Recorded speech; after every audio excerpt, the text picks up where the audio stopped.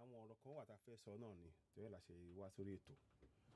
A gbìyànjú ẹ máa sọ lédè Yorùbá àti èèbó àdàpọ̀ díẹ̀díẹ̀ má bínú. Ẹ bá gbà bẹ́ẹ̀ náà ni. Àmọ́ ká tó bẹ̀rẹ̀ ètò a máa ṣe àwọn nǹkan kan náà létí náà. Àmọ́ bá ṣe máa ń ṣe lórí àwọn ètò wa. A kí gbogbo ọmọ Yorùbá ẹ kú ọ̀rọ̀ gbogbo rògbòdìyàn tó ń ṣẹlẹ̀ yìí àwọn amuninsin tó ń pera wọn jọba tó ń kó wa sí oko ẹrú Èdùmàrè á kọ́ wa láti gbé wọn kúrò lórí ilẹ̀ tí bàbá tàwa á lè ṣe fún gbogbo alápapọ̀. Ká tó tẹ̀síwájú ẹ jẹ́ kí a kọ́kọ́ máa gbọ́ àwọn orin ẹ bá máa pín bí bá lè ṣe ń gbọ́ orin yìí ń bọ̀. Okay.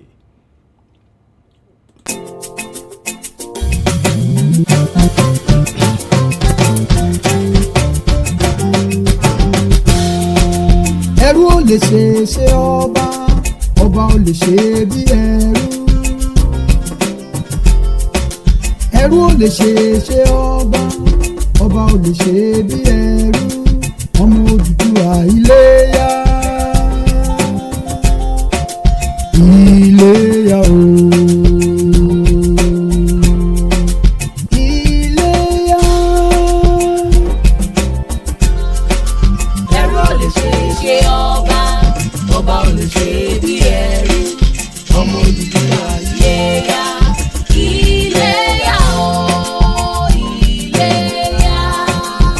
Àlépo nílé àwọn jò fún aláṣọ nílé àwọn wàkìsà ọmọ ẹlẹ́ran wọ́n jẹ egungun ọmọ Odùduwà Iléyá. Ẹ bá máa pé ètò yìí.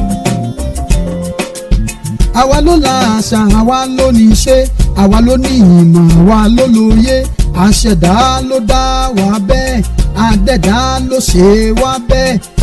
Àsíá rẹ̀ sókè kó mi àfẹ́lẹ́lẹ́ ọmọ Odùduwà Iléyá. Iléyá o. Iléyá lóòótọ́. Ẹrú ò lè ṣe ọba, ọba ò lè ṣe bí ẹrú. ọmọ Odùduwà Iléyá. Iléyá o. Iléyá. Ìdí tí a gbúdọ̀ fi lọ lélẹ́lẹ́yìí o. Ẹ fetí sí ọ̀rọ̀ yẹn o. Iléyá o. Òmìnira máa wá dómìnira. Iléyá o. Àwọn ìjòyè wá di pàṣán fáwọn ọmọ ọba. Iléyá o. Abẹ́rẹ́ orí adé bó ṣe wá ń sùn káàkiri. Iléyá o. Gbogbo orí adé wa gbogbo ló máa wá ń sùn lórí. Iléyá o. Yorùbá jí lójú oorun ẹ dákun ẹ fìmọ̀ ṣọ̀kan. Ẹ fi mọ̀ ṣọ̀kan ẹ bá máa pé ètò Yorùbá yẹn jí jọ. lójú oorun ẹ dákun ẹ fìmọ̀ ṣọ̀kan. Iléyá o. Gbogbo ọmọ Oòduà ẹ jí lójú oorun ẹ dákun ẹ fìmọ̀ ṣọ̀kan. Iléyá o. Iléyá.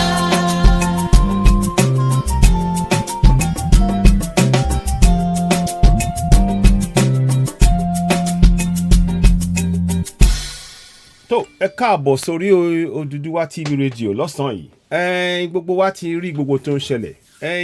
Àwòrán tó wà lẹ́yìn mi tí ẹ̀ ń rí yìí àwòrán ti àwọn 12 tí ó yẹ kí wọ́n filẹ̀ ni. Àmọ́ ká tó tún tẹ̀síwájú ẹ jẹ́ ká kọ orin ìbílẹ̀. Ẹ mọ̀ bá ṣe máa ń ṣe lórí ètò wa. Ẹ ṣeun. Iṣẹ́ wa lẹ́wà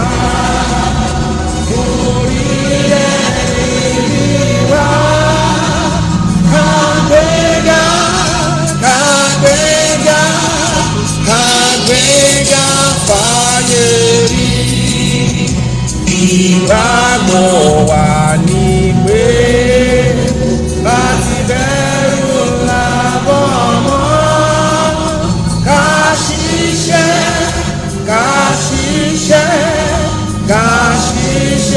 kájọlá ìṣọ̀kan àtòmìnira ní ẹ jẹ́ ká máa lépa tẹ̀síwájú fọkàn ire àtòhun tó dára ọmọ Oòduà dìde bọ́ sí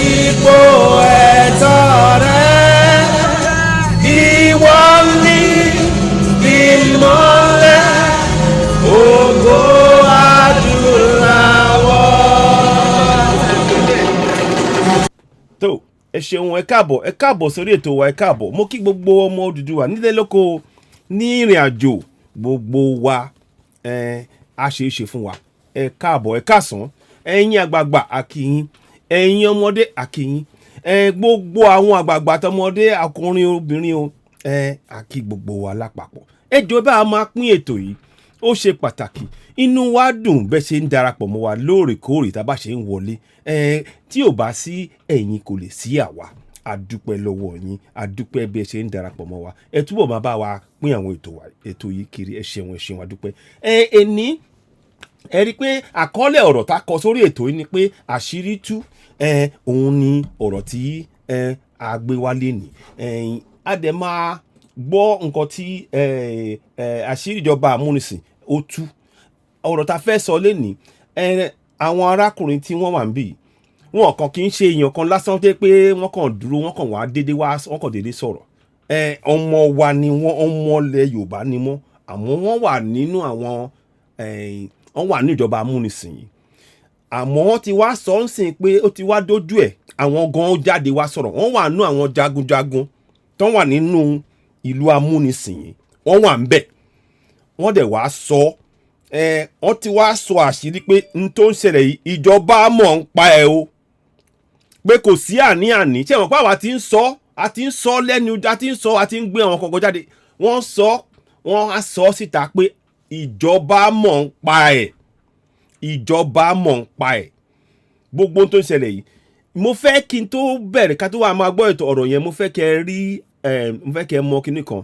Ṣé rí àwọn tó wà nínú tó wà lábújá tí wọ́n filẹ̀ pẹ̀lú àwọn mẹ́rìnlá tó sì kù ní Èkó tí ó yẹ kí wọ́n filẹ̀ láìpẹ́ yìí, bá ṣe ń wò ó. Ṣé rí ìjọba wọ́n fi ṣe kíni, wọ́n fi dáyàjà wa pé ká máa lè jáde. Ṣé wọn pé nígbà tá à ń pariwo tí gbogbo tán rí pé gbà ń jáde lọ́sọ̀ọ̀sẹ̀ tí ò sí nǹkankan, tí ò sí wàhálà, wọ́n láti wá ọ̀nà láti dá wa dúró. Ẹ má jẹ́ kán dá wa dúró. Àwa náà láti wá ọ̀nà láti padà, torí ilẹ̀ bàbá tàwa làwa fẹ́ gbà. Àbí kílẹ̀ ni mo wí? Ilẹ̀ bàbá tàwa làwa fẹ́ gbà. Àwa ò bá wọn dùn nǹkan tí wọ́n lọ. Ǹjẹ́ rí wa káwa lọ sí ilẹ̀ Haúsá, ilẹ̀ wọn Fúlàní, ká lọ sọ pé a fẹ́ gbalẹ̀? Bá wọn dù, bá wọn dù, bá wọn fà, bá wọn ṣe nǹkan kan. Torí náà ẹ jọ̀ọ́ ẹ jẹ́ kó yé wa, gbogbo àwọn tó bá ń sọ fún wa pé kì í ṣe bẹ́ẹ̀, láti dá wọn láti gbà fún wọn. Irọ́ o. Ẹ lọ sí èmi ń sọ ń sìn báyìí, ẹ lọ sí ilẹ̀ Haúsá, ẹ lọ sí ilẹ̀ Haúsá ní ilẹ̀ Fúlàní, kẹ́ lọ bí wọ́n, kẹ́ lọ béèrè, kẹ́ lọ yẹ̀ wò bóyá àwa ọmọ Yorùbá kan ṣoṣo, ẹ máa rí ọmọ Yorùbá kan ṣoṣo tó ń bá wọn du ilẹ̀ wọn. Àmọ́ síbẹ̀síbẹ̀ àwọn aráàbí yìí wọ́n ń pa wá lórí ilẹ̀ wa. Ẹ wò láàárọ̀ yìí wọ́n tún ti pa wọ́n kan ní Plateau. Wọ́n dẹ̀ àmọ̀ pé wọ́n ń pa wọn yàn. Tẹ bá rí àwọn òkú sùn nílùú, kò síjọba, kò sí fọ̀gànbalẹ̀ fáwọn èèyàn. Wọ́n dẹ̀ sọ fún wa pé dandan aláti di ìkan ṣoṣo. À ń ṣe ìkan náà. Kì í ṣe ìkan náà. Kì í ṣe ìkan náà. Ẹ jẹ́ kí a gbọ́ nǹkan tí àwọn alàgbà yìí máa sọ, àti máa yọ̀ ọ̀nà àwọn ọ̀rọ̀ yẹn lọ díẹ̀díẹ̀. Ó ṣeé ṣe ká má lè bẹ́ẹ̀ ni, mo ti ń sọ bẹ́ẹ̀ ni, mo ti ń sọ láti jọ a ti ń tẹnumọ́ pé àwọn aráàbí yìí wọ́n ń pa wá, wọ́n ń purọ́ fún wa ni, àwọn ọlọ́wà ń di kìíní, ìjọba lọ́wà ń di ẹ̀. Ṣẹ́rí ẹ jẹ́ kí n ṣàlàyé nǹkan kan fún yín, bóyá tó bá ṣe mo lè play fídíò tàárọ̀ yìí. Wọ́n sọ nu fídíò láàárọ̀ yìí, wọ́n sọ pé àwọn ìjọba wọ́n sọ fún àwọn aráàlú kan jókòó sílé pé kán má jáde lálẹ́. Gbàtọ́ bá jáde, àwọn tó sọ fún wọn pé kán jókòó sílé, ìjọba lóyún sọ fún wọn pé kán jókòó lé, kán má jáde. Ìjọba yẹn ló máa wá rán àwọn Boko Haram síbẹ̀ yẹn kán pa wọ́n. N tó ń ṣẹlẹ̀ nìyẹn. Ohun tí ó ń ṣẹlẹ̀ nìyẹn. Àwa ọmọ Yorùbá ẹ má jẹ́ ká dúró lásán o. Ẹ má jà dúró, ẹ láti dáàbò bo ara wa o. Aláti dáàbò bo ara wa, ní ká lọ bá àyàn jà o. Àmọ́ ẹni tó bá fẹ́ pa wá mọ́lé, ẹ jẹ́ ká yanjú wọn fúnra wa. Mi ò rò pé n ta sọ yẹn pọ̀ jù. Èmi ò rò pé n ta sọ yìí, nǹkan àbáta mú wá yìí, ọ̀rọ̀ tá a sọ yìí mi àrò pé ó pọ̀ jù. Lè dúró kọ́ máa dúnbú wa nulẹ̀ wa ká dákẹ́. Àbí kílẹ̀ ni mo wí? Lè dúró. Ẹ jẹ́ kí a gbọ́ nǹkan tí àwọn alàgbà yìí tó máa bá wa sọ. Wọ́n máa sọ lédè èdè èbó. A máa wo bá ṣe máa ṣe, màá túmọ̀ ẹ̀. Tó bá ṣe é ṣe, mo lè sọ Yorùbá náà, ṣẹ gbọ́.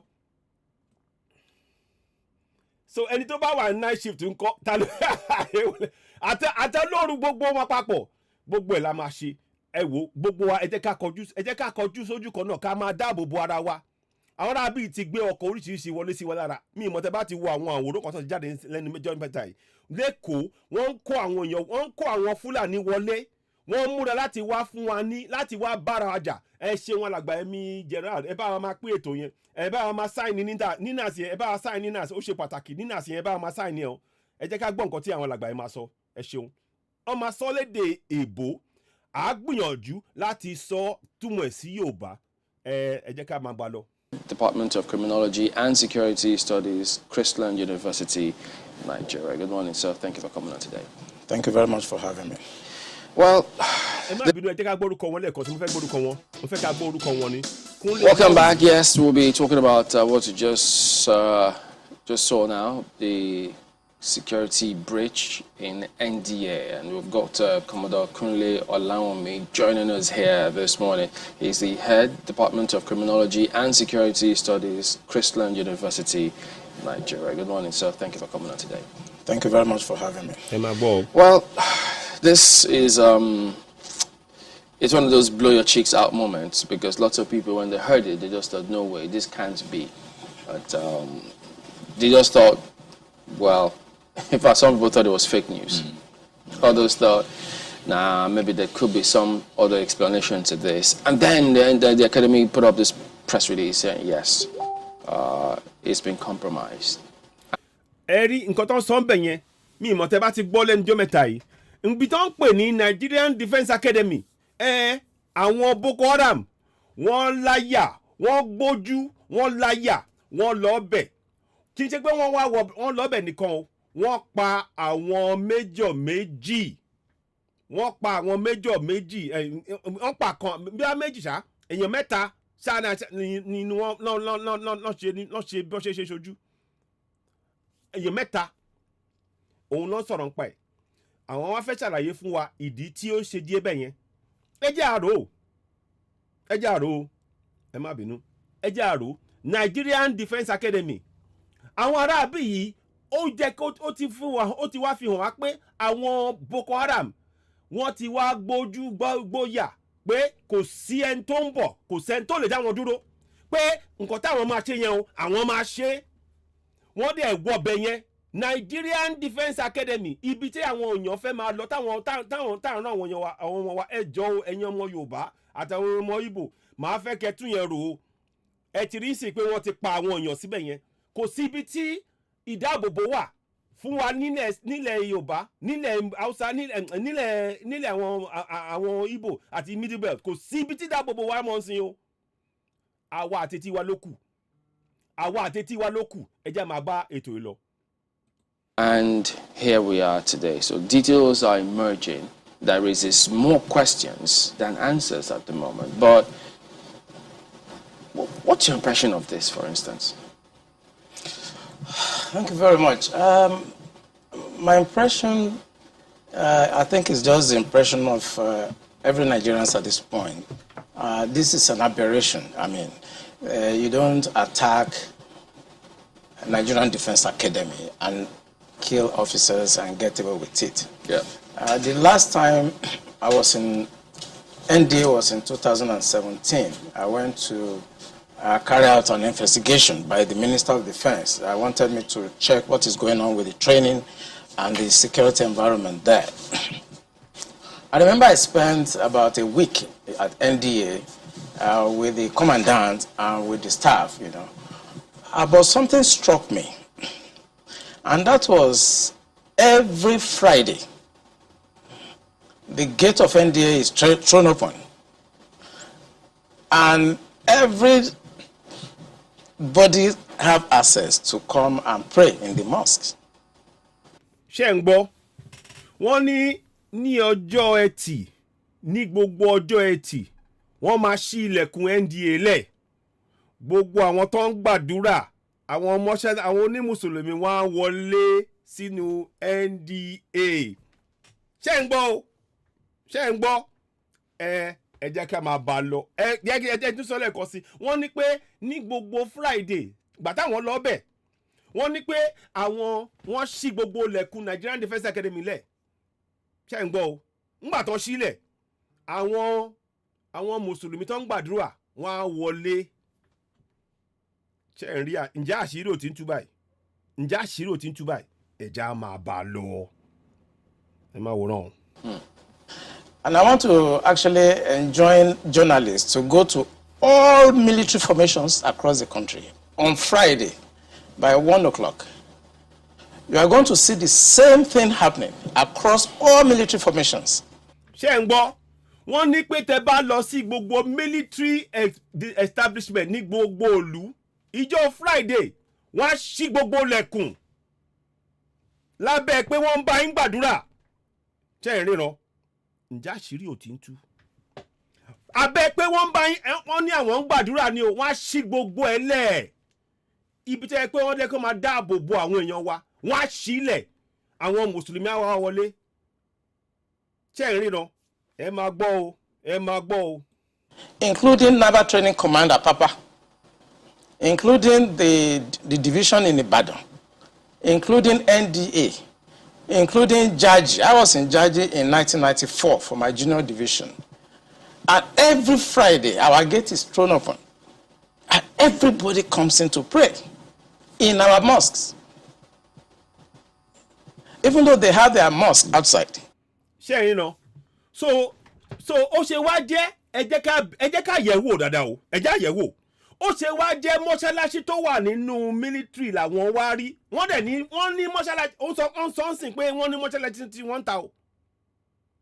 Àmọ́ tinú ti ibi tí wọ́n ń dáàbò bo àwọn èèyàn wa ni wọ́n wá kó sí. A ti sùn lọ. Ọmọ Yorùbá Jájí a ti sùn lọ pátá àwọn rábì ti wọlé pátápátá. Abẹ́ẹ̀rí ni. Ṣé eléyìí kì í ṣàṣírí lójú ti yín ẹjọ́ bá ọ̀dá sí? Báwo lẹ ṣe rí ọ̀rọ̀ yìí sí? Àṣírí lélẹ́yìí. Àṣírí ńlá lélẹ́yìí ẹjá máa wò lọ. If you go to Defense Headquarters, I serve at Defense Headquarters as the Deputy Director, Defense Administration between 2015 and 2017.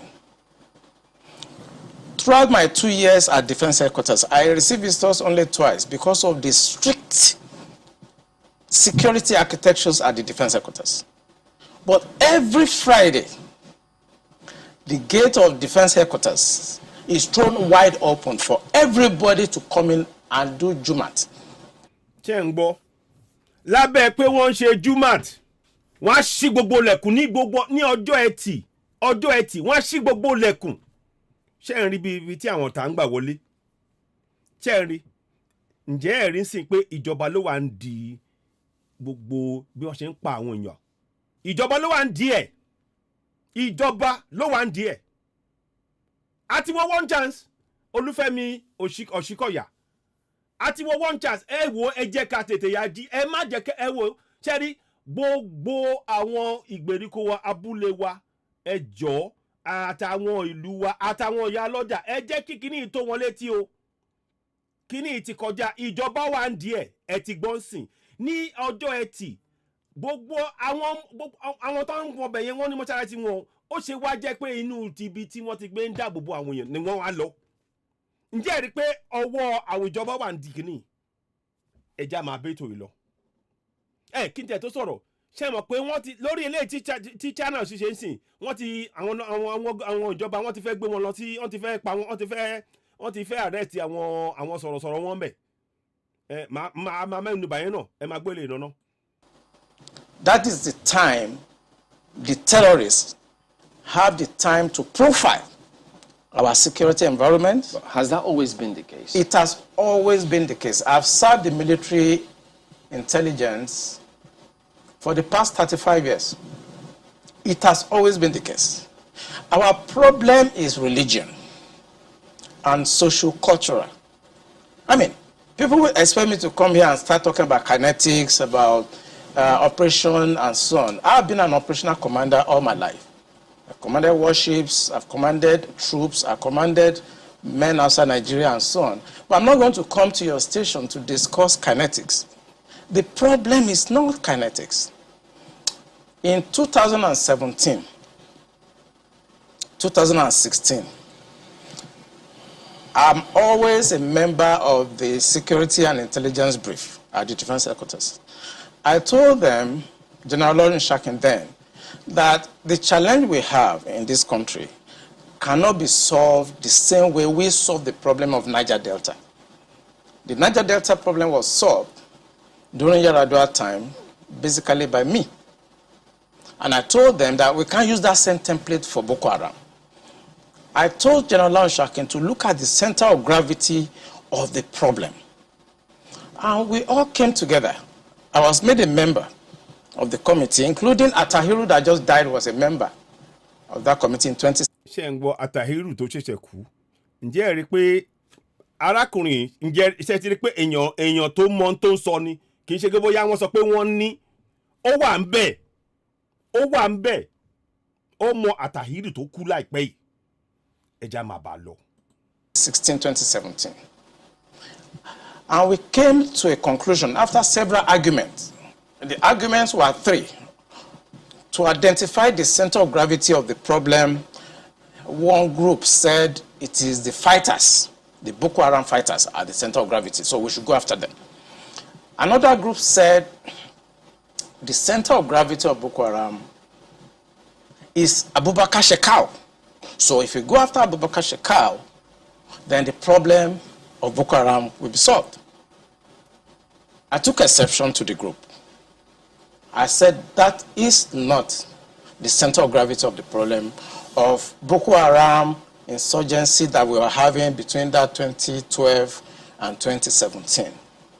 And General Lawrence Shakin asked me, Olami, why are you giving problem? What is the problem? Give us the answer. And I told General Lawrence that if I tell you the answer, you're not going to be able to solve the problem. He said, what is the problem?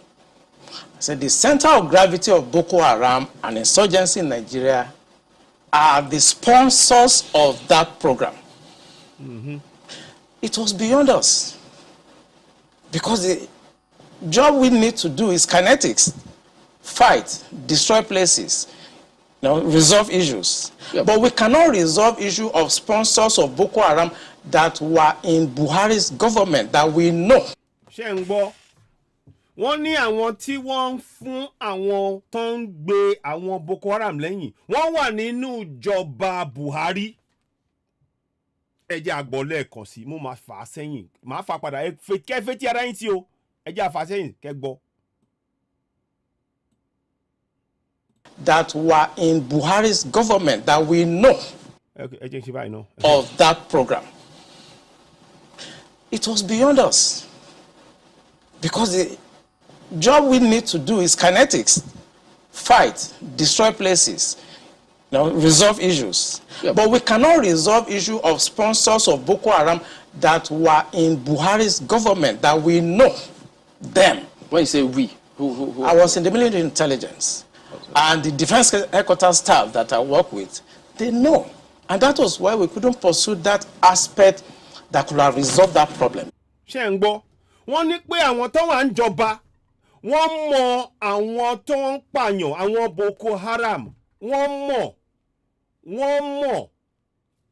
Náà ni mo sọ, wọ́n ti suspend wọn. Nigerian, wọ́n ti suspend channel torí program yìí. Kẹ́lẹ̀ mọ̀ pé n tà ń sọ yìí kì í ṣọ̀rọ̀ eré n tà ń sọ yìí kì í ṣe ọ̀rọ̀ eré rárá ẹ jẹ́ ká máa gbọ́ ohun tí wọ́n sọ lọ ẹ máa gbọ́ lọ o. Because you need to arrest people. And recently 400 people were gathered as sponsors of Boko Haram. Why is it that Buhari government has refused to try them?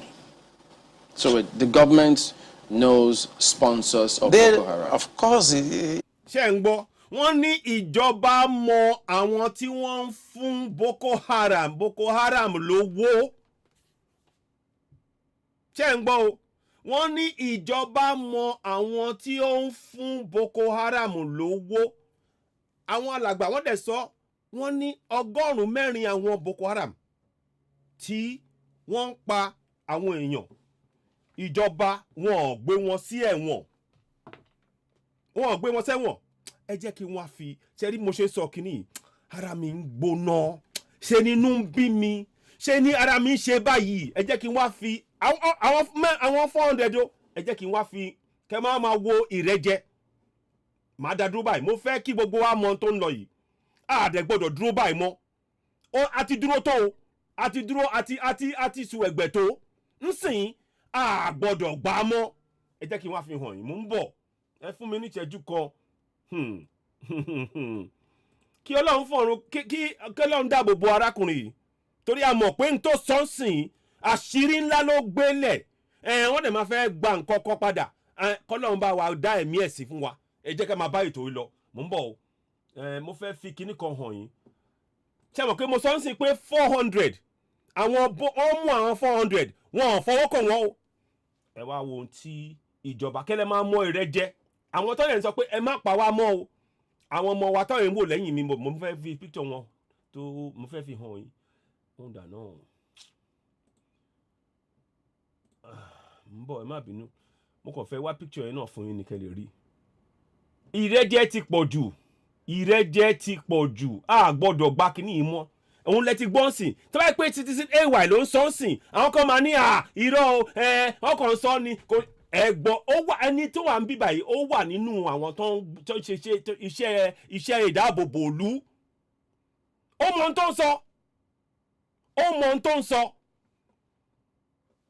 kí alátiwá bá ṣe máa dáàbòbò ẹ̀mí ẹ̀ torí àwọn aráàbí wọn ò ní ṣe ní mo fẹ́ kẹrí ṣẹ́rí àwọn nìyẹn bẹ̀ yẹn o màá mú ti lady b kí n fi sí náà lady k ẹ má bínú mo kàn fẹ́ fi kíní yẹn mi dẹ̀ rí kíní ọ̀hún mọ́ sìn mo fẹ́ wá òun rè ṣé òun rè yẹn yá òun rè yẹn mo máa change lè mo ti rí so kẹ́ máa wòran o àwọn ìjọba wọn ó yẹ kó charge àwọn ó yẹ kó mú àwọn Boko Haram sẹ́wọ̀n wọn ò fọwọ́ kan 400 ọgọ́rùn-ún mẹ́rin tó yẹ kó sẹ́wọ̀n ẹ wo ibi tí wọ́n á kọjú sí wọ́n wá kọjú sí àwọn méjìlá tí wọ́n ń béèrè wọn ò mú gbẹ dání o wọn ò gbàjà dání wọn ò gbébọn dání wọ́n lọ sílé olóyè wọ́n lọ gbé wọ́n pa àwọn èèyàn méjì ǹjẹ́ ẹ rí pé ìrẹ́jẹ wà ní ọ̀rọ̀ yìí ǹjẹ́ ẹ rí pé àsìkò tó fún wa pé ká dìde gbogbo wa já dìde àwọn arábí ìrẹ́ wa jẹ ẹjọ́ àsìkò tó mo dẹ̀ máa tún wá fi àwòrán kan hàn yín kẹ́ ẹ mọ̀ pé à ń bí ìbéèrè ni o àbú wọn o àwọn ò tó bú wọn àwa kàn ń béèrè ni àwa kàn ń béèrè àwọn béèrè kan àbí méjì ẹ jẹ́ kí n wá kíní ọ̀hún fún yín mo dẹ̀ rí ń sìn yín o ibi tí gbogbo eléyìí ti ń ṣẹlẹ̀ gbogbo àwọn tó yẹ kí wọ́n jáde láti sọ̀rọ̀ sí kíní ṣe lẹ́nu wọn ṣe ló wọ hò ṣe lẹ́nu wọn wọ kíni ṣe ló wọ hò ẹnu wọn ẹ máa tó rí ojú wọn sìn àbú wọn o kì í ṣe eléyìí kì í ṣe èbú o torí àwọn ò kì í ṣe èbú kì í búyàn lórí ètò wa àmọ́ ẹ jẹ́ ká bi àwọn ará bíi ká bi wọ́n níbi ẹ wòran náà àwọn ọmọ wa wọ́n kàn béèrè fún ẹ̀tọ́ wọn wọ́n ní àwọn wọn ò gbébọn dání wọ́n wà nú ẹ̀wọ̀n lọ́wọ́ wọ́n ti ń ṣe oṣù ó máa tó wo oṣù kejì sìn tó ṣe wà lẹ́wọ̀n àwọn Boko Haram tó ti pààyàn 400 wọ́n gbé wọn ẹrù oore o ẹ̀yin tẹpẹrẹ yín ní òṣèlú nílẹ̀ Yorùbá ẹ̀yin gangan là ń béèrè lọ́wọ́ àbú yín o àbú yín àtóbú yín àmọ́ à ń bí yín ní béèrè ẹ̀tọ́ wá dé ní gẹ́gẹ́ bí ọmọ Yorùbá mọ́lẹ̀ Yorùbá pé ká bí yín ní béèrè ẹ ń rí ìrẹ́jẹ yìí ẹ dẹ̀ dákẹ́ ẹ mọ̀ pé ìjọba ló ń sanwó fún àwọn Boko Haram tó wọ́n ń pa wá nílẹ̀ tiwa ọmọ Yorùbá ló sọ kí ní ìwájú yín ẹ dẹ̀ dákẹ́ ẹ jọ̀ọ́ ẹ wá ṣàlàyé fún wa torí ọ̀rọ̀ yẹn kò yé wa àárín yẹn kò yé wa àárín yẹn sẹ́ẹ̀ kò yé wa ẹ jẹ́ kí n gbé mo láti wá kí ní ìwà jáde fún yín mo fẹ́ sáré mú jáde ẹ má bínú mo kàn fẹ́ fi àwọn mẹ́ta kan ni mo kàn fẹ́ fi hàn yín mi ò ní sọ̀rọ̀ àmọ́ tẹ́yìn gan bá ti rí àwòrán wọn gbogbo béèrè tá a bá béèrè ayé yín àwa tẹ̀síwájú pẹ̀lú nǹkan tí àwọn bàbá wa ń bí tí wọ́n ń sọ torí ọ̀rọ̀ tó ń sọ ń bì ìgbà tí mo gbọ́ kíní ọ̀hún ṣẹlẹ̀ mi ń gbóná báyìí pé yé gbogbo àti adẹ̀tí pariwo kìíní yìí gbogbo ń tà ń sọ lórí Oduduwa TV radio Citizen AY gbogbo ń tà ń sọ gbogbo ẹ̀ pátápátá ni wọ́n tú àṣírí jáde báyìí o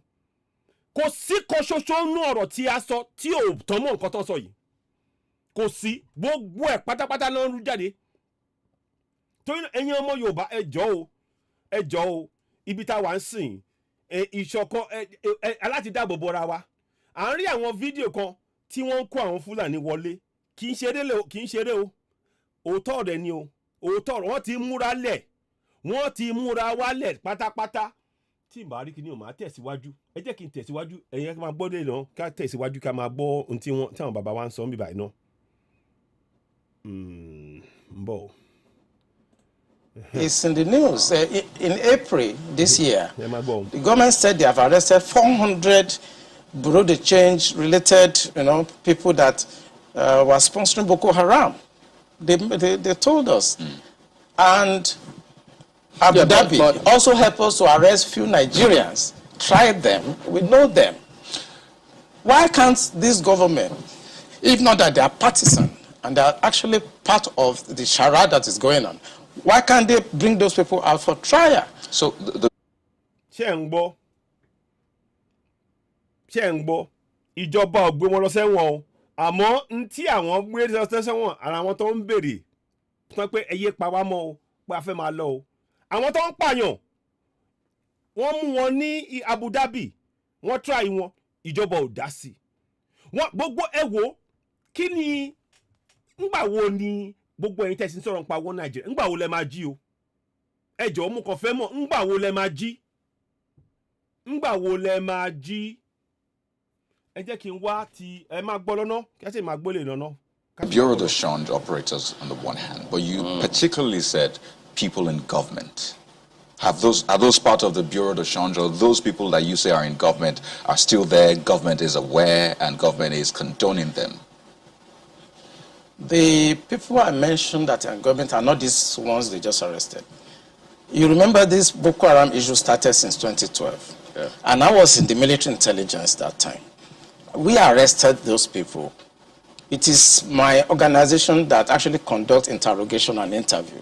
And they mention names. I mean, I can't come on the air and start mentioning names. Wọ́n ní wọ́n dárúkọ. So àwọn náà bí ìmọ̀ orúkọ. Àti wọ̀. Ọkùnrin kò lè dárúkọ mi ò dẹ̀ bá wí mi lè bá wí pé kó má dárúkọ pé kó dárúkọ lórí afẹ́fẹ́ kó gbọ́dọ̀ dárúkọ àmọ́ ọmọ gbogbo kinní yìí ẹ wò àwa ọmọ Yorùbá ẹ jẹ́ ká jí o àwa ọmọ Yorùbá ẹ̀tọ́ ẹ wò tá a bá jà fáwọn ìjà tá à ń jà yìí fún àwọn ọmọ wa là ń jà o gbọ́dọ̀ kò sí wọ́n Nàìjíríà mọ́ bẹ́ẹ̀ ni no more Nigeria Yorùbá nation now. Yoruba nation now. Yoruba nation now. Ẹ má kò sí àníyàn nínú ọ̀rọ̀ yìí mọ́. Yoruba nation la fẹ́. Ẹ jẹ́ ká máa bá ètò lọ. Names of people that are presently in government now that I know. Presently in government. That the boys that we arrested mentioned. Ṣé ń gbọ́? Wọ́n ní pé àwọn tí wọ́n mú yẹn wọ́n dárúkọ àwọn èèyàn tó wà nínú ìjọba lọ́wọ́lọ́wọ́ báyìí. Ǹjẹ́ ẹ rí pé àṣírí tútù? Wọ́n ní àwọn tí wọ́n mú tó wà nínú Boko Haram wọ́n dárúkọ àwọn èèyàn tó wà nínú ìjọba lọ́wọ́lọ́wọ́ bá ṣe ń sọ̀rọ̀ báyìí. Bá ṣe ń sọ̀rọ̀ báyìí wọ́n wà ń bẹ̀. Ẹ wá ń sọ pé wọ́n Nàìjíríà. Ẹ má jẹ́ ń ṣépè fún yín o. Ẹ má jẹ́ ń ṣépè mi ò fẹ́ ṣépè. Mi ò tiẹ̀ ní ṣe. Nǹkan tí èmi máa tẹnu mọ́ ni pé ẹ jẹ́ kí a jí Yorùbá nation now la fẹ́ àfẹ́ gbogbo eléyìí ìrẹ́jẹ wọ́n rẹwà jẹ wọ́n tún wá ń gbé ọ̀bẹ sí wa lọ́rùn kọ́ wọn pa wá ká wá dákẹ́ kò jọ ẹ jẹ́ ká bẹ̀rẹ̀ sí ní dáàbò bọ́ra wa o ẹ jẹ́ ká bẹ̀rẹ̀ sí ní ẹ wò wọ́n fúnra wọn ní AK gbogbo wọn gbé bọ́dá ní ẹ jẹ́ kí n gbé àwòrán kan jáde fún yín kí nìyẹn ti ń bí mi nù sìn mo ń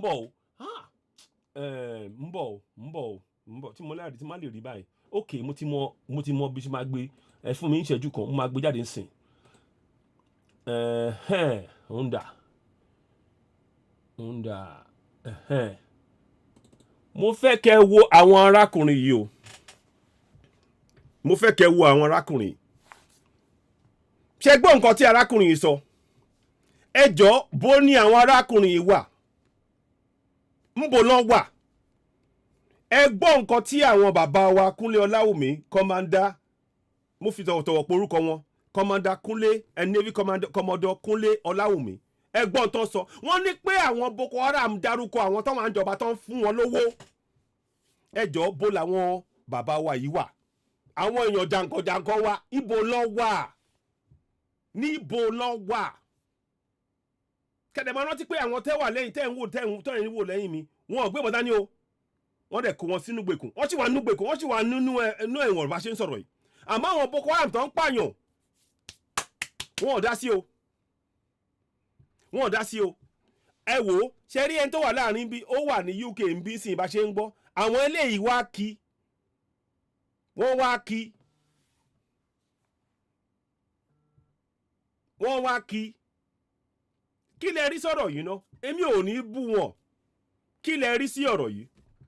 Wọ́n wá kí arákùnrin àwọn bàbá wa dẹ̀ sọ fún wa pé àwọn ìjọba wọn wà nínú àwọn tí wọ́n ń fún Boko Haram lówó tó ń gbé wọn lẹ́yìn. Tó ń gbé wọn lẹ́yìn. Ṣé ń gbọ́ mi o? Wọ́n ń gbé wọn lẹ́yìn. Ẹ jọ ọ̀rọ̀ yìí ti kọjá àdúrà nìkan o. Àdúrà pé kẹ́ lọ mọ́ṣáláṣí kẹ́ lọ gbàdúrà. Kẹ́ lọ ṣé ǹjẹ́ ẹ rí pé àdúrà yẹn ibi tá ti gbé sọ pé à ń gbàdúrà ẹ rí ewu tó ń gbé kọjá lẹ́gbẹ̀ẹ́ wa. Ewu yẹn wọ́n gbé kọjá wọ́n dẹ̀ wọlé sínú ibi tó yẹ kó máa dáàbò bo gbogbo ọmọ ìlú. Ibi àdúrà yẹn náà bá ṣe ń gbàdúrà ṣe mọ̀ pé mo máa ń sọ pé ibi tá ti gbé ń gbàdúrà làwọn ará bíi ti ń wọlé sí wa lára. Ṣé kò tán? Ẹ jọ̀ọ́ má bínú. Ṣé kò tán? Ṣé kò tán? Tá bá ń sọ pé ẹ jọ̀ọ́ àdúrà kí ní ìkọjá ọ̀rọ̀ àdúrà. Wọ́n sọ pé mọ́ṣáláṣí tó wà ní gbogbo ibi tó ti gbé ń dáàbò bo àwọn ọmọ ilẹ̀ amuninsin yẹn. Wọ́n á ṣí gbogbo ẹ̀ ní ọjọ́ ẹtì. Ọjọ́ ẹtì wọ́n á ṣí gbogbo ẹ̀. Àwọn mùsùlùmí lé wá wọlé. Nígbà máa wọlé wọ́n á máa wo ohun tó wà ń bẹ̀ mi táwọn lè kọ́wọ́lé táwọn lè dáwọ́lé. Ẹ̀rù kan ń gbàdúrà àdúrà rọ lórí irọ́ ló bá dé. Èmi sọ lórí irọ́ ló bá dé. Lórí irọ́ ló bá dé. Òun rèé àṣírí lẹ̀ ń gbọ́ yìí. Àṣírí. Màá tún mẹ́nu bà ọ̀rọ̀ yẹn yẹ ká tún máa tẹ̀síwájú ká gbàgbọ́. Some of them are governors now. Ṣé ń gbọ́? Some of them are in the Senate. Wọ́n ní ara àwọn tí wọ́n sọ wọ́n ti di gómìnà báyìí. Wọ́n wà nínú Senate báyìí. Ẹ dẹ̀ sọ pé a fẹ́ jẹ́ wọ́ Nàìjíríà. Ṣé kìí ṣe pé wọ́n ti fi nǹkan sóúnjẹ fún yín? Òun lẹ́ ń gbọ́ yẹn o, ẹ jẹ́ kí n fà á sẹ́yìn díẹ̀. Government that the boys that were arrested mentioned, some of them are governors now. Ṣé ń gbọ́? Some of them are in the Senate. Ṣé ń gbọ́? Some of them are in Asiri. Ṣé ń gbọ́? Why should a government? Wọ́n wà lásán rock. Ọ̀rọ̀ ti parí. Ọ̀rọ̀ ti parí. Ọ̀rọ̀ ti sọ̀rọ̀ ẹ̀. Kò sáàríyànjiyàn. Ẹ jẹ́ kí a tún fi àwòrán àwọn bàbá wa. Àwọn bàbá wa akíyìn o. Ẹ ǹlẹ́ o. Ṣé dáadáa lẹ dé? Ṣáà ń dùn. Akíyìn. Àmọ́ a ní ìbéèrè bíntín báyìí. Ìbéèrè bíntín la ní láti ibi yín. Ẹ̀yin ẹ̀ wà ń jọba. Nǹkan tí àwọn làgbà tí wọ́n sọ ń sìn ẹ jọ̀ọ́ ẹ bá wa ṣàlàyé ẹ wá ṣàlàyé fún wa a kàn béèrè ni ẹni ká gbàgbọ́ nu wọn Nàìjíríà ẹ dẹ̀ mọ̀ nǹkan tí àwọn bàbá wa yìí tí wọ́n ń sọ ṣé kìí ṣe ẹ̀tàn ní ọ̀rọ̀ tí tẹ́gbẹ́ wà yìí ẹ jọ̀ọ́ má bínú ṣé kìí ṣe ẹ̀tàn mo kàn béèrè ni o kìí ṣe kò sí èébú náà ọ̀rọ̀ yìí o kò sí èébú. Ṣé ń gbọ́ sìn wọ́n ní gbogbo wọ́n ní àwọn tí wọ́n dárúkọ nínú wọn ti di gómìnà nínú wọn ti di senator wọ́n ti di House of Reps ẹ wá ń sọ̀rọ̀ nípa wọn Nàìjíríà ẹ rò rè o ngbà tá à ń sọ pé àṣírí torí ẹ̀ mo ṣe sọ pé àṣírí tú ngbà tẹ́mi gan ń gbọ́ àwọn ọ̀rọ̀ yìí mo ní ha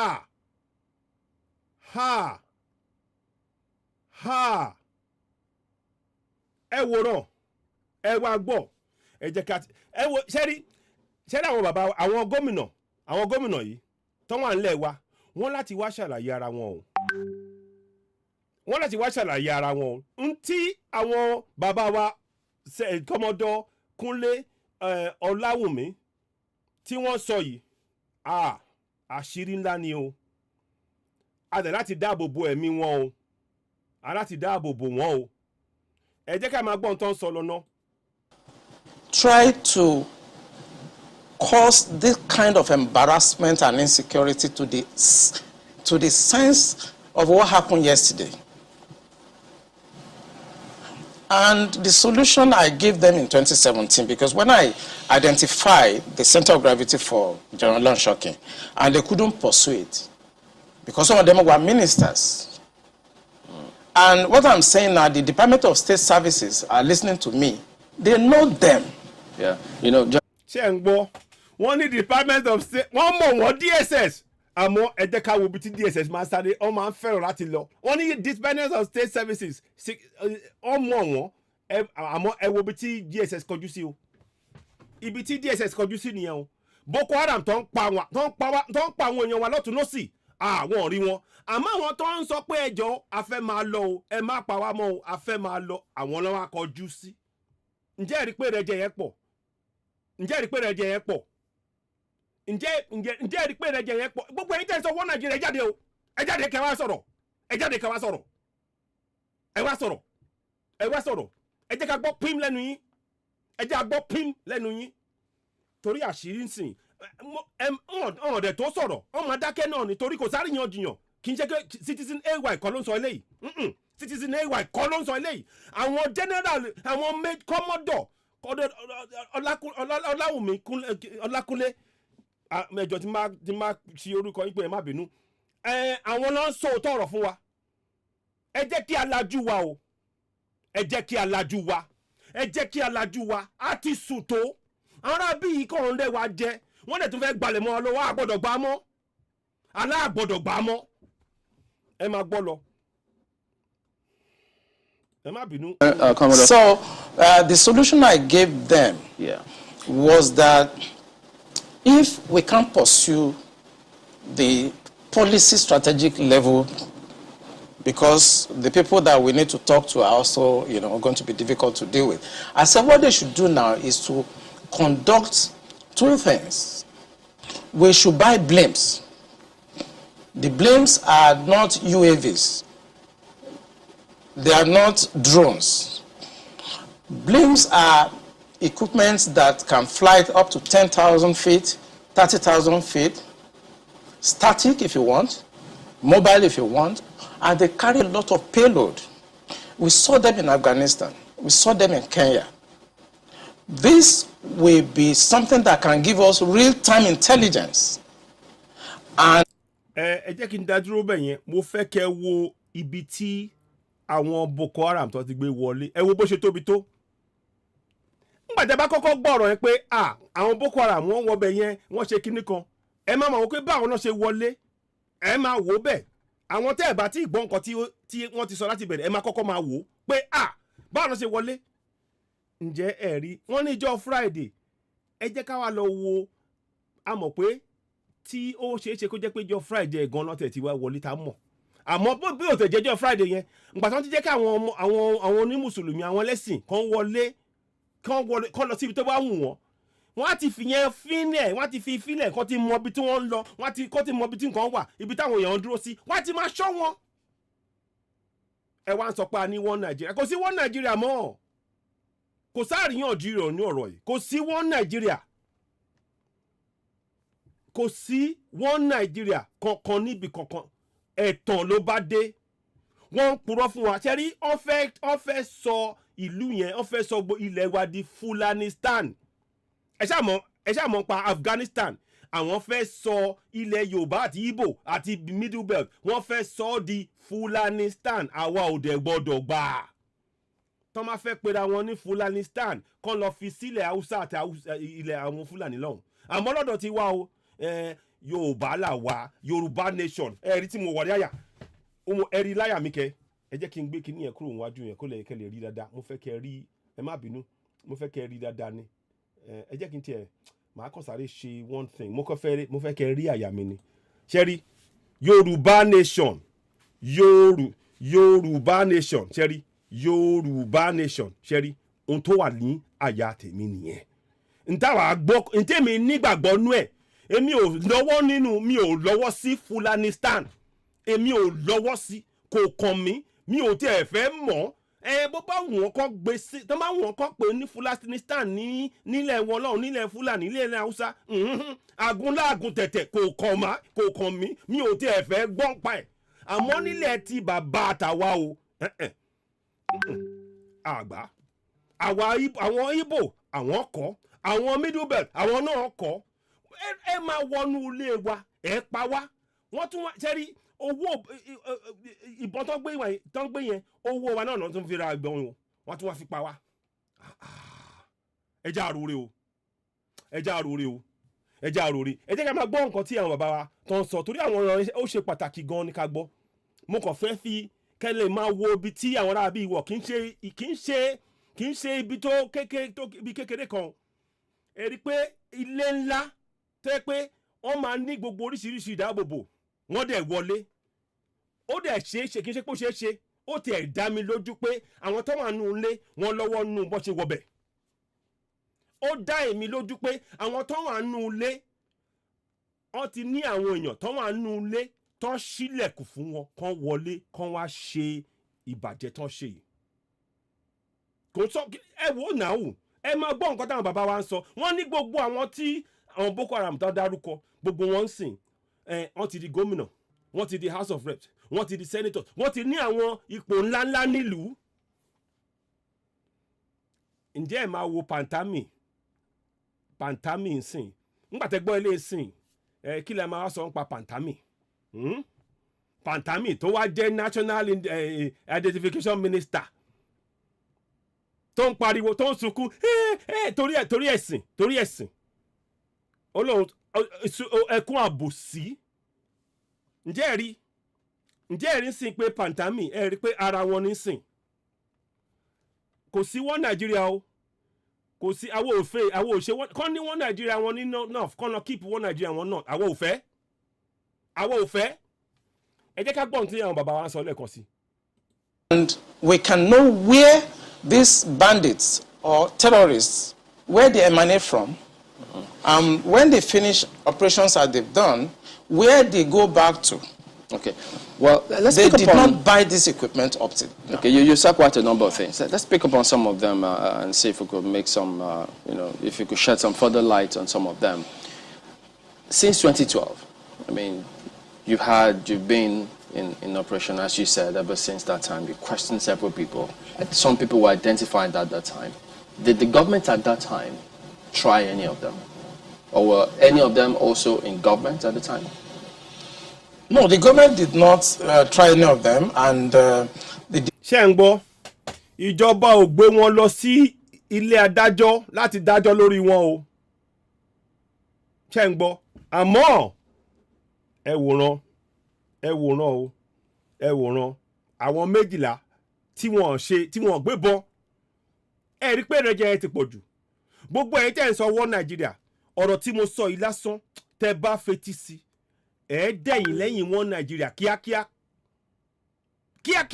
tẹ́ bá fetí sí tí ọkàn yín bá ṣí tẹ́dẹ̀ mọ̀ pé òótọ́ ọ̀rọ̀ ẹ ti rí pé òótọ́ ọ̀rọ̀ là ń bá yín sọ ń bí ṣé àwọn pé lórí Oduduwa TV radio àwa dúró lórí òótọ́ ọ̀rọ̀ 4 ni òmìnira ìbọ̀wọ̀fágbà ìṣọ̀kan àti ọmọlúwàbí òmìnira ìbọ̀wọ̀fágbà ìṣọ̀kan ọmọlúwàbí òun la dúró lórí ẹ̀ ó wá já sí ọ̀rọ̀ àwa dúró lórí òtítọ́ òun là ń sọ ń sìn gbogbo ẹ̀ ṣe ń gbọ́ ọ̀rọ̀ yìí wọ́n sọ pé gbogbo àwọn tí wọ́n mú wọn gbé wọn lọ sí ilé adájọ́ ó ṣe wá jẹ́ pé àwọn tí wọ́n wà nù ilé wọn jáde o náà lọ kó wọ́n pa méjì nù wọn tí ìfòkú wọn lè di bá ṣe ń sọ̀rọ̀ yìí o wọn ò tí ì fi òkú wọn lẹ̀ di bá ṣe ń sọ̀rọ̀ yìí o ẹ̀yin ọmọ Yorùbá ṣe ń gbọ́ mi etí yín mélòó gbogbo ẹ̀yin tẹ́ ń sọ wọ́n Nàìjíríà etí yín mélòó ẹ wo ẹja ají ó ti tó à ń sọ ń sìn gbogbo ẹ̀yin tẹ́ ń sọ wọ́n Nàìjíríà ẹ gbọ́ kó yé yín dáadáa báyìí ẹ gbọ́ yékéyéké báyìí kó yé yín àwọn tó ń pààyàn ìjọba ń fi wọ́n lẹ̀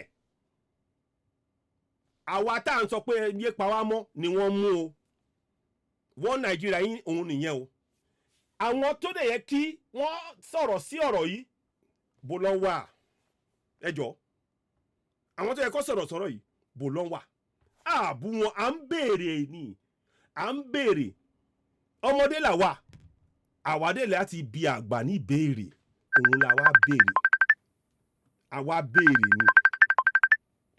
béèrè àwa béèrè pé kí lẹ̀ ń ṣe sí a ní wọ́n ń pa àwọn èèyàn wọ́n fún àwọn arábí níbọn wọ́n wá pa wá mọ́lé àwọn tó ń dẹ̀ wá ń dúró ìtẹ́ rí i wọ́n mọ̀ pa ẹ̀ kí lọ́ ṣe sí torí arábí àwọn arákùnrin sọ pé àwọn tó wà ń jọba wọ́n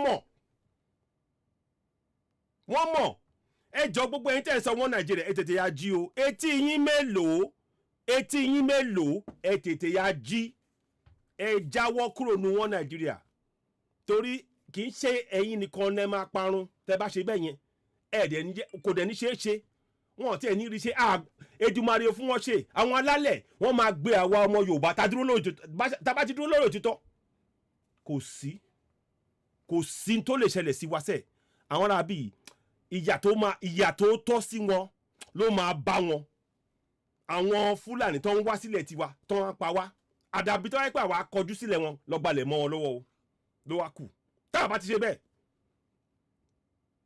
wọ́n máa jèrè iṣẹ́ yẹn nílọ́po 10 iṣẹ́ burúkú tó ṣe yẹn wọ́n á jèrè ẹ̀ nílọ́po 10 àmọ́ àwa láti jí torí náà mò ń bí àwọn bàbá wa lẹ́ẹ̀kan sí ẹjọ́ a kàn ń bí yín ni ń bo lẹ wà gbogbo eléyìí tó ń lọ yìí gbogbo eléyìí tá à ń sọ sìn ń bo lẹ wà níbo lẹ wà ẹ ń sọ fún wa ká nígbàgbọ́ nú ẹ̀ wọ́n pa wá ṣé ká nígbàgbọ́ nú pé bó ṣe ń pa wá lẹ̀ ń sọ ni kò yé wa ọ̀rọ̀ àárín yẹn ẹ láti ṣàlàyé àárín yẹn báyìí ẹ láti wá ṣàlàyé ẹ̀ fún wa aláti wá ṣàlàyé ẹ̀ ẹ̀yin àwọn bàbá tẹ́wìn bì sìn London bí lọ́n wà o wọ́n wá gbàgbádùn wọ́n wá fi àwa ọmọ tó kù sínú ìgbèkùn à ń ṣe ètò kan lánàá àwa mídíà àwọn bàbá wa ọba Ògbóni wọ́n ṣe ètò wọ́n ṣe nínú òkùnkùn tẹ́ ń gbọ́ mi inú òkùnkùn tó máa lo wọ́n lo fóònù ń bí fóònù yàtọ̀ kíní kan kò sí ná wọ́n ní àtọ̀sẹ̀ kan sẹ́yìn wọn ò ní ná bẹ́ẹ̀ àwọn bàbá wa ń bí jẹ̀gbádùn ná níbi tí wọ́n ti gbé fi ṣe sílẹ̀ fún àwọn èèyàn ǹjọ́ dáa a kàn béèrè ni o ṣó dáa bẹ́ẹ̀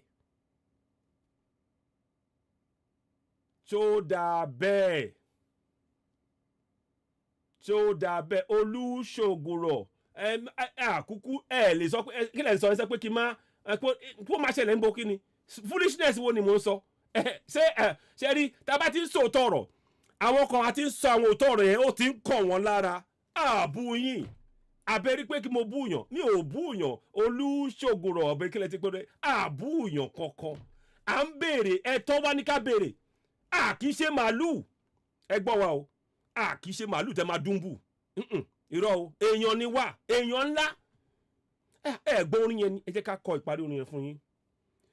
Ìwọ ni ìmọ́lẹ̀ ògo adúláwọ̀.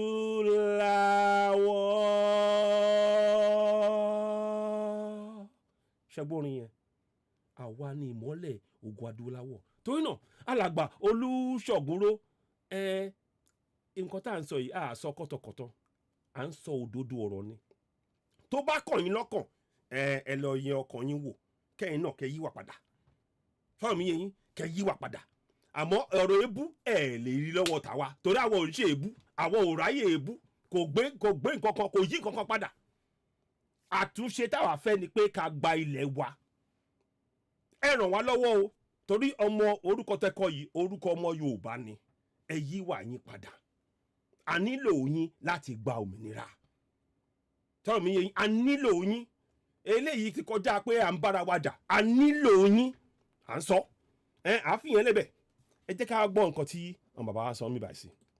Defense headquarters where I worked then did not pursue that line of operation because it's beyond them. The defense headquarters, actually, when you look at the defense structure of Nigeria, they lie within the policy strategic level. But basically, they are operational guys. So when you have policy problem, then they cannot go beyond their masters. They can write intelligence report and say, this is what is going on. And we've seen that the present government know what is going on. I'm sorry, is this a policy problem? I mean, the laws are clear. If someone is said to be involved in something as devious as this, the laws are clear. This person is meant to be arrested, questioned. I mean, it's quite clear. So is it a policy problem? We have the laws. So what is stopping the security agencies from actually enforcing the law, since that's what they are?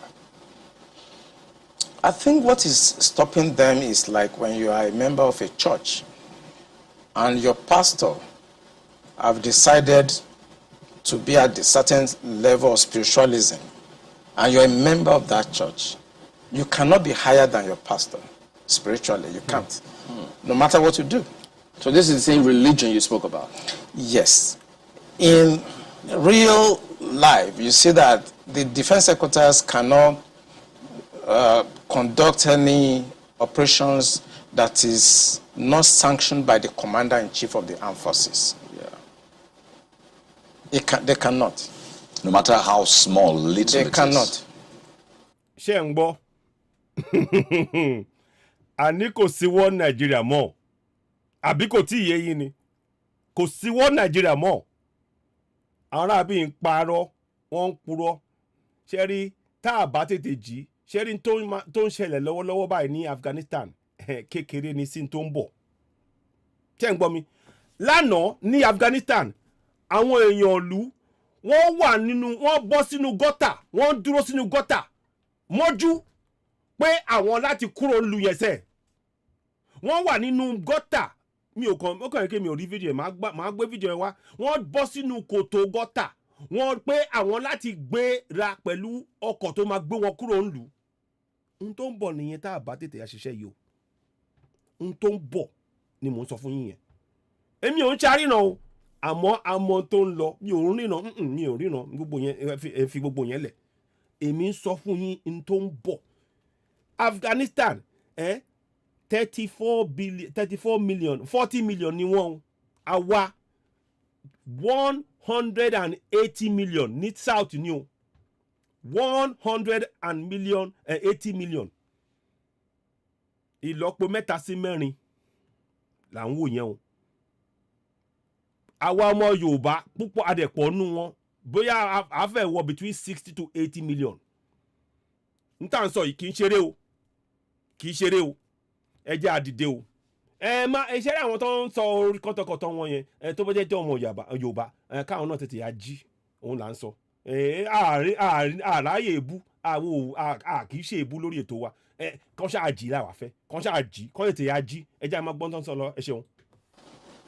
When the Yar'Adua government decided to put an end to Niger Delta militancy, that was in 2007. What he did was simple. He called all the security chiefs and all the intelligence chiefs and tasked them to come up with a solution. The Defense Intelligence Agency, the National Intelligence Agency, the Department of State Services were called with the Inspector General of Police and the Interpol to come up with the solution to the problem. Then the problem was Niger Delta. The president was Yar'Adua. He was dispassionate. He wanted to solve the problem. Within 6 months, we solved the problem. I remember I have to go to Angola to go and bring Herioka, and nobody in Nigeria knew what we did. All we know is that since 27, 28 that we conducted our operation under Yar'Adua, Niger Delta issue has remained manageable. This government does not want to resolve this problem. ṣé ń gbọ́ They are- wọ́n ní ìjọba ò ṣetán láti yanjú ọ̀rọ̀ yìí kí la wá ń sọ kí la wá ń sọ wọ́n ní ìjọba ò ṣetán láti yanjú ọ̀rọ̀ yìí àwọn ìjọba ìtumọ̀ yẹn ni pé ìjọba ló wà díẹ̀ wọn ò fẹ́ kó parí wọ́n fẹ́ gba ilẹ̀ mọ́ wa lọ́wọ́ ni ẹ̀yin tẹ́ ń sọwọ́ Nàìjíríà ẹ máa gbọ́ o ẹ máa gbọ́ o ẹ máa gbọ́ dáadáa ẹ máa gbọ́ o ẹ̀yin tẹ́ ń sọwọ́ Nàìjíríà ẹ máa gbọ́ dáadáa wọ́n ní àwọn tó wà ń jọba lọ́wọ́lọ́wọ́ báyìí o wọn ò ṣetán àti parí kinní yìí wọ́n fẹ́ kó túbọ̀ máa lọ sí kó fẹ́ gba àná tó fẹ́ ṣe wọ́n fẹ́ gbalẹ̀ mọ́ wa lọ́wọ́ ẹ jẹ́ ká já yín sí wọ́n fẹ́ gba ilẹ̀ wa ọ̀rọ̀ ṣé rí àlùmọ́nì tó wà nílẹ̀ wa yẹn lọ́ fẹ́ gbà ẹ jẹ́ ajá yín sí ẹ̀yin tẹ́ ń sọwọ́ Nàìjíríà ṣe jẹ́ ká ṣe báyìí àbálámúwá o fẹ́yìn ni wọ́n Nàìjíríà yẹn àbálámúwá jẹ́ ṣe báyìí ṣé rí gbogbo àǹfààní tó wà nílẹ̀ yẹn àwọn ọmọ yín lápapọ̀ àtàwọn gbogbo àwọn ọmọ Yorùbá ẹ jẹ́ ká jẹ àǹfààní ẹ jẹ́ àsowọ́pọ̀ ká ṣe àbí kí lẹ ní sọ̀rọ̀ yẹn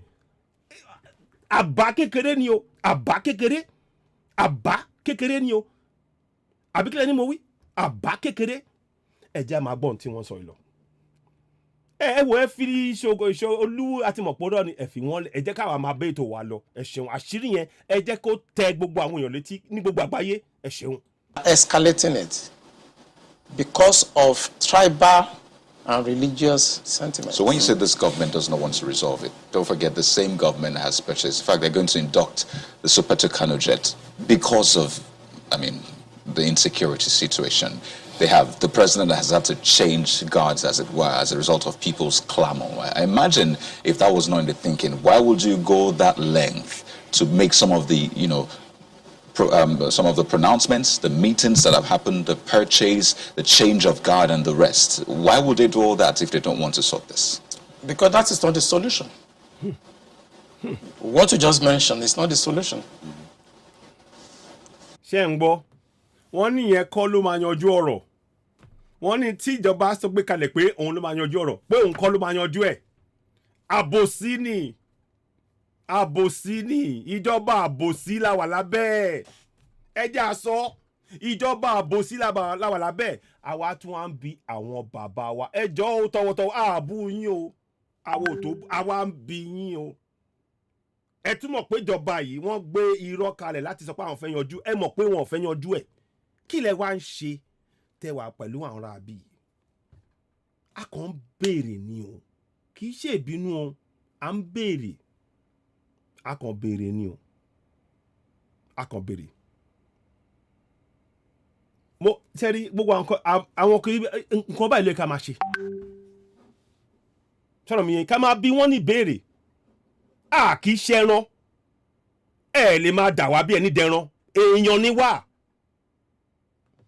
ọmọ kóòtù òjìwé ni wá ẹ lè máa ṣe wá bí ẹran irọ́ o alọ́pọlọ ẹ jẹ́ kí a tún máa bẹ́ ètò ìlọ ẹ ṣeun. When you have a problem at policy level, strategic level, operational level, when you have a problem, what you need to do is to identify the center of gravity of that problem and attack it. That's what you do. What they are doing is not attacking the center of gravity of the problem of Boko Haram and insurgency. So if the president is buying Super Tucano, is changing service chiefs, that is not the solution. wọ́n sọ pé bó bá àwọn kọ́ rọkọ̀ ńlá ọkọ̀ afẹ́fẹ́ o kọ́ra tọ̀kánò o kọ́ra wọ́n níyẹn kọ́ ló máa yanjú ọ̀rọ̀ abẹ́rí torí ẹ̀ sọ pé àṣírí tú àríbídé sí ọmọtọ́ṣọ́ Lukman ń tà ń sọ bá ṣe máa yanjú ẹ̀ òun ni pé kí gbogbo wa kọ́kọ́ jí ìdáàbòbò wa nílẹ̀ Yorùbá lápapọ̀ ló ṣe pàtàkì báyìí ìyẹn ni èmi mú wá ní ọ̀rọ̀ bá ṣe máa yanjú ọ̀rọ̀ yìí gbogbo wa láti dìde sí ọ̀rọ̀ yẹn gbogbo wa ló kàn nílé ni o lóko ni o nírìn àjò ìdáàbòbò ilẹ̀ Yorùbá ó jẹ gbogbo wa lógún lápapọ̀ báyìí ẹ ṣeun ẹ jẹ́ máa bẹ́tò lọ. We are looking at the wrong side. It's not kinetic. It's politics. Are you ruling out kinetic altogether? I can't rule out kinetic So because it's part of it's the a solution. spectrum. It's a spectrum, you know, so you can't rule out something. But the center of gravity is what they should look at. And what is it? I'm saying it on this channel. It is the sponsor of Boko Haram and bandits. And speaking sponsor àwọn tó ń fún Boko Haram lówó òun ní kókó ọ̀rọ̀ tí ìjọba pàtì kókó ọ̀rọ̀ yẹn ní ìjọba pàtì wọ́n wá láwọn ń ṣe bí àwọn ṣe tọ̀hún wọ́n tanra wọn ẹ̀tàn irọ́ ló bá dé àṣírí ti tú ǹjẹ́ ẹ̀rí pa àṣírí tú báyìí ẹ̀yin ọmọ Yorùbá ǹjẹ́ ẹ̀rí pa àṣírí tú ẹ já máa bẹ́tò ìlọ. About the sponsors, you know, when you say the DSS, and yeah, they could be listening to you, but so they profile, part of their responsibility is to profile all of these persons before they either vie for elections or before, excuse me, they are nominated for any of these positions. So mo fẹ́ sọ̀rọ̀ nípa pàtàntàmí báwo kan ṣe máa pè pàtàntàmí ẹ wá rí sìn bó ṣe wá gba ipò ǹjẹ́ ẹ̀ ń sìn bó ṣe wọlé bó ṣe gbapò tó wá di national immigration minister bí kí wọ́n ti ń pè NIM ṣẹ́tìrí báyìí ẹ̀yin ọmọ Yorùbá tẹ̀sí sọ́wọ́ Nàìjíríà tètè yá jí àṣírí lẹ̀ ń gbọ́ yẹn ẹ máa gbọ́. Doesn't that happen? Don't they get intel and say, look, this and this is what we found, and then we don't think that this should proceed further? Doesn't that happen? it does. You know, when I worked with the DSS in 2007, because when Yaradua approved the operational order that we did, we now have to work together as a team. He actually forced all of us to sit down together and work together. I was surprised at the tremendous amount of information had by DSS. I was shocked. We in DI, I was in Defense Intelligence Agency, and when they were forced to bring out the files, I was shocked. They have so much information at DSS presently as I'm talking about what I'm talking about. They have. Ẹ̀yin tẹ́ ń bá mi lọ. Wọ́n ní DSS mọ̀ pa gbogbo kiri. Wọ́n ní gbogbo information ta ní. Ọ̀rọ̀ yìí ò ṣe kò sọ̀rọ̀ àdúrà o. Gbogbo ẹ̀yin tẹ́ ń gbà. Ẹ jẹ́ má bínú pé mò ń rẹ́rìn. Ṣé rí tí n bá rẹ́rìn màá fẹ́ lè máa sunkún. Wọ́n ní DSS wọ́n ní gbogbo information tá à ń sọ pé ìwọ Ọlọ́run jọ̀ọ́ wọ́n ní gbogbo ẹ̀ lọ́wọ́. Wọ́n ní gbogbo ẹ̀ pátápátá látòkè délẹ̀ wọ́n ní gbogbo ẹ̀. Ọ̀rọ̀ yìí kò tán màdúrà o wọ́n mọ̀ tán ṣe àwọn náà gbé kínní ìkalẹ̀ pé wọ́n fẹ́ gba ilẹ̀ mọ́ wa lọ́wọ́ wọ́n dẹ̀ ń fi gbogbo ipá wọn láti fi ṣe láti fi bò wá lójú pé ká máa mọ táwọn ń ṣe àṣírí ti tú kí Ọlọ́run dá ẹ̀mí àwọn bàbá wa yìí sí o aláti tọ́jú wọn torí àṣírí tó gbé wá yìí ńlá ni adẹ̀ láti ṣe aláti wá bá ṣe máa dáàbò bò wọ́n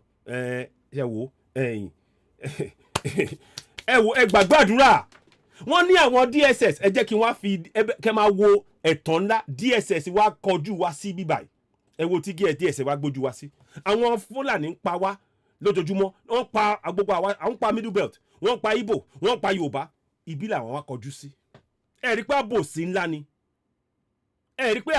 ńlá ni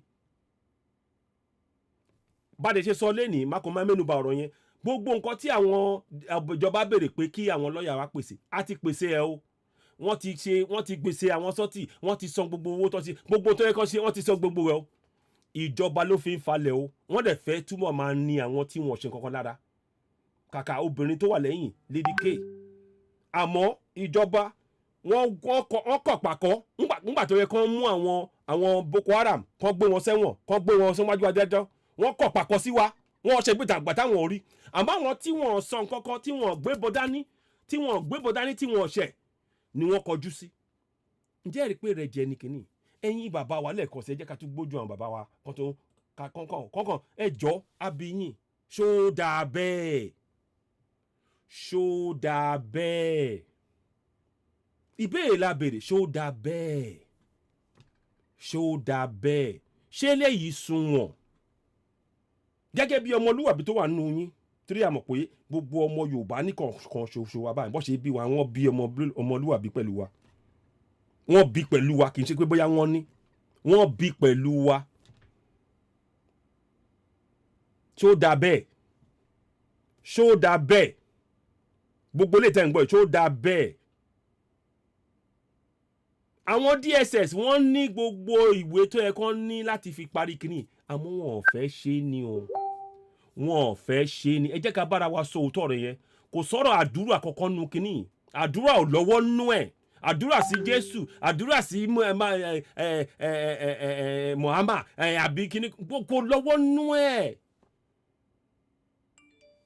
kò lọ́wọ́ nú ẹ̀ àwọn ará bíi iná ti ètò yìí mo dẹ̀ tún sọ lẹ́ẹ̀kan sí mo ràn yín létí o ibi tá a sọ pé kẹ́ lọ gbàdúrà wọ́n ní kẹ́ lọ gbàdúrà ní mọ́ṣáláṣí wọ́n máa lọ sí wọ́n ní pé kán ṣílẹ̀kùn gbogbo ibi tí ilé ìdáàbòbò kí àwọn Fúlàní kan wọlé òun àbọ̀ ẹ̀ là ń rí yìí o àbọ̀ ẹ̀ là ń rí yìí o àbọ̀ ẹ̀ là ń rí yìí o kò dáa bẹ́ẹ̀ jàre ẹ ṣeun so ẹ jẹ́ ká tẹ̀síwájú sí.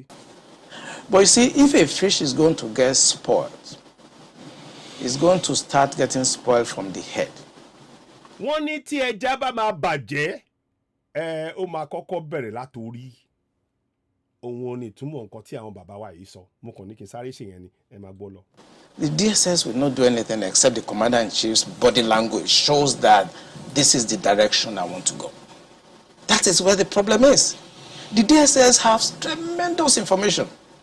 By the time 2023 is here and somebody take over and wants to undo some of this evil that I've seen in this country, you'll be surprised names that the DSS will bring out.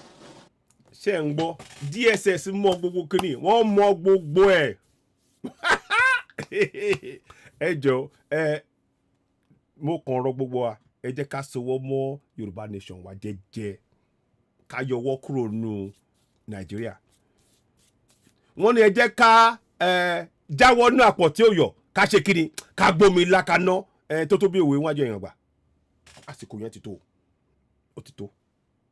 ó ti tó báyìí ẹ̀yìn ibi tí bàbá nǹkan tí sẹ́rí mo sọ pé àṣírí ńláńláńlá kàbìtì báyìí òun ni bàbá yìí gbé kalẹ̀ wí lẹ́ẹ̀kan lódìndín wọn ti ẹ̀ dínkù wọ́n gbélé ní kábìtì gbà ó yá òótọ́ ọ̀rọ̀ rẹ̀ ẹ wá wò ó torí náà a ní lẹ́ẹ̀kan sí ẹ̀yin bàbá wa á fi tọ̀wọ̀tọ̀wọ̀ pè yín wá sórí ètò yìí náà ni ẹ jọ ẹ máa fetí sí nǹkan tí àwọn alàgbà àwọn bàbá wa yìí tí wọ́n sọ yìí kò sí mi ò rò pé ibì kan wà níbẹ̀ tẹ́lẹ̀ bá wọn jiyàn òun náà là ń sọ yìí ààbò yìí à ń béèrè ni à ń fi àwọn òótọ́ ọ̀rọ̀ táwa rí ó ṣeé ṣe kó jẹ́ pé ẹ lè má gbọ́ àmọ́ ó ṣòro ẹ wà nínú ìjọba wọ́n dẹ̀ sọ wọ́n nínú àwọn tí wọ́n ti tán fún àwọn Boko Haram lówó nínú wọn ti di gómìnà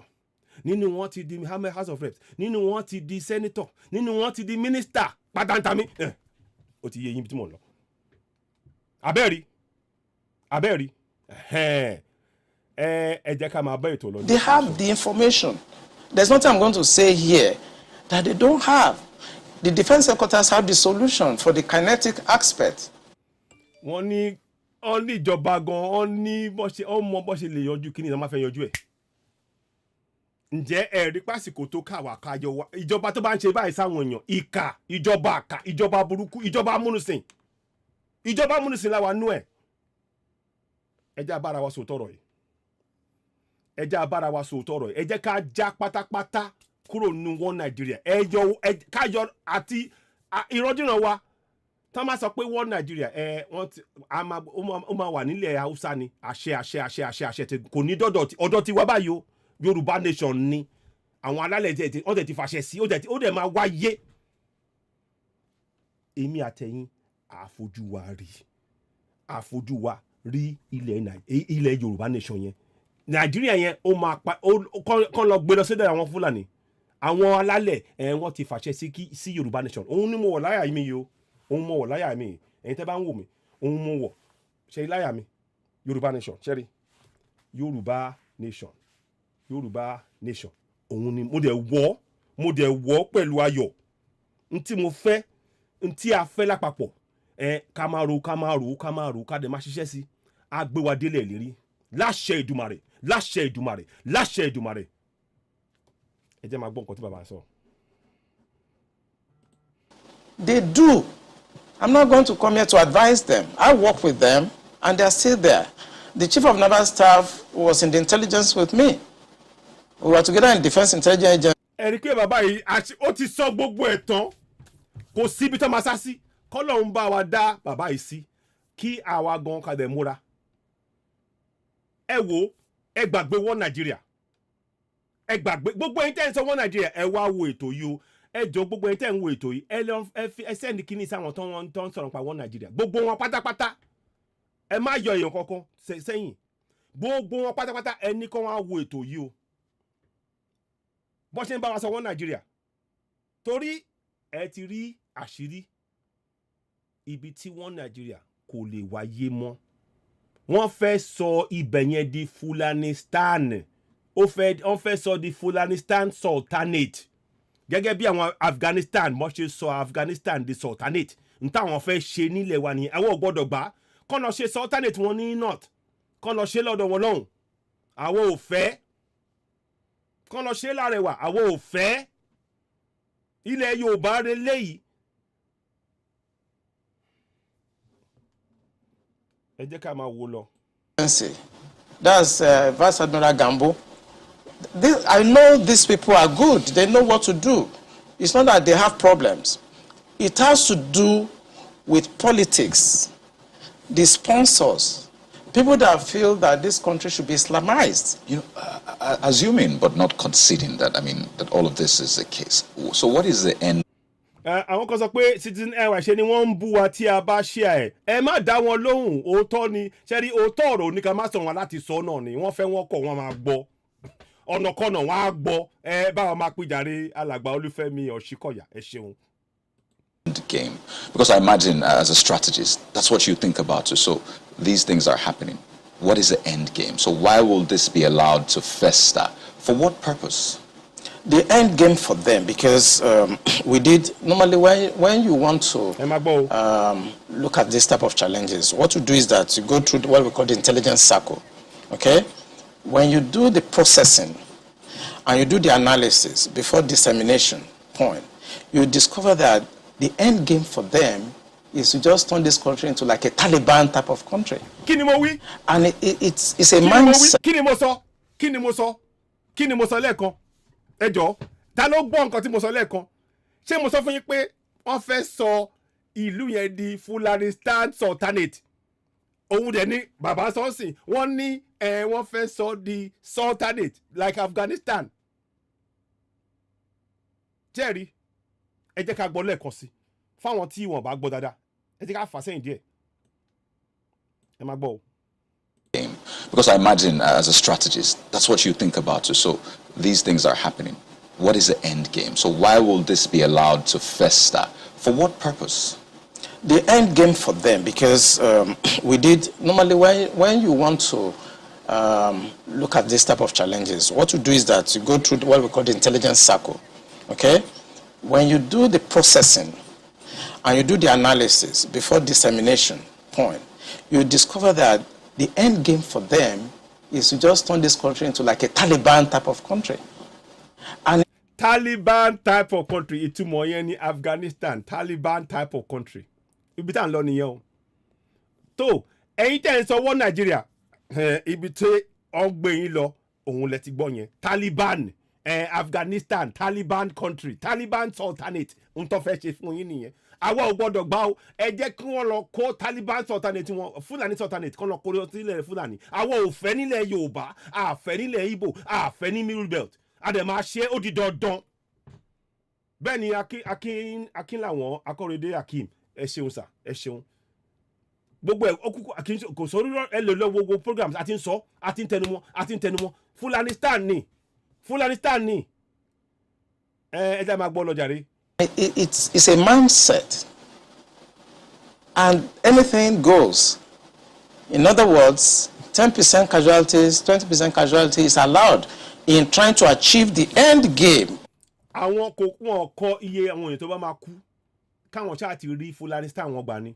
Àwa ò dẹ̀ ní gbà lórí ilẹ̀ bàbá tàwa o ẹ jẹ́ kó yé wa o àwa ọmọ Yorùbá torí ẹ̀ mo ṣe ń sọ gbogbo ẹ̀yin tẹ́ ń gbà sọ pé wọ́n Nàìjíríà ẹ fetí sí ọ̀rọ̀ yìí o ẹ fetí sí dáadáa kẹ́yà gbọ́ kẹ́tún lọ tún program yìí kẹ́ lọ tún wò kò sí èébú àwọn òun ṣe èébú nú eléyìí òótọ́ ọ̀rọ̀ làwa gbé kalẹ̀ fún yín kẹ́dẹ̀ ṣí ọkàn yín kó wọnú ọkàn yín kẹ́ yíwà padà ẹ láti yíwà padà a nílò yín torí àwọn ìrandíran Yorùbá tó ń bọ̀ àwa fún yín ní àyè yìí a nílò yín ẹ gbọ́ ẹ lọ tún program yìí wò kẹ́ ṣí ọkàn yín kẹ́ yíwà padà torí òótọ́ ọ̀rọ̀ ló kún ní gbogbo ilé ìtàn sọ pátápátá kò sí nǹkan tẹ́lẹ̀ jiyàn ẹ̀ kò sí nǹkan kékeré báyìí kò sí nǹkan kan tẹ́lẹ̀ jiyàn ẹnu ẹ̀ àsìkò ń lọ o àsìkò ń lọ ẹ jí kíákíá báyìí a nílò yín ọ̀rọ̀ yìí kì í ṣeré àwọn tẹ́ ń bá lò tán fún yín lówó tẹ́ rò pé wọ́n tó bá sí àsìkò àwọn gan wọ́n máa yíjú padà fún yín wáyé wọ́n á dẹ̀ pa àtẹ̀yìn àti ìrandíran yín wọ́n á pa yín lẹ́sẹ̀kẹsẹ̀ wọ́n ẹ̀ tiẹ̀ ní wọn ò ní àánú kọ́ bọ̀ wọ́n fẹ́ gba nǹkan tilẹ̀ tiwa wọ́n fẹ́ pa wá run ẹ̀ dẹ̀ máa gbà ẹrù rẹ o àṣírí là ń sọ fún yín yẹn. Of Islamizing this country. That's for the terrorists, the bandits. It's not for the terrorists and the bandits, for the sponsors. Because I told you, and I will repeat on this channel, the sponsors of Boko Haram and the bandits are the problems. And defense headquarters, the army headquarters, the naval headquarters, the air force cannot do anything about that. Buhari has to do something about that. The Interpol has the list of those people that are sponsoring Boko Haram. I work with Interpol. So, ṣe ń gbọ́ wọ́n ní Interpol wọ́n ní list àwọn orúkọ àwọn tó ń sponsor Boko Haram ẹ̀rẹ̀ sọ wọ́n Nàìjíríà ó tọ́ wọ́n ní list Interpol ní list àwọn tó ń sponsor Boko Haram ẹ jọ̀ọ́ ẹ já gbàgbé wọ́n Nàìjíríà o Yorùbá nation now. Ẹ jẹ́ máa gbọ́ lọ. They should ask, if they don't know, they should ask. The government of Dubai, they have the list of those people.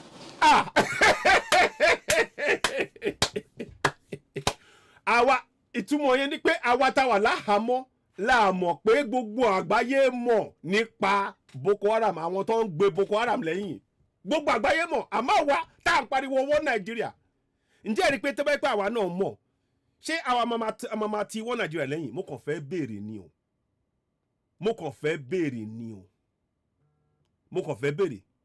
wọ́n ní Dubai mọ̀ Interpol mọ̀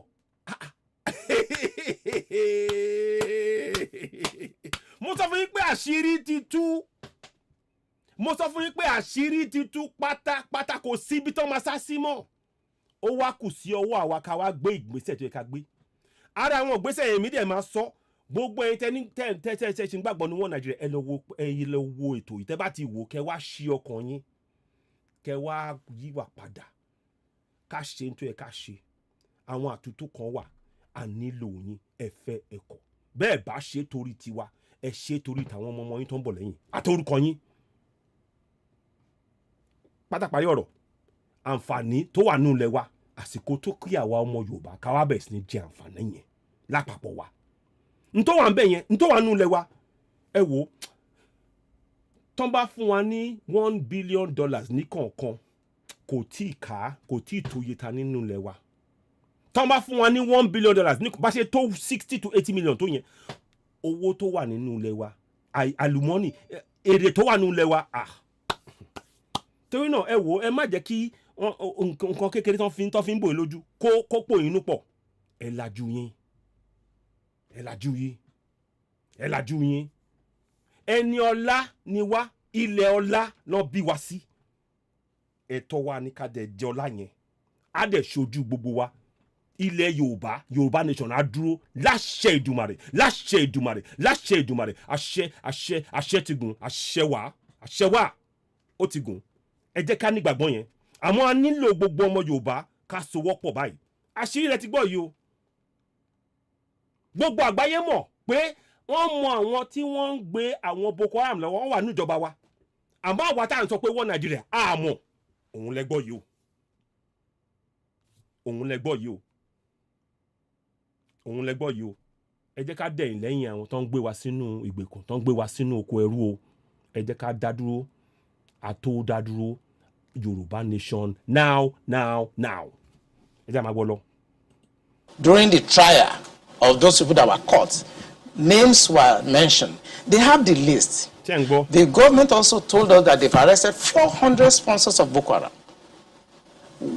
Why should the government not try those people and bring peace and harmony and safety to this nation? Why won't the government do that? Wọ́n fẹ́ ṣe ni torí wọ́n fẹ́ ṣe Fọlánistánì, wọ́n fẹ́ gbalẹ̀ mọ́ wa lọ́wọ́. Those people that are going to harass cadets and officers in NDA, they live around the place. I know NDA very well. I was in Georgia, I was in NDA as young officers, and I know the area very well. They live around the place. So why can't you put up a blimp that can see what they are doing in real time and eliminate them? Why won't you do that? In fact, there were more details saying that some persons slept up, but we'll come to that hopefully. Markwa has got some questions for you. Markwa, go ahead, please. Thank you, Chamberlain. Much as we're looking at it looks like we're looking at the remote causes. The immediate causes, I think, is what is worrying a lot of people in terms of the significance of the attack. For some people, they're wondering, what do you think were the bandits trying to pass home a message when they chose the National Defense Academy as the area of the attack? I mean, as the area they decided to attack? Because normally people know that military installations, for instance, if you were to, I mean, you've talked about how the military institutions are usually open to the public on Fridays. There will be questions as to this attack did not happen on a Friday, it happened on a Tuesday. So the guards were supposed to have been up. So there'll be questions as to what happened, how was the perimeter breached, what about the guards are usually mounted on, watchtowers, what were they doing, were they asleep? There'll be areas where there are CCTV cameras, what happened? Ẹ wo bó ṣe tóbi tó ẹ wá sọ fún wa pé àwọn Boko Haram wọlé kò dẹ̀ séèyàn kankan tó máa dá wọn dúró. Ṣé òpònú lẹ pè wá ní àbí kíni? Ṣé òpònú lẹ pè wá? Ẹ wo bó ṣe tóbi tó. Ó ti bọ́ lọ́wọ́ wọn, ó ti bọ́. Àwa ló wá kù sìn ká wá dìde ká dúró tán o. Ká dúró tán, àwa ló wá kù o, àwa ọmọ Yorùbá. Ẹ jẹ́ á dúró lápapọ̀ wa o. Kódà gbogbo ẹ̀yin tẹ́ ń sọ pé mo Nàìjíríà tètè á jí kẹ́ fojú ara yín rí. Kẹ́ wò dáadáa, kẹ́ ṣí ọkàn yín. Kẹ́ dẹ̀ yíwà padà kíákíá báyìí. Àsìkò ń lọ. Lásìkò. A nílò yín. Aláti gbòmìnira yìí. Ẹ̀yin náà lọ́wọ́ nú ẹ̀. Káwọn ọmọ yín kán lè jàǹfààní ẹ̀. Àwọn ọmọ yín ìrandíran yín kán lè jàǹfààní yín tá à ń sọ yìí. Fún àǹfààní tó wà ń bẹ fún gbogbo wa ní. Ẹ gbà mí gbọ́, kò síbi kankan nílẹ̀ wa tí ò sí àlùmọ́nì tó wúlò tó dáa. Ní Ondo State, wọ́n ní nǹkan tó ń pè ní bitumen. Òun ló pọ̀ jù, òun ló ṣe kejì pọ̀ jù ní gbogbo àgbáyé. Tẹ́ ń gbọ́ mi? Òun ló ṣe ìkejì pọ̀ jù ní gbogbo àgbáyé. Bẹ́ẹ̀ tẹ́ bá wo títì wa kò sí títì tó dánmọ́rán. Ìjọba yìí wọ́n lọ́wọ́ sí kàkà kan jẹ́ ká lò yẹn. Wọ́n tún lọ import bitumen láti Italy láti US wọ́n á sọ 2 million ní 2018. Ẹja àjí o ọmọ Yorùbá ẹja àjí ó ti tó ẹja máa gbọ́ Yorùbá nation now. Happened in those areas as well. There are huge questions around that. And then the significance, what gave these bandits the audacity, the temerity to be able to say, this is going to be the area we want to attack today? Do you have any questions roaming in your head in terms of, you know, what were they trying to really achieve beyond? Because some people say this is not about ransom. Maybe they want to take a ransom, yes, maybe. But it looks like they were trying to send home a message. Yeah, thank you, Makwe. You just got it right. They just want to send a message. And this is what terrorists do. And what the Buhari government should do is to tag these people as terrorists. Every time, you see, you call someone terrorist, bandit, unknown government, bandit, they are terrorists. I want to they are terrorists. I want terrorists. Àwọn oníjàmbá ẹja sọ àwọn apààyàn àwọn àbàlújẹ́ àwọn àgbàlúmọ̀ àwọn onílùú lọ́wọ́ ni àwọn terrorist ẹja sọ ohun tí bàbá terrorist ni wọ́n ṣe ń gbọ́ wọ́n Nàìjíríà ẹ máa fetí sọ̀rọ̀ yìí o ẹ máa gbọ́ lọ.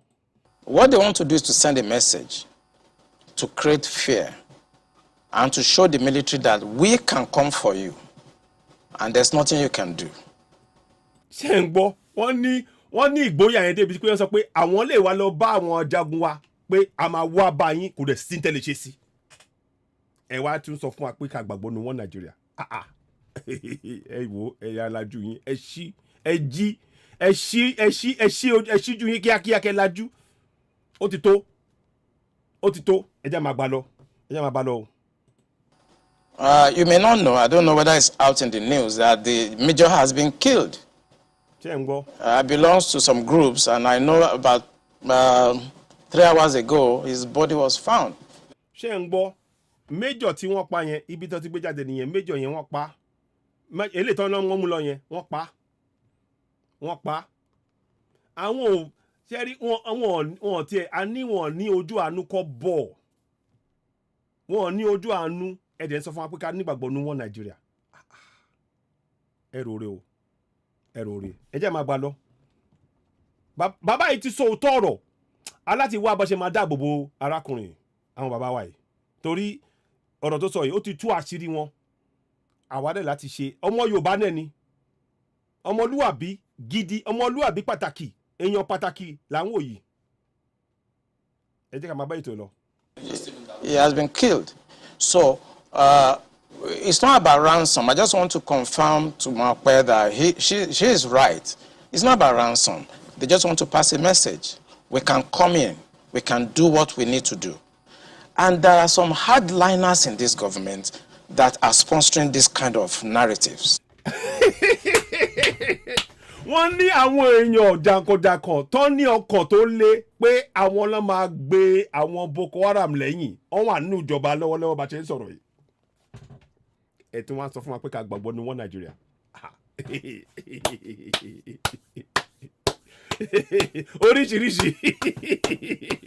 Oríṣiríṣi o. Ẹ wo bàtà sọ pé àṣírí tú àwọn kan rò pé àṣírí ni òun náà lẹ́ ń gbọ́ yìí. Ẹ jẹ́ ká jáwọ́ nù wọn Nàìjíríà pátápátá gbogbo ọmọ Yorùbá láti sin lọ ẹ jáwọ́ nù wọn Nàìjíríà ẹ̀tàn ló bá dé wọ́n fẹ́ sọ gbogbo bẹ̀yẹn di Fulanistan Sultanate ẹ ti gbọ́ ń bí báyìí èmi ti ń sọ látijọ́ yìí òun lẹ gbọ́ látẹnu àwọn tí wọ́n wà nínú ìjọba gangan báyìí àṣírí lẹ gbọ́ yìí o ẹ fi tó gbogbo àwọn tó sì ń sọ wọn Nàìjíríà ẹ fi tó wọn létí They just want to show that they can Islamize this country. They think about Taliban, they think about the Mujahideens, and they want to replicate it in this country. And they don't care what happened. They simply don't care. As long as at the end of the day, there's Sharia. Ara Sharia law. Gbogbo ẹ̀yin senior advocate of Nigeria. I am a senior advocate of Nigeria. Ẹnì ṣó. Mo fẹ́ kẹ́ mọ̀ pé tó bá gba Sharia wọn, ṣẹ́rí kí ni wọ́n ti ń pè yín advocate yín ṣẹ́rí pálí tẹ gbé dání yẹn. Ẹ jẹ́ kí n ṣàpàdé fún yín. Pálí tẹ gbé dání tẹ dò pé ó jẹ́ nǹkan pàtàkì yẹn. Ẹ mọ̀ tó máa ṣe fún yín. Mi mọ̀ tí máa lè fi irọ́ mi máa ṣe. Máa ṣàpẹẹrẹ mo kàn fẹ́ ṣàpẹẹrẹ fún yín. Ẹ jẹ́ ká sọ pé mo fẹ́ fi àpẹẹrẹ kíní yẹn hàn yín ni. Wọ́n máa jù sínú wọ́n á jù sínú basket inú bin wọ́n á kàn ju pálí yín wọ́n á jù sínú bin báyìí ẹ máa láti wá lọ tò mo dẹ̀ ti ń sọ kínní yìí sìn oṣù 6 sẹ́yìn mo ti ń sọ gbogbo ẹni tẹ́ ń pè dáyé ní senior advocate of Nigeria tí wọ́n bá gba tó bá sọ bẹ̀yẹ di Fulanistan sultanate pálí yín tẹ́ gbé dání I am a senior advocate wọ́n á jù sínú inú ìdọ̀tí bẹ́ẹ̀ tí máa ń kó ìdọ̀tí sí wọ́n á jù sínú ẹ̀ wọ́n wá ní kẹ́ lọ tò kẹ́ lọ kọ́ kéwú tẹ́ bá wá kọ́ kéwú ẹ̀ ṣẹ̀ṣẹ̀ wá kọ́ ṣàríà lọ ẹ̀ tí mọ̀ nǹkankan ẹ̀ tí mọ̀ dò ẹ̀ tí mọ̀ nǹkan kan bó ṣe máa ń sọ ẹ̀ tí mọ̀ nǹkan kan ẹ wò ẹ jẹ́ kí tètè ají mò ń ṣẹ̀fẹ̀ àmọ́ òótọ́ ọ̀rọ̀ wà nù tí mo sọ yìí òótọ́ ọ̀rọ̀ gidi mo ti ń tẹnumọ́ kínní ìdẹ́bà lọ wo àwọn show tí mo ti ṣe mo ti ń tẹnumọ́ mo ti ń sọ màá tún gbé wá sí i kódà mi ní fi sọ pé mo fẹ́ dá dúró síbẹ̀ yẹn kó lè yé gbogbo ẹ̀yin tẹ́ ń pera ẹni ní senior advocate of Nigeria tán bá ti gba Fulani tán bá ti sọ di Fulanistan pẹ́rẹ́ pálí yín ẹ̀yin náà máa ti mọ̀ púpọ̀ nínú yín máa ti sá lọ ẹ̀ máa ti lásán lọ sálọ sí ìlú mi ẹ jẹ́ kí n wọ́n tí mọ mẹ̀mẹ̀ ẹ ṣe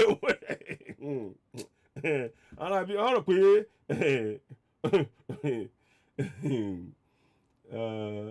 ẹ jẹ́ ká wò náà so mo kàn fẹ́ sáré gbé kí ni jáde náà alternative Abuja mo fẹ́ gbé jáde mo fẹ́ fi hàn yín náà ní kákan ká kẹ́ ẹ lè mọ tí wọ́n sọ ń bẹ̀ yẹn mo fẹ́ fi nígbà tá à ń sọ ó dẹ̀ tọ́ mọ́ Ibrahim Babangida IBB tó máa ń pè ó tán mọ́ òun ló gbé wa lọ sínú Islamic State of Africa Organization ISO òun ló State Organization of Africa òun ló gbé wa sínú ẹ̀ mo wà nínú mi lè gbé kinní yìí o mo ń bọ̀ 1 second ẹ jọ sẹ́ mo wà live báyìí hello. Okay ẹ máa ṣe sílẹ̀ ẹ máa go on don't okay worry ẹ ṣeun right okay so mo kàn fẹ́ fi kíní kan hàn yín ní ẹ má bínú okay mo fẹ́ fi kíní yẹn hàn yín ní o kẹ́ máa wo ibi tí ọ̀rọ̀ wà nǹkan tó sọ yẹn ó ṣe pàtàkì mo dẹ̀ ń sọ mo ti ń tẹnumọ́ kíní èmi ti ń tẹnumọ́ látijọ́ yìí àwọn kan sọ pé ó kàn ń sọ̀rọ̀ ni ó kàn ń ṣe òun lẹ ti gbọ́ yẹn ẹ ti fi ti ara yín gbọ́ sìn mo fẹ́ mú kíní ọ̀hún jáde mo ń bọ̀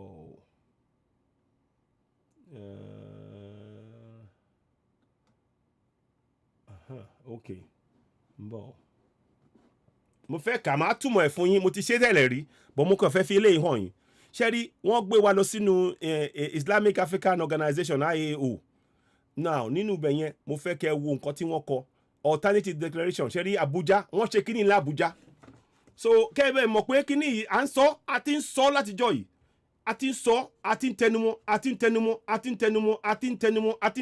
àmọ́ àwọn èèyàn wọ́n rò pé à ń ṣeré ni mo fẹ́ fi eléyìí hàn yín máa kà á ṣé rí Abuja declaration wọ́n ṣe kíní yẹn ní 1989 24 to 28 of November 1989 ìgbà táwọn military tó ń sọ fún wa pé àwọn fẹ́ gbéjọba tó dáa lé wa lọ́wọ́ ẹ̀wọ̀n tó dá wọlé ẹ rí pé ẹ̀tàn ló bá dé àwọn ló gbé wa lọ sínú Islamic organization o àwọn ló gbé wa lọ o organic OIC Organization of Islamic Cooperation Conference OIC Islamic in Africa Organization IAO ẹ jẹ́ kí n wá fi kíní hàn yín mo fẹ́ kẹ́ rí kíní kẹ́ ká dáadáa gbogbo ẹ̀yin SAN tẹ́ ń pariwo àyàmà SAN ẹ jẹ́ ká kó yẹ yín o n tó ń bọ̀ là ń sọ fún yín à ń sọ fún yín ẹ yá fetí sí n tó ń bọ̀ là ń sọ fún yín ẹ wò wọ́n sọ máa ń sìn wọ́n ní mo fẹ́ kẹ́ kàbẹ̀yìn kó yé wa dáadáa wọ́n ní lára àwọn nǹkan tó kù wọ́n ní pé àwọn mùsùlùmí nìkan ló máa wà ní ipò ńláńlá ipò jàǹkànjàǹkàn wọ́n ní pé àwọn tí ẹ̀sìn tí ò bá ti ẹ̀sìn mùsùlùmí nìkan ló máa dá dúró ẹ̀sìn kìrìsìtẹ́nì àtàwọn tó kù wọ́n máa parẹ́ kúrò lórí ilẹ̀ Fulanistan wọn tó bá ṣẹlẹ̀ wọ́n ní wọ́n tún wá lo ẹ̀tàn wọ́n ní Nàìjíríà pé ó máa wá di náà ni wọ́n ní Nàìjíríà ó máa di Federal Islamic Sultanate ṣẹ́rí federal yẹn wọ́n wá sọ ọ́ di Fulani Islamic Sultanate ntí wọ́n sọ fáwa nìyẹn o ṣẹ́rí ohun tí wọ́n sọ fún wa nìyẹn so ẹ jẹ́ kó yé gbogbo wa o kó yé wa so gbogbo ẹ̀yin tí ẹ̀ ń kàwé tẹ́ ẹ sọ pé ẹ̀ ń ṣe SAN gbogbo education wa ó máa di sharia ṣọ́ra mi yé yín ó máa di sharia western law òfin ilẹ̀ òfin èbó òfin tó ń wá òfin àwọn amuninsin náà kejì náà lọ́hùn wọ́n máa fagilé sharia nìkan lẹ máa rí lọ́dọ̀ wa n tí àwọn alàgbà yẹn sọ nìyẹn o ṣọ́ra mi yé yín n tí àwọn bàbá wa tí wọ́n sọ òun ni mo fi hàn yín yẹn o àti máa ń sọ èmi ti máa ń sọ lórí Citizen AY ó ti lé lóṣù mẹ́fà nsìn tí mo ti ń sọ kínní òun lẹ́gbọ́ yìí ẹ jẹ́ kí a wá ṣe báyìí so ẹ jẹ́ ká máa gbọ́ ohun tó ń sọ lọ o. And there is whatever. ẹ jẹ́ kí n mọ̀ ṣe kínní kan fún yín mo fẹ́ play bẹ̀yẹn padà so màá fi fídíò kínní yẹn síbẹ̀ mo fẹ́ ṣe báyìí ẹ ká play ẹ̀. Belongs to some groups, and I know about 3 hours ago his body was found. He has been killed. So it's not about ransom. I just want to confirm to Mokpe that she is right. It's not about ransom. They just want to pass a message. We can come in. We can do what we need to do. And there are some hardliners in this government that are sponsoring this kind of narratives. They just want to show that they can Islamize this country. They think about Taliban. They think about the Mujahideens. And they want to replicate it in this country. And they don't care what happened. They simply don't care. As long as at the end of the day, there's Sharia and there is whatever thing they have in their head and they want to achieve. So these people that are sending messages are sponsored by Nigerians. So if I could follow up on that quickly. Please go ahead. This part of what you just spoke about now, the security agencies gleaned this from those who they arrested over time, saying this is the intention. Absolutely. The intention of it's on the internet. So it's not even about the people we interrogated. The intention is to Islamize Nigeria. ṣé ń gbọ́ ẹ̀yin tẹ́ ń pariwo wọ́n Nàìjíríà èrò ọkàn wọn ni pé kí wọ́n sọ di ilẹ̀ mùsùlùmí pátápátá kan sọ di sultanate èrò ọkàn wọn nìyẹn o ẹja gbọ́ lẹ́ẹ̀kan sí akímọ̀ àwọn kan lè máa jiyàn ẹ̀ mi ì fẹ́ àríyànjiyàn ẹja gbọ́ lẹ́ẹ̀kan sí ẹ máa gbọ́ o. Are sponsored by Nigerians. So if I could follow up on that quickly. Please go ahead. This part of what you just spoke about now, the security agencies gleaned this from those who they arrested over time, saying this is the intention. Absolutely. The intention of it's on the internet. So it's not even about the people we interrogated. The intention is to Islamize Nigeria. ṣé ń gbọ́ And Islamize practice Sharia. practice sharia And sharia mo sọ ń bí lẹ́ẹ̀kan fáwọn tán lẹ́ẹ̀kan sí o ẹ̀já ká tó kà á kó lè yé wa wọ́n ní láàárín gbogbo tó kù pé mùsùlùmí nìkan ló máa gba ipò ńlá wọ́n ní àwọn tí ẹ̀sìn tí ò ṣe mùsùlùmí wọ́n máa gbé kúrò lórí ilẹ̀ yẹn wọ́n á sọ pé nàìjíríà máa di ìlú yẹn máa di federal islamic sultanate wọ́n máa wá yọ òfin àwọn western law òfin èbó àwọn òfin ìlú àwọn western laws àwọn wọ́n máa yọ yẹn kúrò wọ́n máa wá rọ́pò ẹ̀ pẹ̀lú sharia òun lè rí yẹn o mo fẹ́ kẹ́ ẹ rí dáadáa fúnra yín o kẹ́ ẹ má sọ pé Citizen AY tí ó ń ṣe ẹ ń rí fúnra yín o a dẹ̀ ti ń sọ kínní yẹn ó ti ń lọ fún oṣù mẹ́fà sẹ́yìn a ti ń sọ gbogbo ẹ̀yin tẹ́ ń sọ wọ́n Nàìjíríà ẹ gbọ́ kínní yìí ẹ fi kínní tó ẹ rán sí wọn wọ́n lè rí jẹ́ ẹ tún dá padà sí wọn kàn wò ó ẹ̀yin senior advocate ewu ń bọ̀ tẹ́ ẹ bá tètè tọwọ́ pọ̀ nǹkan ní kẹ́ gba Yorùbá nation torí ní táwọn fẹ́ ṣe wọ́n fẹ́ sọ ọ́ di Fúlàní sultanate pátápátá òtún àwọn mo sọ fún yín ibi tán kọ federal sí yẹn tán máa ṣe báyìí ẹ̀kọ́ nípa di Fúlàní Islamic sultanate ó tán ẹ̀tàn ló bá dé kò tí ìyá wọn kan ó dẹ̀ máa yé wọn kó má pẹ́ jù láfẹ́ ẹ jẹ́ máa lọ ẹ jẹ́ máa bẹ́ẹ̀ tó lọ ìṣẹ́wọ̀n. It doesn't matter if some people die. It doesn't matter if you're embarrassed. It doesn't matter if our economy has degenerated. Look at the interest rate. Look at the inflation rate. Look at the debt profile of Nigeria. They don't care. As long as at the end, the Quran is at the sea. ṣé ń gbọ́ Quran at the sea ẹ jẹ́ kí n sọ kinní kan fún yín níbi tó ti gbé bọ́rọ̀ èdè mo fẹ́ dá dúró bẹ́ẹ̀ yẹn mo tún ti sọ̀rọ̀ lórí kinní yìí mo dẹ̀ fẹ́ sọ́ọ̀sìn Amadu Bello Way ẹjọ́ bó ló wà bó ní Amadu Bello Way bó ló wà a máa ń sọ kinní àwọn kan máa sọ pé bóyá akọ̀ǹsọ kọ́tọ̀kọ́tọ̀ Amadu Bello Way níbo ló wà ṣé kìí ṣe Èkó ṣáà ni ṣé kìí ṣe gbé omi wọ́n dẹ̀ sọ sí pé ó dìgbà táwọn bá dé ibẹ̀ yẹn káwọn wá fi Quran sínú omi làwọn mọ̀ pé ó ti di tàwọn ẹ wá ń sọ wọ́n Nàìjíríà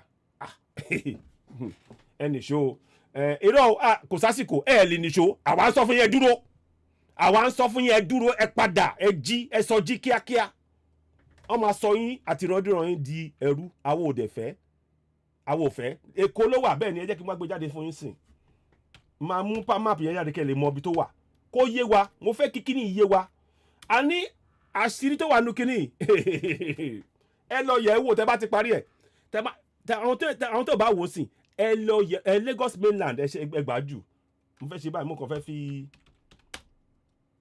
lo way mo dẹ̀ máa kọ nǹkan tí Amadu Bello tó wá sọ màá fi yẹn hàn yín ń bọ̀ mo kàn fẹ́ kọ́kọ́ mú jáde náà ni ẹ jẹ́ kí n ṣe báyìí ṣe rí Amadu Bello tó dárúkọ yẹn ẹ wá wò lórí map mo fẹ́ make sure pé mo understand kí n dẹ̀dà ṣe rí òun ni títì tó gbẹ̀yìn ilé kan Amadu Bello Way sorry ẹ má bínú mo ń bọ̀ ẹ má bínú mo ṣe mistake àmọ́ ń wò bẹ̀rẹ̀ pé Lagos ń bọ̀ òun rèé má bínú ẹ wá wo ibi tó wá wà o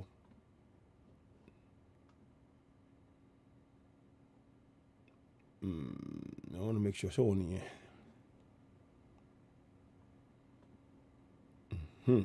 Etí Ọ̀sà ṣe rí títì yìí ṣe rí yẹn ṣe rí títì yìí ìyẹn ni Amadu Bello Way o kí ló wà ń bí omi ní Èkó nìyẹn o ìtumọ̀ tó ń sọ ni pé àwọn fẹ́ fi Kùránì wọn sínú omi nígbà táwọn bá ti débẹ̀ yẹn àwọn mọ̀ pé ilẹ̀ ti di tàwọn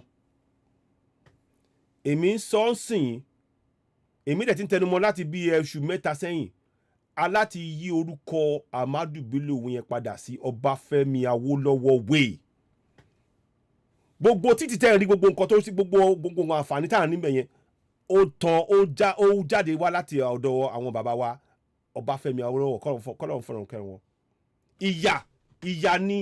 ìyà ni àwọn tó ń pera Amadu Bello ló fẹ́ fi jẹ wá ẹ jẹ́ kí n mú ọ̀rọ̀ Amadu Bello yẹn kí n tún mú wá fi hàn yín mo fẹ́ fi kóòtù kan hàn yín ẹ má bínú ọ̀rọ̀ ló gbé ọ̀rọ̀ débi tí a pẹ́ dé ẹ má bínú ẹ jẹ́ kí n sáré ṣe kí n báyìí Amadu Bello quote mo fẹ́ kẹ́yìn náà kẹ́ ṣe kí ní ìfúnra kẹ́ mọ̀ pé sẹ́rí a ti sùn a dẹ̀ láti jí tipátipá afẹ́ akọ agbọ́dọ̀ jí mo fẹ́ kẹ́ wo eléyìí so báwo mo ṣe máa ṣe o sẹ́rí yẹn wọ́n ní mo fẹ́ kí sẹ́rí kóòtì mo fẹ́ kẹ́ kà á fúnra yín mo fẹ́ fi àní kíní yìí a gbọ́dọ̀ kò ṣe àní tipa wọ́n fẹ́ wọ́n kọ̀ wọ́n máa láti kọ́ ẹ̀kọ́ àwọn wọn Nàìjíríà ẹ̀yin Yorùbá gàgàgà yín Yorùbá ẹ máa gbọ́ nǹkan tí Amadu Bello sọ o wọ́n ní the new nation called Nigeria ìlú tuntun tó ń pè ní Nigeria ó máa jẹ́ ogún bàbá tàwọn Madam Fojo wọ́n ní àwọn máa ṣe ètò láti jẹ́ pé agbára ò ní agbára ò ní kúrò lọ́wọ́ tàwọn wọ́n máa lo àwọn Fúlàní láti fi darí àwa tá wà nílẹ̀ àwa Yorùbá àtàyè Ìgbò àti Middle Belt wọ́n máa ṣe wá bí àwọn ẹrú wọ́n máa dẹ̀ wá àwọn náà máa darí wa títí ayérayé wọ́n dẹ̀ ní pé àwọn ò ní jẹ́ kí àwa gbérí kí àwa lè darí ibi káwa lè ṣe ètò bá ṣe máa ṣe ìgbésí ayé wa bí àwa ṣe fẹ́ so mo kàn sọ ní Yorùbá ẹ má bínú pé tí ò bá jágara mo láti rò dára ti máa ṣe bọ̀ mo kàn ṣe ní bó ṣe wá báyìí mo kàn ní kí n sáré ṣe ni but mo á kà ní èèbò the new nation called Nigeria should be an estate of our great grandfather Uthman Dan Fodio. We must ruthlessly prevent the change of power. We use the minorities of the North as willing tools and the South as a conquered territory and never allow them to rule over us and never allow them to have control over their future. That's your one Nigeria for you. So, now tẹ́tí mọ̀ yẹn lórí Amadu Bello. So, nǹkan tí Amadu Bello wé sọ nìyẹn o. Ẹ jọ̀ọ́, kí ni ìdí ẹ̀ tá ṣe wá ní Amadu Bello wé ní etí ọ̀sà wa lẹ́kọ̀ọ́? Wọ́n rí wa gẹ́gẹ́ bí ẹrú. Ta ló fọwọ́ sí? Ta ló fọwọ́ sí? Mo kàn ń béèrè ni o, ta ló fọwọ́ sí? Ta ló fọwọ́ sí? Ṣé ti rí sí pé àwọn ọ̀rọ̀ méjì yẹn ó yẹ kó ti jẹ́ nǹkan jẹ́ pé wọ́n fẹ́ ká kọ́ látòkè délẹ̀. Wọ́n fẹ́ gbalẹ̀ mọ́ wa lọ́wọ́ ni àwọn lẹ ti gbọ́ lọ́dọ̀ àwọn bàbá wa yẹn. Wọ́n fẹ́ gbalẹ̀ yẹn mọ́ wa lọ́wọ́. Lẹ́ẹ̀kan sí àwọn tí wọ́n máa lẹ̀ ń wọlé. Òun lẹ ti rí yẹn. The new nation called Nigeria should be an estate of our great-grandfather, Uthman Dan Fodio.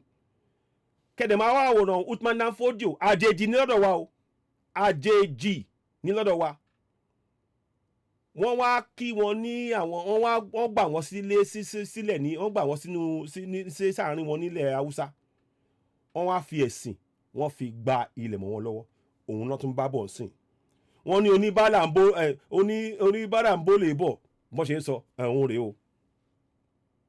o ẹ̀yin tẹ́ ẹ̀ sọ wọ́n Nàìjíríà ẹ tètè ya jí o à ń sọ ọ́ sìn ẹ tètè ya jí o ẹ tètè ya jí a gbọ́dọ̀ gba anẹ́mi ń sọ gómìnà Èkó kó lọ change orúkọ Amadu Bello wọn yẹn báyìí kíákíá torí tí wọ́n ń bá bọ̀ nìyẹn àṣírí yẹn ni àwọn bàbá wa náà sọ ń sìn. Mo fẹ́ kẹ́ tún wo ibẹ̀ yẹn Amadu Bello wèrè o òun rèé Amadu Bello wè níbi tí ẹ̀ ń wò yẹn ó dẹ̀ wà òun dẹ̀ òun títì tó gbẹ̀yìn kẹ́ tó dé ojú omi tẹ́ ń rí ẹ jẹ́ ká máa gbọ́rọ̀ wọ̀ lọ mo kàn ní kí fi yẹn sínú ọ̀rọ̀ náà ni ọ̀rọ̀ ló gbé ọ̀rọ̀ débi tí tó gbé dé ẹ ṣeun. So some people in this country have this mindset, and we must tell the truth. Abẹ́rí àti sọ àní ẹ jẹ́ ká sọ òótọ́ ọ̀rọ̀ we must tell the truth ẹ jẹ́ ká sọ òótọ́ ọ̀rọ̀ ẹ ṣeun ntí àwa dúró lórí òtítọ́ lórí Oduduwa TV Radio ntí àwa dúró sórí ẹ̀nìyẹn ẹ máa bá ètò ọ̀rọ̀ ẹ̀ṣọ́. If you tell the truth, you die. If you don't tell it, you die. Some people have this mindset to Islamize the nation. And they are in the government. And people know them. The DSS know them. The NIA know them. The DIA knows them because it is the DIA that conducted the operations that arrested these sponsors. So they know them. Why is the government, the commander-in-chief of the armed forces? The general area of mo sure pé àwọn tó wà ní channels ẹ̀rù ti ń bà àwọn náà pé kíní yìí ń bọ̀ torí wọ́n ti fẹ́ arrest wọn ó dà kó tiẹ̀ máa short kíní yẹn down torí à ń gbọ́ report kan mo kàn fẹ́ sáré mú yẹn wọlé nú ọ̀rọ̀ yìí ni mo fẹ́ fi report yẹn mo kàn máa sáré ẹ jẹ́ kí báwo mo ṣe máa ṣe náà mo ń bọ̀ mo kàn fẹ́ sáré fi irọ́ ẹ mọ̀ nǹkan ẹ jẹ́ ká gbọ́ lè tọ́nà kó tó mi ìfẹ́ ká tún yà sọ́nà mi ẹ jẹ́ ká ṣe lè ná a ṣe máa gbọ́ ná but mo fẹ́ mọ ìbéèrè àmọ́ ẹ̀rù ń bà channels náà. Of Afaka, where where the NDA is cited, is no stranger to this sort of attacks. Before now, I mean, a few other institutions around the Defense Academy have also been attacked. Talking about the Institute of Agriculture and so Forestry, Mechanized Division, something to that effect. I can't remember the exact name of the institution now, but we do know that they have been around this area. Now, I'm looking at the front page of Daily Trust newspapers, and they have this: why NDA security was compromised. Alàgbà kan sọ kíní kan Túndé ọmọ ọba only stop confusing us. Kí ló ń pò yín nínú pọ̀? Mo kàn fẹ́ bèrè ni. Ṣé òótọ́ ọ̀rọ̀ ló ń pò yín nínú pọ̀ àbí báwo kò yé mi? Torí èmi ò rí nǹkan kan ta sọ́ọ̀sìn tó máa jẹ́ kí èèyàn kan ponú. Kò yé mi o. Túndé ọmọ ọba tẹwà lórí Facebook. Èmi ò rí tí asọ́ọ̀sìn tó pò èèyàn kankan nú. À ń fi àlákàyè, à ń sọ òótọ́ ọ̀rọ̀, à ń tú àṣírí. Nǹkan ìṣe yìí kò yé mi o. Oníbàárà yín ó dà pé ó fẹ́ má jẹ́ kí ẹ ṣáà kí ẹ ṣeun ẹ wò. And the first writer says bandits leave peacefully. Peacefully is in parenthesis near academy. There have been questions before now that sometimes this happened in Jos, around Rukuba, that, there were attacks happening in the neighboring area and that the military institutions did nothing. The same thing happened when there were attacks on the airport, residential area in Kaduna. That was very close to the Defense Academy. They did nothing. They attacked the forestry school in Kaduna. They did nothing. Now they have finally come for them. But the talk is that these people have been there all along. They never went anywhere. The bandits who perpetrated this attack have been there all along. Does the military really need, if this is something that is of concern to the security agencies, because it was only a matter of time from what it would seem that we're reading that these attacks were going to happen, did they really need to wait this long before they took action against people they knew were a security threat to not just them, but also the people around their environment? Yeah, Makwe, I may also shock you that some cadets have been abducted before now. Yay! Ṣé ń gbọ́? Wọ́n ti abduct àwọn cadets. Yay! Ọ̀rọ̀ ìyẹn tẹ ẹ jọ̀ọ́ ẹ jáwọ́ nu wọn Nàìjíríà o. Ẹ ṣáà jáwọ́ nu wọn Nàìjíríà. Ẹ̀hún lẹ ti gbọ́ yẹn. Ẹ ṣáà jáwọ́ nu wọn Nàìjíríà. Ẹ jẹ́ má bínú pé mò ń rẹ́rìn. Ó ń bí mi nú. Tí n bá rẹ́rìn, mo lè máa sunkún. And when they took these cadets away, and they demanded for ransom, as low as 400,000 naira at that time. The cadets were released after the ransom were paid. And the cadet told them that where they took them to, that they could hear the parade going on in NDA, that they were not taken far away from NDA.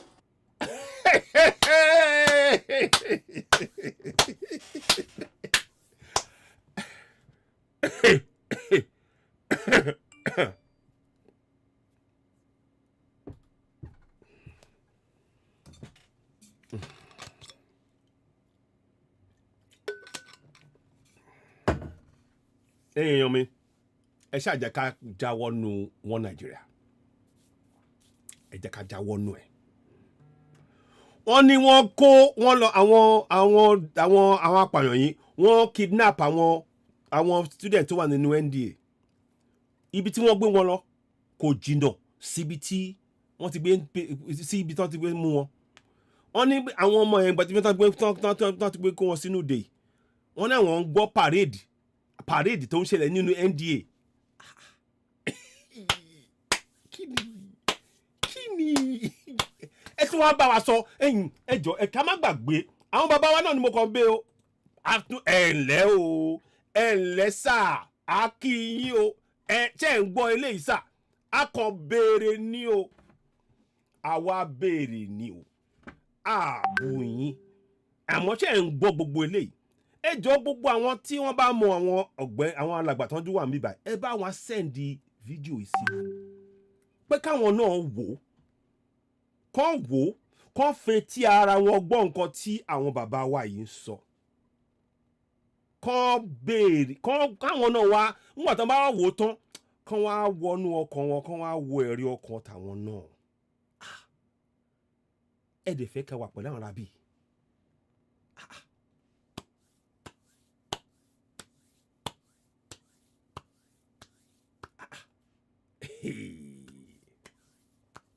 ẹ̀yin èèyàn kí ni àwọn bàbá wa ń ṣe gbogbo ilé wọ́n dẹ̀ mọ̀ kíní yìí o wọ́n mọ̀ o àwọn kan ní dèmọ̀ dún wọ́n nàìjíríà ẹ̀ kọ́ lọ bá wọn ṣe ní Fulani land ẹ̀ mọ̀ tá a máa ṣe gbogbo àwọn tó bá jẹ́ wọ́n nàìjíríà tá bá ti gba Yorùbá nation ṣé ká rán wọn lọ sọ́dọ̀ àwọn Fulani kọ́ lọ bá wọn ṣe wọ́n nàìjíríà ọlọ́run kí lẹ rí sí àbá yẹn àwọn tó bá náà fẹ́ ṣe wọ́n nàìjíríà dandan ká kó wọn papọ̀ tá bá ti wá gba Yorùbá nation ká wá rán wọn lọ sí ọ̀dọ̀ àwọn Fulani kọ́ lọ bá wọn ṣe wọ́n nàìjíríà wọn lọ́hùn èmi rò kò burú jù àbí mi rò pé kò ìyẹn náà kò bàjẹ́ àbí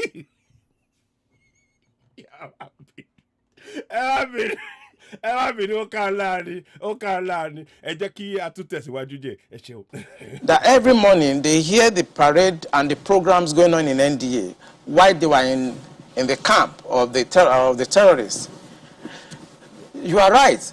These people live around NDA. It's about socio-cultural issue.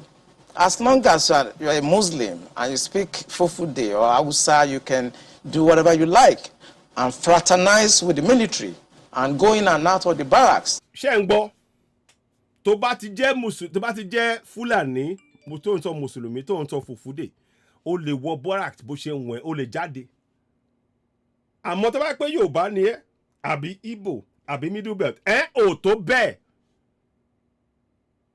wọ́n kà wá kún bí ẹranko nínú ilẹ̀ tiwa ò tó bẹ́ẹ̀ ó tó gẹ́ẹ́ ó tó gẹ́ ó tó gẹ́ ó tó gẹ́ ó tó gẹ́ ó tó gẹ́ ó tó gẹ́ ó tó gẹ́ ó tó gẹ́ ó tó gẹ́ ó tó gẹ́ ó tó gẹ́ ó tó gẹ́ ó tó gẹ́ ó tó gẹ́ ó tó kẹ́ ó tó gẹ́ ó tó gẹ́ ó tó àlọ́ tó sẹ̀ ó ti tó gẹ́ báyìí ó ti wá tó gẹ́ báyìí afẹ́fẹ́ ti fẹ́ àti rídìí adìyẹ ẹ jẹ́ ká yí wa padà o. Ẹ jẹ́ ká yí wa padà. Ẹ jẹ́ ká máa gbọ́ lọ. You are saying that the attack did not happen on Friday. Of course, it will not happen on Friday, but they have enough time to carry out surveillance. Mm-hmm. They have enough time to have insiders that will work with them. The problem is that journalists should go around our military institution this Friday and carry their cameras and see the decadence, the security breach that goes on every Friday in all military institutions across Nigeria. And tell the Minister of Defense to put a stop to that. The defense institutions, they are sacred. They are not where people can come on Friday. What your Jew, Gaddafi, Mohammed, Issa. Only Mr. Man, please blame your Yoruba governor and Obas. If you know, you know. Abajo. Ati reti hin. Leo, Kabo, Gaddafi, Mohammed, Issa, Momokwe, Kabo, Enle, Atigbo hin. Nǹkan táwa sọ ní ẹ má ní àwọn olóró bá yín sọ ẹ̀yin ẹ kọjú sí ti àgbékalẹ̀ yìí ẹja wa ń lọ tó bá jẹ́ rọ ni ẹja wa Gaddafi Mohammed Issa ẹja wa tó bá jẹ́ rọ lápá ẹja wa ń lọ ẹ mú evidence nǹkan tẹ́ fẹ́ fi sọ tẹ́ gbọ́kànlé ẹ gbé jáde torí ní táwa ṣe àwa dúró lórí òótọ́ ọ̀rọ̀. Kàn lè wá kẹ́ máa ní Mr. Man blame your Yoruba governors and Obas if you know you know. Kí ni ọ̀rọ̀ ṣé èmi ò bá yín ẹ rò pé èmi jẹ́ àwọn tó ń bá máa ṣe ránkàdédé ọ̀gásà irọ́ ẹ yára lọ kó kíní yẹn síwájú ẹ̀tàn ló bá dé àwa máa sọ tọ̀rọ̀ ẹ fẹ́ kọ̀ ẹ dẹ̀ máa gbọ́ inú wa dùn ó ti ń kàn yín lára ni ó ti ń kàn yín lára ó dẹ̀ ṣẹ̀ṣẹ̀ bẹ̀rẹ̀ ni ó máa kàn yín lára dáadáa Yoruba nation now Yoruba nation now ó tọ̀rọ̀ ó ti ń kàn wọ́n lára ni ẹ bá wọn máa pé ètò yìí ẹ káàbọ̀ ẹ ǹlẹ́ welcome bẹ́ẹ̀ bá ṣe máa sọ ṣé rákàdé lè rẹ pé òun náà ẹ máa bọ̀ ẹ máa gbọ́ ẹ náà ẹ wá gbọ́ fúnra yín ẹni kan jókòó ẹgbẹ́ jókòó kẹ wò wá ẹgbẹ́ jókòó. Throw open the gate because they want to come and do Jumat. The truth is that on Sundays we don't have such, invasion of our premises by Christians to come and pray or to come and do whatever on Sundays. But for the 35 years I spent in the military intelligence, if you go to Tego Barracks in Apapa, it's the same.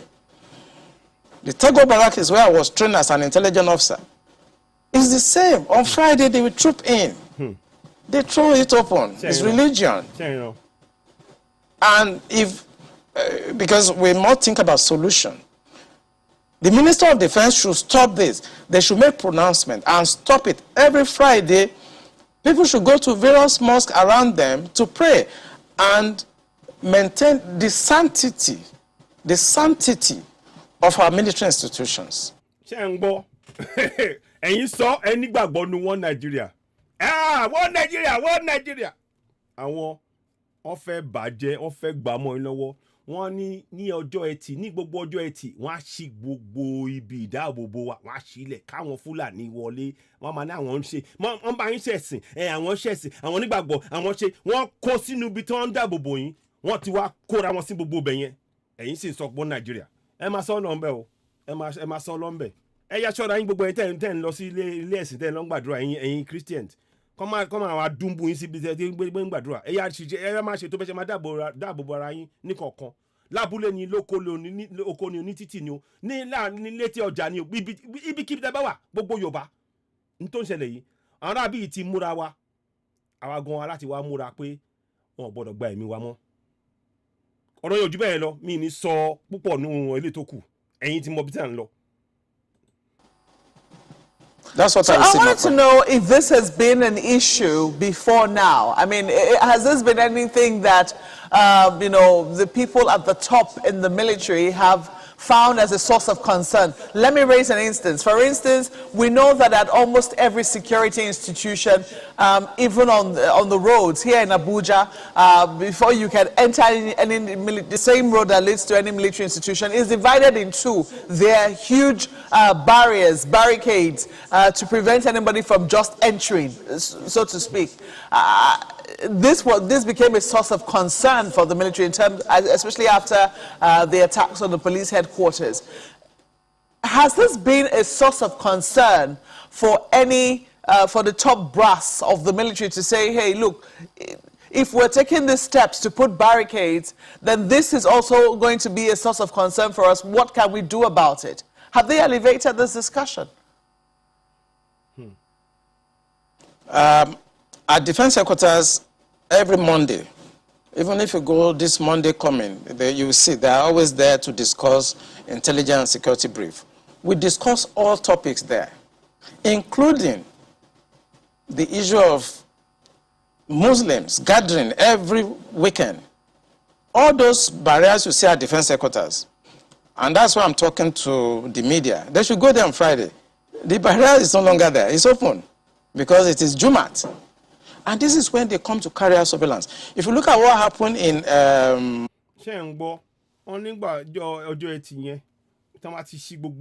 defense everything. Ìjọ yẹn làwọn Mùsùlùmí tán pé àwọn Mùsùlùmí wọn wọlé wọn á máa ṣọ́ gbogbo àwọn tó ń ṣiṣẹ́ yẹn wọn á máa wo gbogbo ìgbésẹ̀ tó ń gbé ẹ̀dẹ̀ ń sọ wọ́n Nàìjíríà ẹnì ṣó àti gbọ́ ohun rèé ibi tó bá wa dé rèé o wọ́n Nàìjíríà yín ibi tó bá wa dé rèé àwa ń tiẹ̀ wá o àwa ń lọ fún Yorùbá nation ẹ máa gbọ́ ẹ máa bá àwọn abẹ́tò yìí lọ. Mogadishu Barrack, it was the same.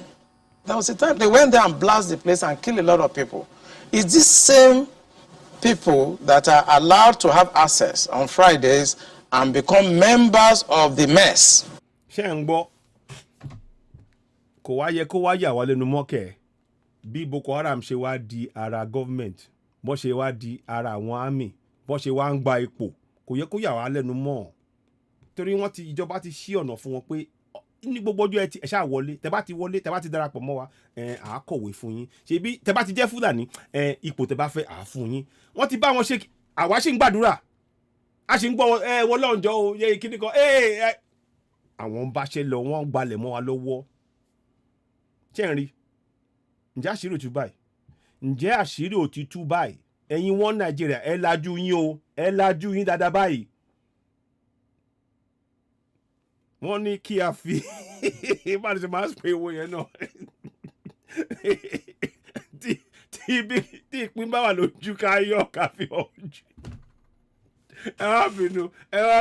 ẹ má bínú kí ni nǹkan mi lára bọ̀ mo láti rẹ́rìn kí n máa torí mo ẹ mọ̀ bọ̀tẹ̀ ibi tọ́rọ̀ wà aláti sọ òótọ́rọ̀ yìí àní àṣírí ńlá ló wà nù kíní yìí látòkè délẹ̀ ẹni ìṣẹ̀lẹ̀ ni mi kàn ṣe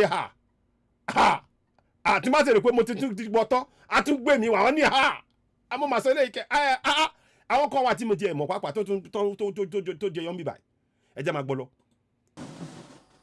Because they are, it's a social-cultural issue. So I think we should begin to look, the Minister of Defense should put an end to this, because for 35 years of my stay in the military intelligence, it has been the case. Both naval institutions, Air Force institutions, Army institutions, even the Department of State Services. Once it's Friday, the gates are thrown open. Èmi àwa sọ kí ni kan fún yín, ìjọba ò ní ṣe nǹkan kan pa kíní yìí o, wọ́n máa filẹ̀ bó ṣe wà ní. Ìyẹn lẹ máa fi mọ̀ pé wọ́n Nàìjíríà yín ewu ni. Ìjọba ò ní ṣe nǹkan kan nípa kíní. Ìjọba ò ní ṣe pím nípa kíní. Ọmọ apáàtì ṣe rí nǹkan tó ń ṣe lórí confab report ń tọ́ máa ṣe nìyẹn. Wọ́n á kàn pààtì, wọ́n máa ti ọ̀rọ̀ yẹn síwájú, wọ́n máa bò ó, wọ́n á pa á mọ́. Torí ẹ̀ ni mo ṣe ń ṣe, torí ẹ̀ la ṣe gbé ètò yìí wá ká gbé kalẹ̀ kí gbogbo wa ká pín. Kó má jẹ́ pé ọ̀rọ̀ àwọn máa sọ gbà kan irọ́ o gbogbo wa mọ̀ gbogbo wa ti rí àti fetí sí a dẹ̀ ran àwọn bàbá wa yìí lọ́wọ́ láti gbé ọ̀rọ̀ yẹn síta pé kí gbogbo àgbáyé gbọ́ a gbọ́dọ̀ dákẹ́ a ní bọ́ ṣe ń kó wa lẹ́rú òun lẹ ti àṣírí ẹ̀ òun lẹ ti rí bọ́ ṣe ń kó wa lẹ́rú rè bọ́ ṣe ń kó wa lẹ́rú rè àwọn tó máa lọ sí mọ́ṣáláṣí níjọ́ Sunday níjọ́ Friday wọ́n lọ nígbà bá di Friday wọ́n ti àwọn máa lọ bẹ̀ yẹn wọ́n lọ bá àwọn yẹn sọ̀rọ̀ wọ́n á gba kinní kan wọ́n á fún wọn nípò gbogbo ipò tó ṣe pàtàkì ọwọ́ àwọn Fúlàní ló wà ọwọ́ àwọn Mùsùlùmí ló wà a máa sọ pé àpapá ibi tó ẹ wò ẹ jẹ́ kí n gbé pátá mi ẹ jẹ́ n gbé wọlé ẹ jẹ́ n gbé pátá mi kẹ́ rí ọ̀rọ̀ ẹ̀ ń bọ̀ mo ń bọ̀ o pàǹtámi ẹ jẹ́ kí n fẹ́ kẹ́ gbọ́ nǹkan tó ń sọ mẹ́yàn o ń bọ̀ o kó lè yé yín tí mò ń sọ ni o pàǹtámì mo fẹ́ kẹ́ gbọ́ ni o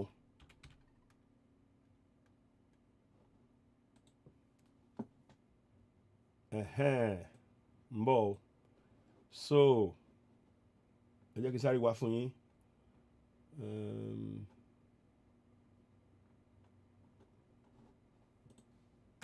mo fẹ́ kẹ́ gbọ́ nǹkan tó sọ ni o mo ń bọ̀ mo kàn máa wá jáde fún yín náà ni.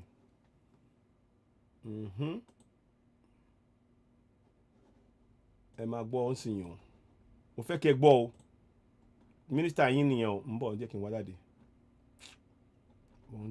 mo fẹ́ kẹ́ gbọ́ kí ó lè yé gbogbo wa tá a bá ń sọ pé àwọn aráabí yìí pé nǹkan tá a fi ń ṣeré yìí kò ń ṣe nǹkan kékeré àwọn kan máa ní mo fẹ́ kẹ́ gbọ́ kẹ́ lè mọ̀ tẹ́ bá ti gbọ́ nǹkan tí àwọn bàbá tí wọ́n sọ ń sìn ẹ wá mọ̀ pé ewu ń bẹ lóko lóńgẹ́ lóòótọ́ lóńgẹ́ gan fúnra ẹ̀ gan ewu ni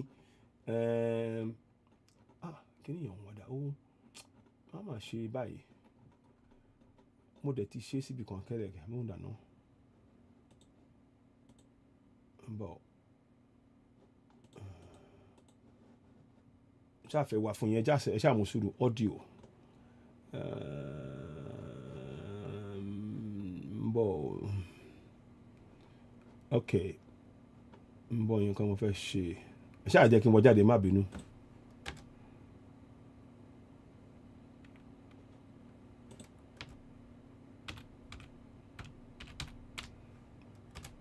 ok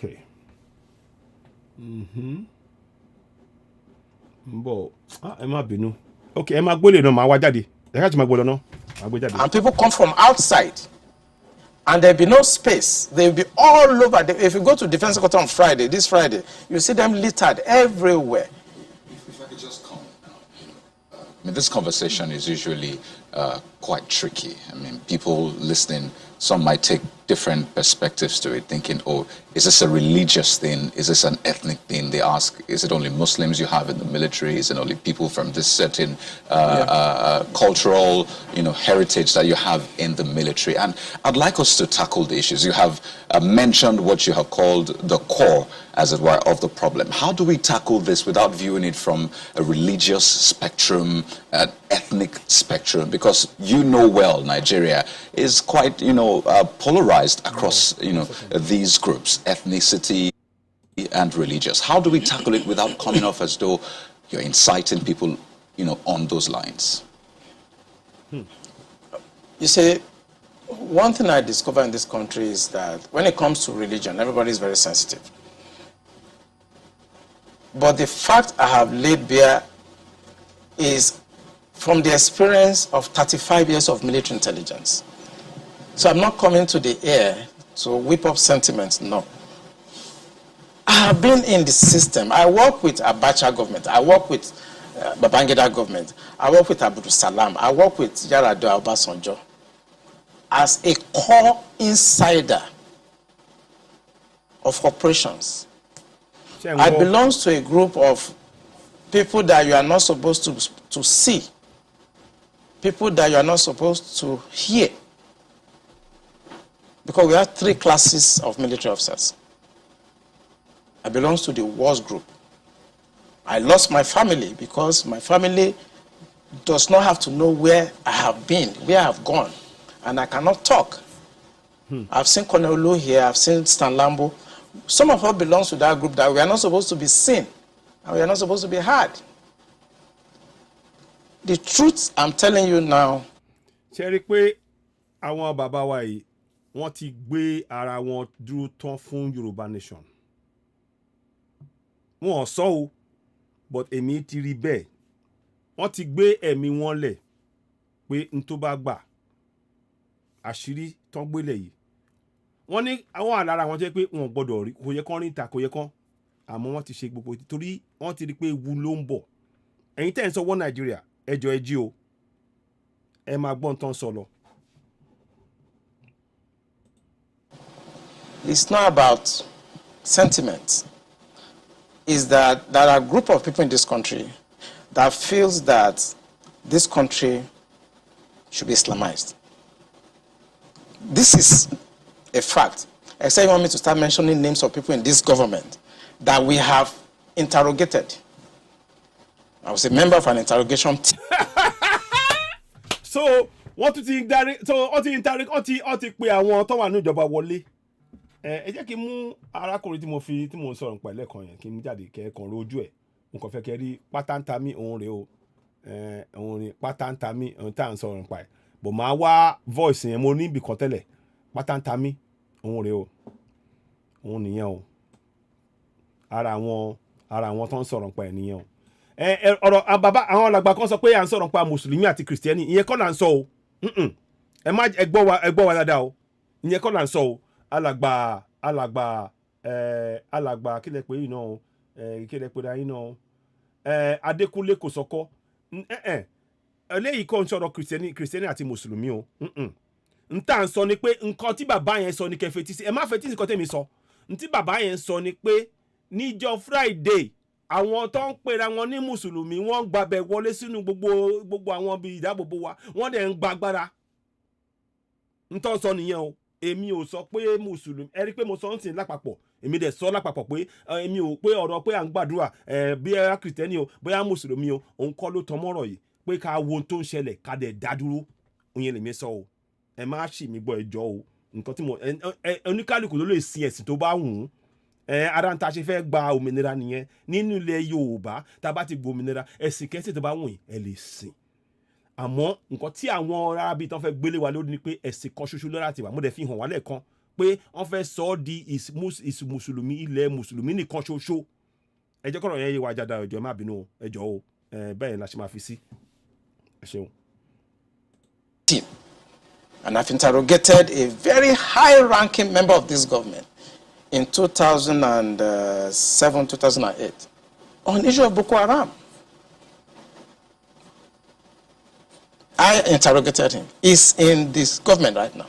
ṣé ń gbọ́ ó wà ní ìjọba ẹ wá ń sọ wọ́n Nàìjíríà ẹni tí wọ́n ti interrogate ó wà ní ìjọba a ní àlófin mọ́ èmi ti ń sọ pé promulgation decree number 24 1999 ló ń lò kò à ń ṣe democracy kì í ṣe democracy àwọn Fúlàní yìí tó fẹ́ ni pé wọ́n fẹ́ sọ ọ́ di Fúlàní state Fúlàní sultanate wọn ò dẹ̀ kò sí tó bá gbà wọ́n á ṣe wọ́n máa gbélẹ̀ àwa là ní gbà tó bí òwe o wọ́n ní ọ̀gbàrá olóhùn ò ní ṣàn àwọn tó kù lè parí ẹ̀ onílé ni ò ní ṣe kí ni onílé ni ò ní gbà àwa lónílé o ẹja rántí àwa lónílé àbí bẹ́ẹ̀ kọ́ bẹ́ẹ̀ náà ni o àwa lónílé ẹ jẹ́ ká wá darí àgbàrá ẹ̀ síbòmíì ká darí ẹ̀ padà sọ́dọ̀ wọn lọ́hùn àwa ò fẹ́ kò jù bẹ́ẹ̀ lọ ẹ ṣeun. And what was the issue? Boko Haram. And this senior officer was actually let go because he was found culpable. But right now he's in the government. You see, we must say the truth because if you don't, this country is going down the precipice. We have been set back more than 60 years right now. We've gone back to the time before 1966 now. And whoever is coming back to repair this country has a lot of work to do. This country has never been polarized, so we cannot run away from it. We have never been this much polarized.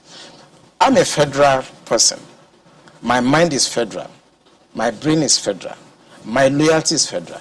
I do things for the federal government. So I cannot come here and try to be sentimental. No, I'm a federal person. So will your life be at risk now that they're hearing you? I don't care. I don't care. And my colleagues, they know me. Ṣẹ́gbọ́ ṣẹ́rí mi ò tiẹ̀ tí gbọ́ bí yẹn pàápàá mi tí gbọ́ bẹ́ẹ̀ yẹn pé ẹgbọ́ tó sọ ń sìn wọ́n ní pé ẹ̀mí wọn wà lè wù wọ́n ní àwọn ṣe tán pé tó bá máa wá kó máa wá àwọn ṣe tán ẹ jẹ́ ká gbọ́ lẹ́ẹ̀kan sí kẹ́ lè mọ̀ gbogbo ẹ̀yin tẹ́ ń sọ wọ́n Nàìjíríà kẹ́ mọ̀ pé kíní kì í ṣeré rárá ẹ jẹ́ ká gbọ́ lẹ́ẹ̀kan sí wọ́n ti mọ̀. The country has never been polarized, so we cannot run away from it. We have never been this much polarized. I'm a federal person. My mind is federal. My brain is federal. My loyalty is federal. I do things for the federal government. So I cannot come here. Ṣẹ́gbọ́, only I do things for the federal government. Àṣírí nìyẹn o. Àṣírí nìyẹn o. Wọ́n ti gbé ẹ̀mí wọn lẹ̀. Wọ́n ti gbé ẹ̀mí wọn lẹ̀. Àwa Yorùbá nation ẹ jẹ́ ká ṣe tó yẹ ká ṣe o. And try to be sentimental. No, I'm a federal person. So will your life be at risk now that they're hearing you? I don't care. I don't care. And my colleagues, they know me. Those people that listen to me, they know me. I don't care. Ẹ máa gbọ́ o Gaddafi Muhammad Isaiah wọ́n wá pẹ̀lú àbá kan ẹ jẹ́ kí n sọ àbá yẹn fún yín wọ́n ní vote for kí wọ́n pè é náà o kí wọ́n má ti lọ o wọ́n ní let us vote for Atiku ẹjọ́ kí lè rí sí ilé ẹjọ́ o Gaddafi Muhammad Isa wọ́n ní ká dìbò fún Atiku èwo lẹ sọ à ń sọ̀rọ̀ pé a fẹ́ máa lọ ẹ̀ ń sọ̀rọ̀ ìbò kòkò wá ẹ bó bá wù yín kẹ́ dìbò fún Atiku nílẹ̀ yín náà àwa ń lọ Yorùbá nation làwa fẹ́ Yorùbá nation làwa fẹ́ àwa ò fẹ́ kí ẹ máa gbọ́ ọ̀rọ̀ burúkú ọ̀rọ̀ rúrùn ẹjọ́ ẹ má bínú mi ò ń ṣe ebú àmọ́ ọ̀rọ̀ yẹn irọ́ àwa ò fẹ́ àní àwa ń lọ ẹ̀wọ̀n sọ pé ká dìbò fún Atiku kí ni yàtọ̀ láàrin Atiku àti Buhari kò sí yàtọ̀ kí lẹ́ ń sọ yìí ṣé ọ̀dẹ̀lẹ̀ pè wá ni kí ni yàtọ̀ láàrin ṣé Atiku ńgbà tí wọ́n ń gbéyàwó ọmọ Buhari ṣé bá Atiku lọ lọ́bẹ̀ kí lẹ́ wá ń sọ ṣé bá Atiku lọ lọ́bẹ̀ àbẹ́ rò pé àmọ́ ni ẹ jọ̀ọ́ ẹ má gbé ọ̀rọ̀ ẹ jẹ́ ká sọ̀rọ̀ tó ṣe pàtàkì jàre The issue is that this country is bigger than individual. That is the issue. This country is bigger than individuals. Buhari will come and go. Eliminating me or killing me will not solve the problem and will not add value. But he will come and go. And somebody must come and repair the damage to the psyche of this society, the damage to the polarization, to the nepotism that I've never seen in my life. I work with all these presidents. This is the worst situation I've found myself. And believe me, internet does not forget. I was part of the people that helped to bring Buhari to government. Wow!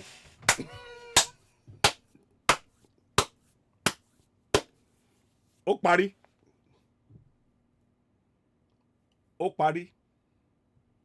Wọ́n ní àwọn wà lára àwọn tí wọ́n ṣe iṣẹ́ láti gbé Buhari wọlé. Ẹ jẹ́ ká gbọ́ lẹ́ẹ̀kan sí o. Ẹ jẹ́ gbọ́ lẹ́ẹ̀kan sí. Of this society, the damage to the polarization, to the nepotism that I've never seen in my life. I work with all these presidents. This is the worst situation I've found myself. And believe me, internet does not forget. I was part of the people that helped to bring Buhari to government because I believe in him. Have you worked with the government after that? After you helped bring the government? Oh, of course, I work with him. Ṣé ń gbọ́? Èèyàn. Ṣé ń gbọ́ o? Nǹkan bẹ ẹ̀yin wọn Nàìjíríà ṣojú yín ti là. Ẹ̀yin wọn Nàìjíríà ṣojú yín ti là. Ẹ sọ fún wa o. Tá bá wí à ní à ń sọ kọ́tọ̀kọ́tọ̀. Bá wí máa ní wọ́n tún ti dé àwọn aláròyé kíníkan ẹ̀yin wọn Nàìjíríà ṣe ń gbọ́ o. Ara tá ṣe ń lọ fún Yorùbá nation nìyẹn. Yorùbá nation now no going back at all.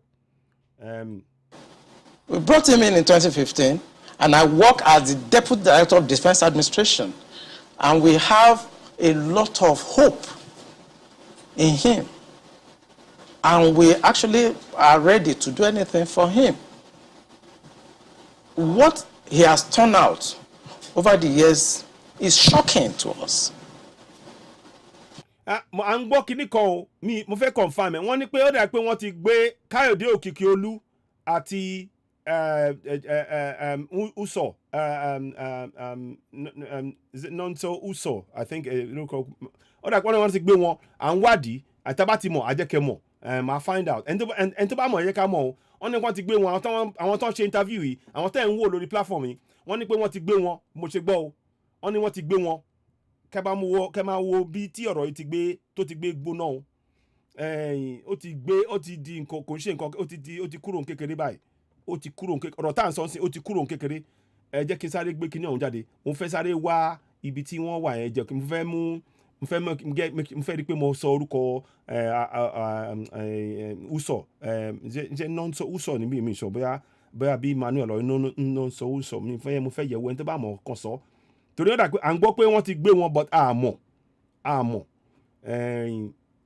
mo kàn fẹ́ wo ẹjọ́ iṣẹ́ fún mi ní ìṣẹ́jú mélòó kan ẹ má bínú ẹ dẹ̀ kú sùúrù náà but ó ṣe pàtàkì àwa Yorùbá nation làwa fẹ́ àwa ò lọ́wọ́ sí gbogbo ilé ìtàn tó bá wa sọ yẹn àwa ò lọ́wọ́ sí àwa ò tiẹ̀ fẹ́ mọ̀ pa ẹ̀ kò kan àwa mọ́ àwa fẹ́ máa lọ àwa ò lè máa gba ìgbàkúgbà ìrẹ́jẹ yẹn ti wá tó ó ti pọ̀ jù mo ń bọ̀ mo kàn fẹ́ yẹ̀ wò ni kí ni òun dànù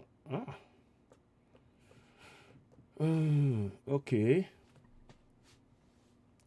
journalist wọ́n ní wọ́n ti mú mi ò tí ì rí bọ̀ mo ṣe máa wò ó ná màá gbé orúkọ yẹn jáde ẹ jẹ́ kí n wò ó ná mo dẹ̀ miss ẹ̀ láàárọ̀ yìí I thought I put it up but mo miss ẹ̀ ni but anyway ẹ jẹ́ ká ṣe máa bá a lọ ná màá wádìí pa yẹn mo kàn fẹ́ mọ̀. I was in Harvard in 2014 in December when the Department of State Services and CIA and others were contemplating about Buhari and other aspirants. I know what we did to convince the American government that the only person that can come and put this country right is Buhari. Yeah. Chamberlain Uso, àti Okikiolu.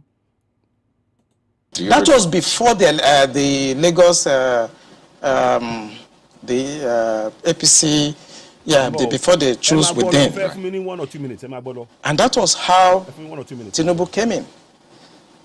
We know what we did, but what he has done in the past 6 years is shocking. It's unprecedented. And it should not be allowed to be swept under the carpet because the damage to the psyche of this country is monumental.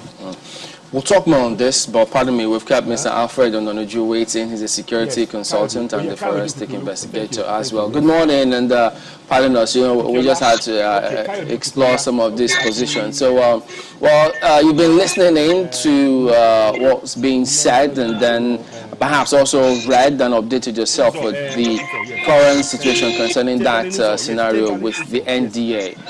What do you think? All right. Thank you very much.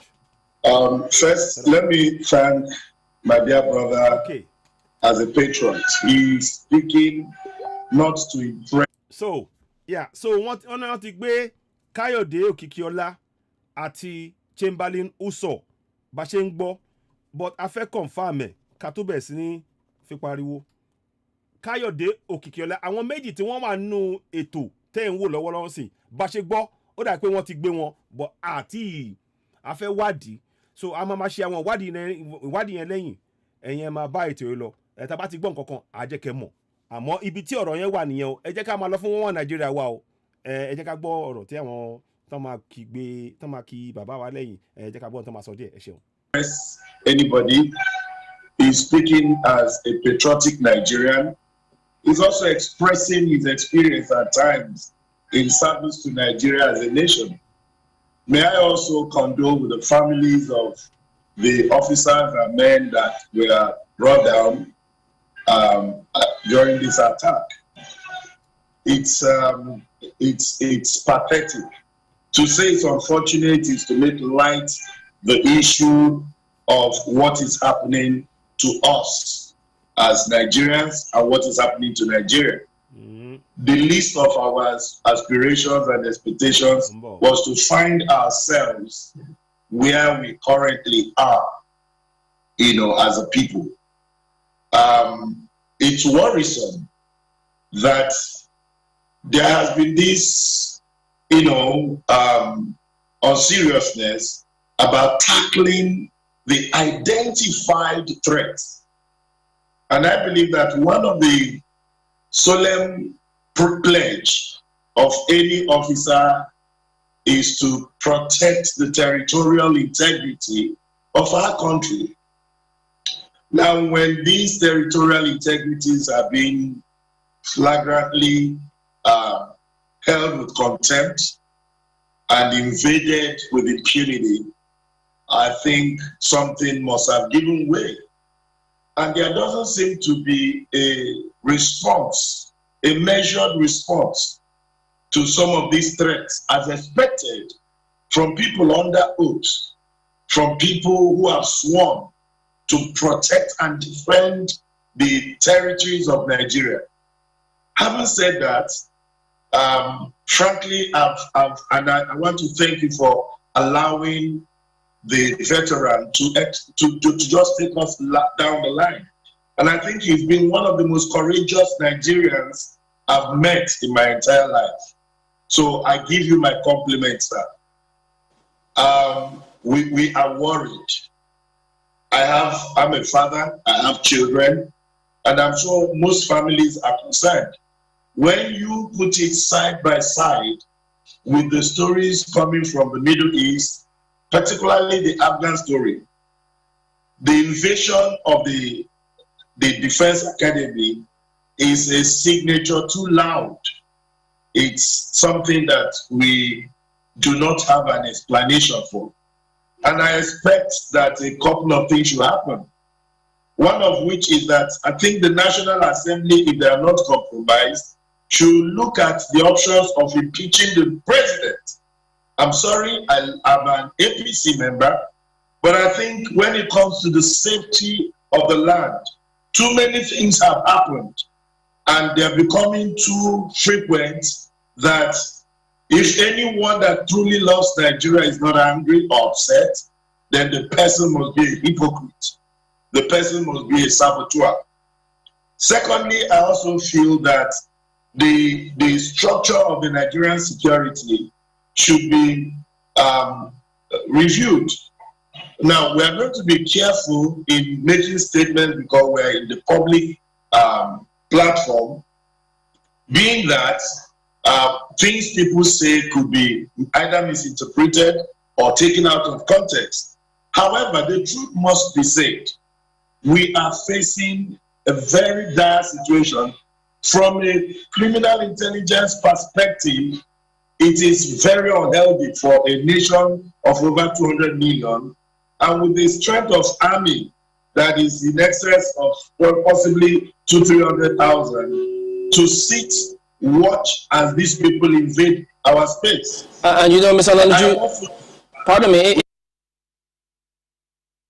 Yeah, so àwọn èèyàn mi yeah àwọn ọ̀rọ̀ yẹn I mean àní mo kàn ní kí n yànnà náà ọ̀rọ̀ díẹ̀ lórí ibẹ̀ yẹn ni yes àwọn tí ọ̀rọ̀ tó ṣe pàtàkì jùlọ ń bẹ lẹ́ti gbọ́ òun látọ̀dọ̀ àwọn general commodore yẹn and àwọn dẹ̀ ti gbé ẹ̀mí wọn lẹ̀ fún ilẹ̀ fún wọ́n ti gbé ẹ̀mí lẹ̀ wọn lẹ̀ wọ́n sọ o but èmi bó ṣe ń wò ó yẹn nígbà pé àwọn ọgọ́ ti múra wọ́n ti tú àṣírí kí àwa lè mú àṣírí yẹn lò ṣọ́rọ̀ mi yẹn ká lè mú lò pé àṣírí rẹ o ẹni tí àwọn tẹ bá rò pé bóyá wọ́n gbàgbọ́ nu wọn Nàìjíríà irọ́ ni o wọ́n fẹ́ sọ bẹ̀ yẹn di sultanate ni o wọ́n fẹ́ sọ di Islamic Sharia law nation ẹni tí ó ṣe pàtàkì jùlọ tí mo fẹ́ mú wá nínú ọ̀rọ̀ yẹn nìyẹn a lè máa gbọ́ àwọn tó kù but irọ́ a ní láti ṣe yẹn sìn lọ títí púpọ̀ mo kàn fẹ́ mọ̀ nípa ti ọ̀rọ̀ ti àwọn ti Chamberlain yẹn ni ẹni tó bá gbọ́ nǹkankan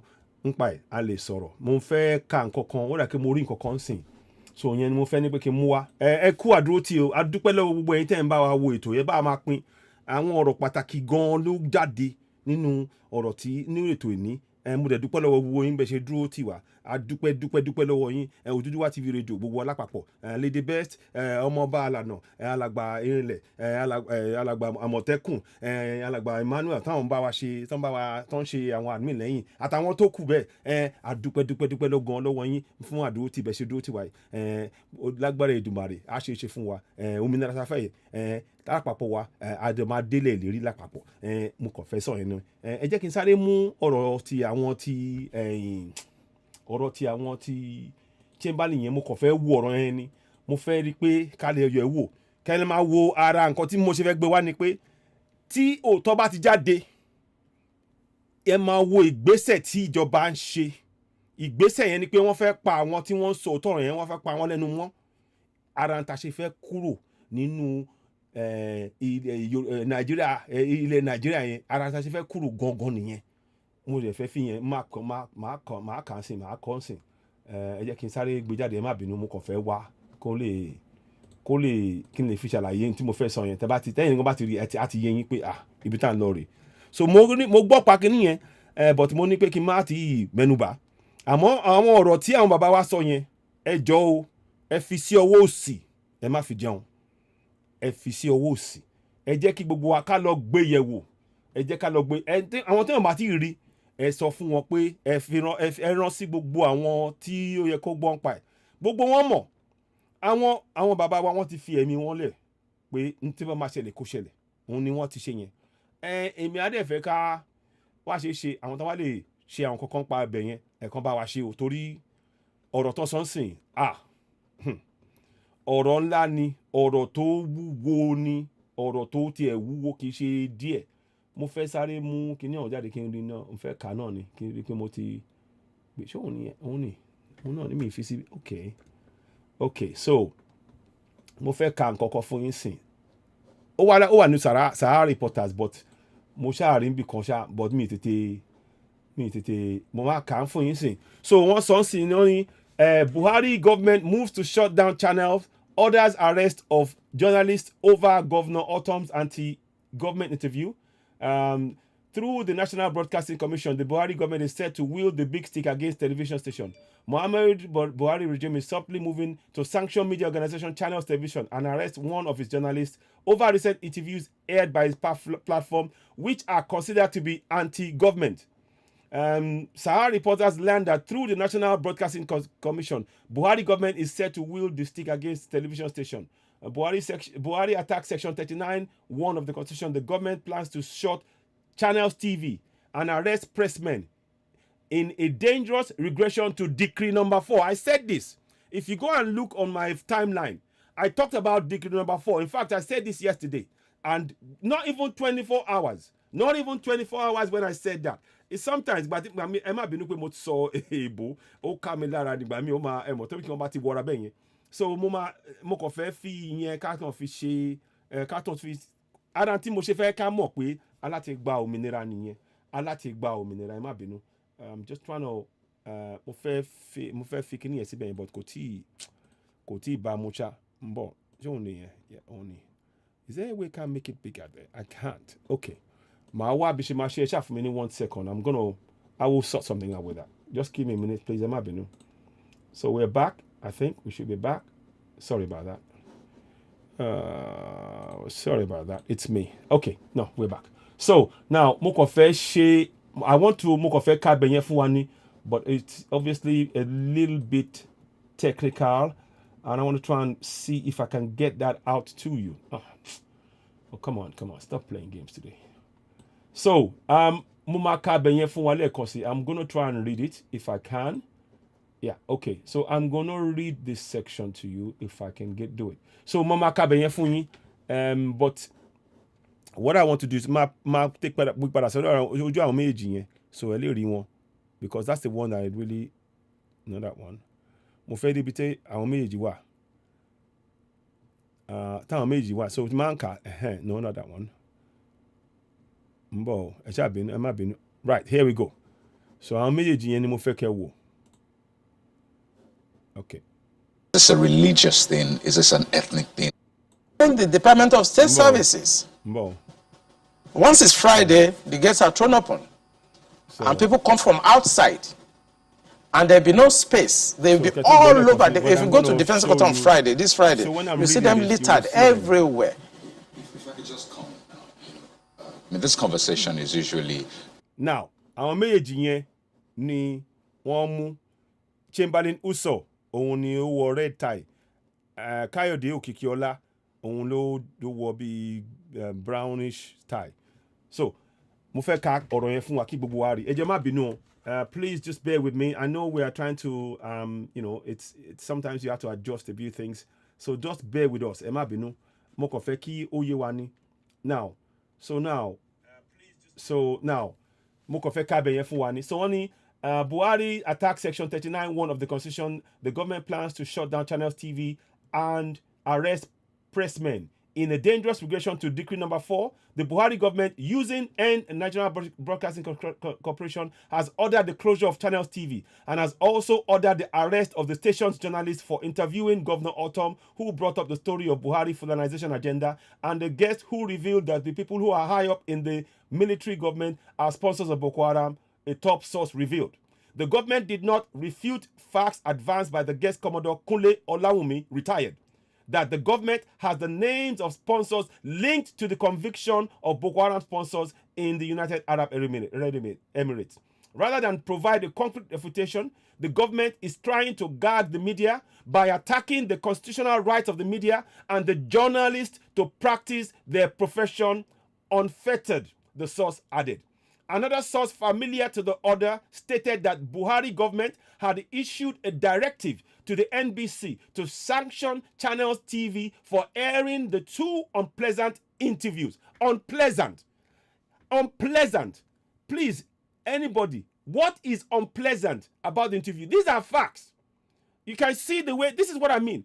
So this is one more evidence. I'm going to let me read some more. Channel's TV license is said to be suspended by the federal government over the interview of Governor Otom and retired naval personnel. There is also an order for the arrest of journalist Chamberlain Uso and his colleague, Kayode Okikiola, who are anchors of the program. They are to be brought to Abuja tomorrow, sources stated. Sherry, that's your one Nigeria. When you speak truth to power in your one Nigeria, you get arrested. That's why Yoruba, we're going for Yoruba Nation now. We are going for Yoruba Nation now. We need to go full. These guys, they've been exposed. They have nowhere to hide. This is sickening. We mustn't accept it. And there must be outrage. This is an outrage. This is sickening. And now we haven't got the fact that they've been arrested yet, but I'm sure they've been. And again, it's Abuja. It's always Abuja. They bring them. This is oppression. We are under Decree 4. We are under Decree 4. Now, let's go ahead. So now, they are to be brought to Abuja tomorrow, sources stated. This is not the first time NBC will suspend media organizations under the repressive Buhari regime. In 2019, the commission suspended their communications AIT in the heat of the run of the 2019 general elections for being too critical of the federal government. Also, in April 2021, NBC suspended Channels Television for airing an indigenous people of Biafra interview. NBC has said that IPOP spokesman made derogatory, misleading statements about the Nigerian army. According to the commission, airing the interview breached the broadcasting, the broadcast code. NBC slammed a fine on the broadcasting company to the tune of 5 million naira. We're gonna watch this space, and gbogbo ejeka wogokini, you know. My WhatsApp number is not valid. What do you mean? It is very valid. It's not. It is valid. I don't know who's talking. Let me switch the number. I'm going to switch on the phone now, actually. Sorry. It's been off. Now we're going to switch and make phone calls. Now we can take phone calls. If you want to talk, let's do it. Because this is happening live. We don't have the information yet, but this is a live event. Now, we don't know. If anybody has the information as to whether or not where Chamberlain Uso and Kayode Okikiola is, and it might even be what's her name? The lady as well. Oh, it'll come to me. What's her name? She might. I hope she's not been arrested as well, because she was part of the interview with the major. Now we're going for Yoruba Nation. Now let me just make sure I got the phone lines up, so that if you want to call in and contribute, you can do so. So elekpe wole má bínú, ebo mi pọ̀ ngba mi, àmọ́ ó kàn la náà ni, ó kàn la náà ni, bá ń gbà bẹ́ẹ̀, ẹ ṣeun, bá gbà bẹ́ẹ̀. Ẹ jẹ́ ká sáré yẹ̀wò náà tó bá ń ṣiṣẹ́. Mo ń bọ̀, ẹ má bínú. Mi ò fẹ́ kí ó mo fẹ́ sáré yẹ̀wò ni. Ẹ jẹ́ ká sáré wo nọ́mbà yẹn kí n yẹ̀wò tó bá lè gbé, tó bá gba ìpè tí bá ṣe ń sọ̀rọ̀. Mo kàn fẹ́ sáré yẹ̀wò ni. Tó bá ti ń gba call, màá pin ẹ̀. Ó dà pọ̀ ti pin ẹ̀ síbẹ̀ yẹn. Alàgbà ìmọ̀ àtẹ̀bálẹ̀ bá pin ẹ̀. Ẹ jẹ́ sáré kọ́kọ́ confirm náà. So tó bá ti clear. So màá lè gba àwọn calls yẹn. Mo ń bọ̀ o. Mo ń bọ̀ o. Mo fẹ́ sáré yẹ̀wò ni. Tí bá ti yẹ̀wò, bá ti bọ́lé. Yeah, okay. So ẹ lè pè sórí 4473995800606. Our live by. We are ready to take calls. We are ready to accept your calls. Let me just make sure I fix that one. Sometimes I'm actually mono. We are ready to take calls. Let me just make sure I put that back.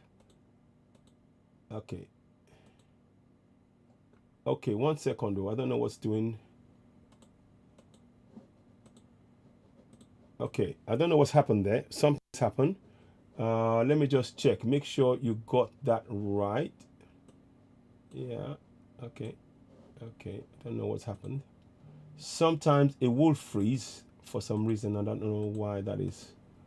So we're just trying to make sure you got it right. Okay, 1 second, please. I might be known. Okay, somebody's calling now, so I'm going to accept the call. Okay.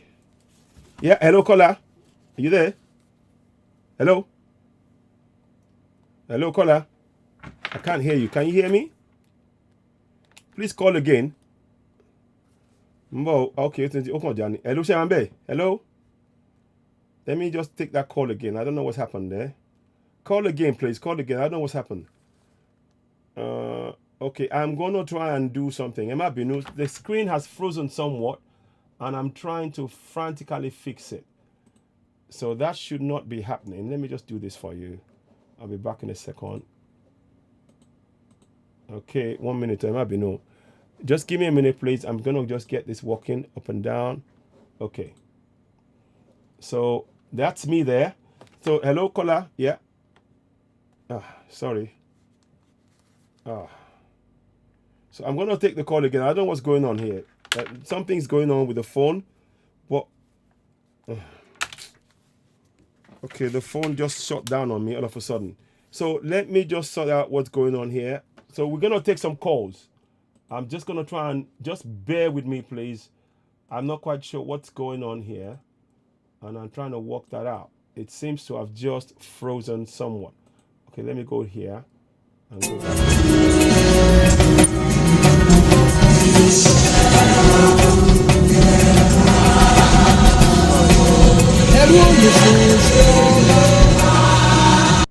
Sorry about that. Okay, now we're back. Okay, good. Sorry. So now let's take the calls again. Sometimes technical issues do come in. So we're trying to resolve that as soon as possible. So just bear with me until I get that resolved. So we're going to just do it like this. So we're doing a phone in now. So 4 or 5 minutes time. Let's keep it 2 minutes each. Try and really keep it, Edeka Shini, come on, Kobo. So Tifo Yabati Dunsin. So Elikwe Wale. So number yen alagba Emma Watibawa fi number yen sori benye fun yin. So Elikwe Wale. I think we can't call it so Lori Kini Emma Binu. So we just have to just do that. So please call 447-399-580-606. Number yen dun. So let me see if somebody called before and I didn't pick it up. Let me just try and get them straight away. So Mumbo. Okay, I'm going to call them now. Okay. Hello, caller. Hey. Hello? Hello? Kí ló dé báyìí torí Ọlọ́run? Kí ló ń ṣẹlẹ̀ báyìí? Kí ló ń ṣẹlẹ̀ kíní báyìí? Ẹ bá bínú, sorry, something is happening. Hello, can you hear me? Can you hear me? Hello? Yeah, okay. Hello? Okay, network ni. Okay, let me just try something here. I don't know what's going on. It seems to have just been dropping out for some reason. So please just bear with me. We need to take some calls because this is a live event happening and we need to address it. Hello? Hello, caller? Yes, hello, caller? Hello? Hello? Yeah. Good afternoon, ma. Ekasan. Yes, I'm going. Yes. Ẹgbọ́n. Ẹ jọ̀ọ́ torí Ọlọ́run, àwọn tó kọ́kọ́ kó yẹn ná. Ṣé àwọn èèyàn wò lẹ̀ heart fast kọ́ má jẹ́ kán kó wọn kó lẹ́kọ̀ọ́? Àwọn tí kọ́ má jẹ́ kán kó wọn kúrò. Àwọn wo ló kó lẹ́kọ̀ọ́? Tí wọ́n kọ́kọ́ kó yẹn, àwọn méjì tí wọ́n interview máa yẹn. Yes, okay. We don't know. That's what we're trying to find out. So we're trying to establish Kọ́ má that. jẹ́ kán kó wọn kúrò. Yes, Yes, I understand. Yes. Ẹ jọ̀ọ́, Olúwo tó Yes. jẹ́ ọba. Ṣé rí kinní tó tún ṣe ṣe ń sìn? Yes. Ṣé wọ́n lè wá nǹkan ṣe fún máa yẹn kán gbé jókòó kán fi kán jáwé jókòó jẹ fún un? Ewé jókòó jẹ́ mo mà like ọ̀rọ̀ yẹn o. Ewé jókòó jẹ́. True. Tó bá jẹ́ Haúsá, ìtúnṣe lákọ̀ọ́kọ́ yẹn tó lọ interview àwọn ọmọ yẹn. Tó bá jẹ́ àwọn Fúlàní ni, kò ní dijọ́ kejì lórí ilẹ̀ ayé. Bẹ́ẹ̀ni. Kò ní dijọ́ kejì. Wọ́n lè ń tẹ̀ wá lójúmọ́lẹ̀ káàkiri. Bẹ́ẹ̀ni. Wọ́n gbin hatred sáwọn èèyàn nínú àwọn tí ò ní hatred wọ́n jẹ́ kó máa bínú because à ń hùwà bí animal. Ṣé àwọn gómìnà wa gan náà ṣé àwọn náà ti di wọ́n kàn ń ṣe bí ènìyàn ń ta ẹranko ní wọ́n ẹranko hàì. tó bá máa jẹ́ ẹranko ṣé rí ń sìn irú Olúwo yẹn ń sìn á ti mọ̀ pé ẹranko ni ó ṣù ààrẹ kò wá ìjẹ́ dẹ̀ àwa ló wá kù bá a fẹ́ jáwọ́ ìjókòó jẹ́ fún un bóyá a fẹ́ filẹ̀ bẹ́ẹ̀ kó máa ṣe dáa kó máa bà wá lójú jẹ́ ni àwa ló kù ká mọ nǹkan tá a máa ṣe. Bọ́ àwọn èyí tó jẹ́ wípé ní abẹ́lẹ̀ wọ́n ṣe wọn ò jọ́sàká wọn ò jóṣòkò wọ́n dẹ̀ ń ti àwọn èèyàn wọn sí danger kí ló ń ṣe àwọn bíbí yẹn. bẹ́ẹ̀ni ẹ wo kó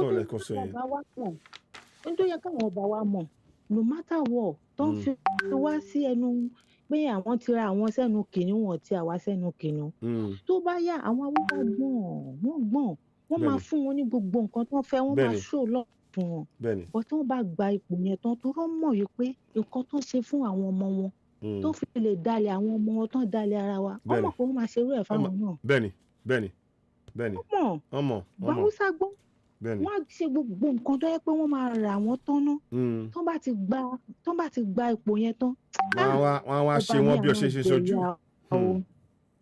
ṣé rí gbogbo ipò tán láwọn jókòó lé yẹn tó ń jọ wọ́n lójú yẹn ọba fúlàní ò lè fi wọ́n sórí ipò torí ò lè jọba lórí fúlàní. jọba kẹ níbi bíi ti bò ó lè jọba lórí fúlàní kò lè sí tó jọmọ́ yẹn gbogbo nǹkan tó gbójúlé tó wà lábújá kò lè tẹ̀ wọ́n lọ́wọ́ mọ́ wọ́n máa lù sí gbogbo ẹni. àwa ṣe jẹ́ olè olójú kòkòrò kanjú apànìyàn ìwà Yorùbá nìyẹn. ìwà wọ̀bìà. ìwà wọ̀bìà wọ́n bílíkì wọ́n bìà ojú kòkòrò ìwà ọ̀dára ìgbà tó máa ń kọ orin yẹn fún wa kékeré wọ́n máa ní ká kọ àṣòótọ́ ni kinní yẹn. mo sọ ìjọ kan mọ bàbá wa sọjọ. ẹ jọ̀ọ́ ẹ má bínú mà àwọn èèyàn pè wọlé n bá fún yín ní àsìkò láti sọ̀rọ̀ but a máa sọ̀rọ̀ again ẹ ṣeun mo dúpẹ́ lọ́wọ́ yín a tún máa sọ̀rọ̀ ẹ ṣeun ó dà so hello kọ́lá ẹgbọ́n sókè hello ok ó ti já ó hang ẹ pè again ẹ ti pè wọlé because I'm trying to answer it hello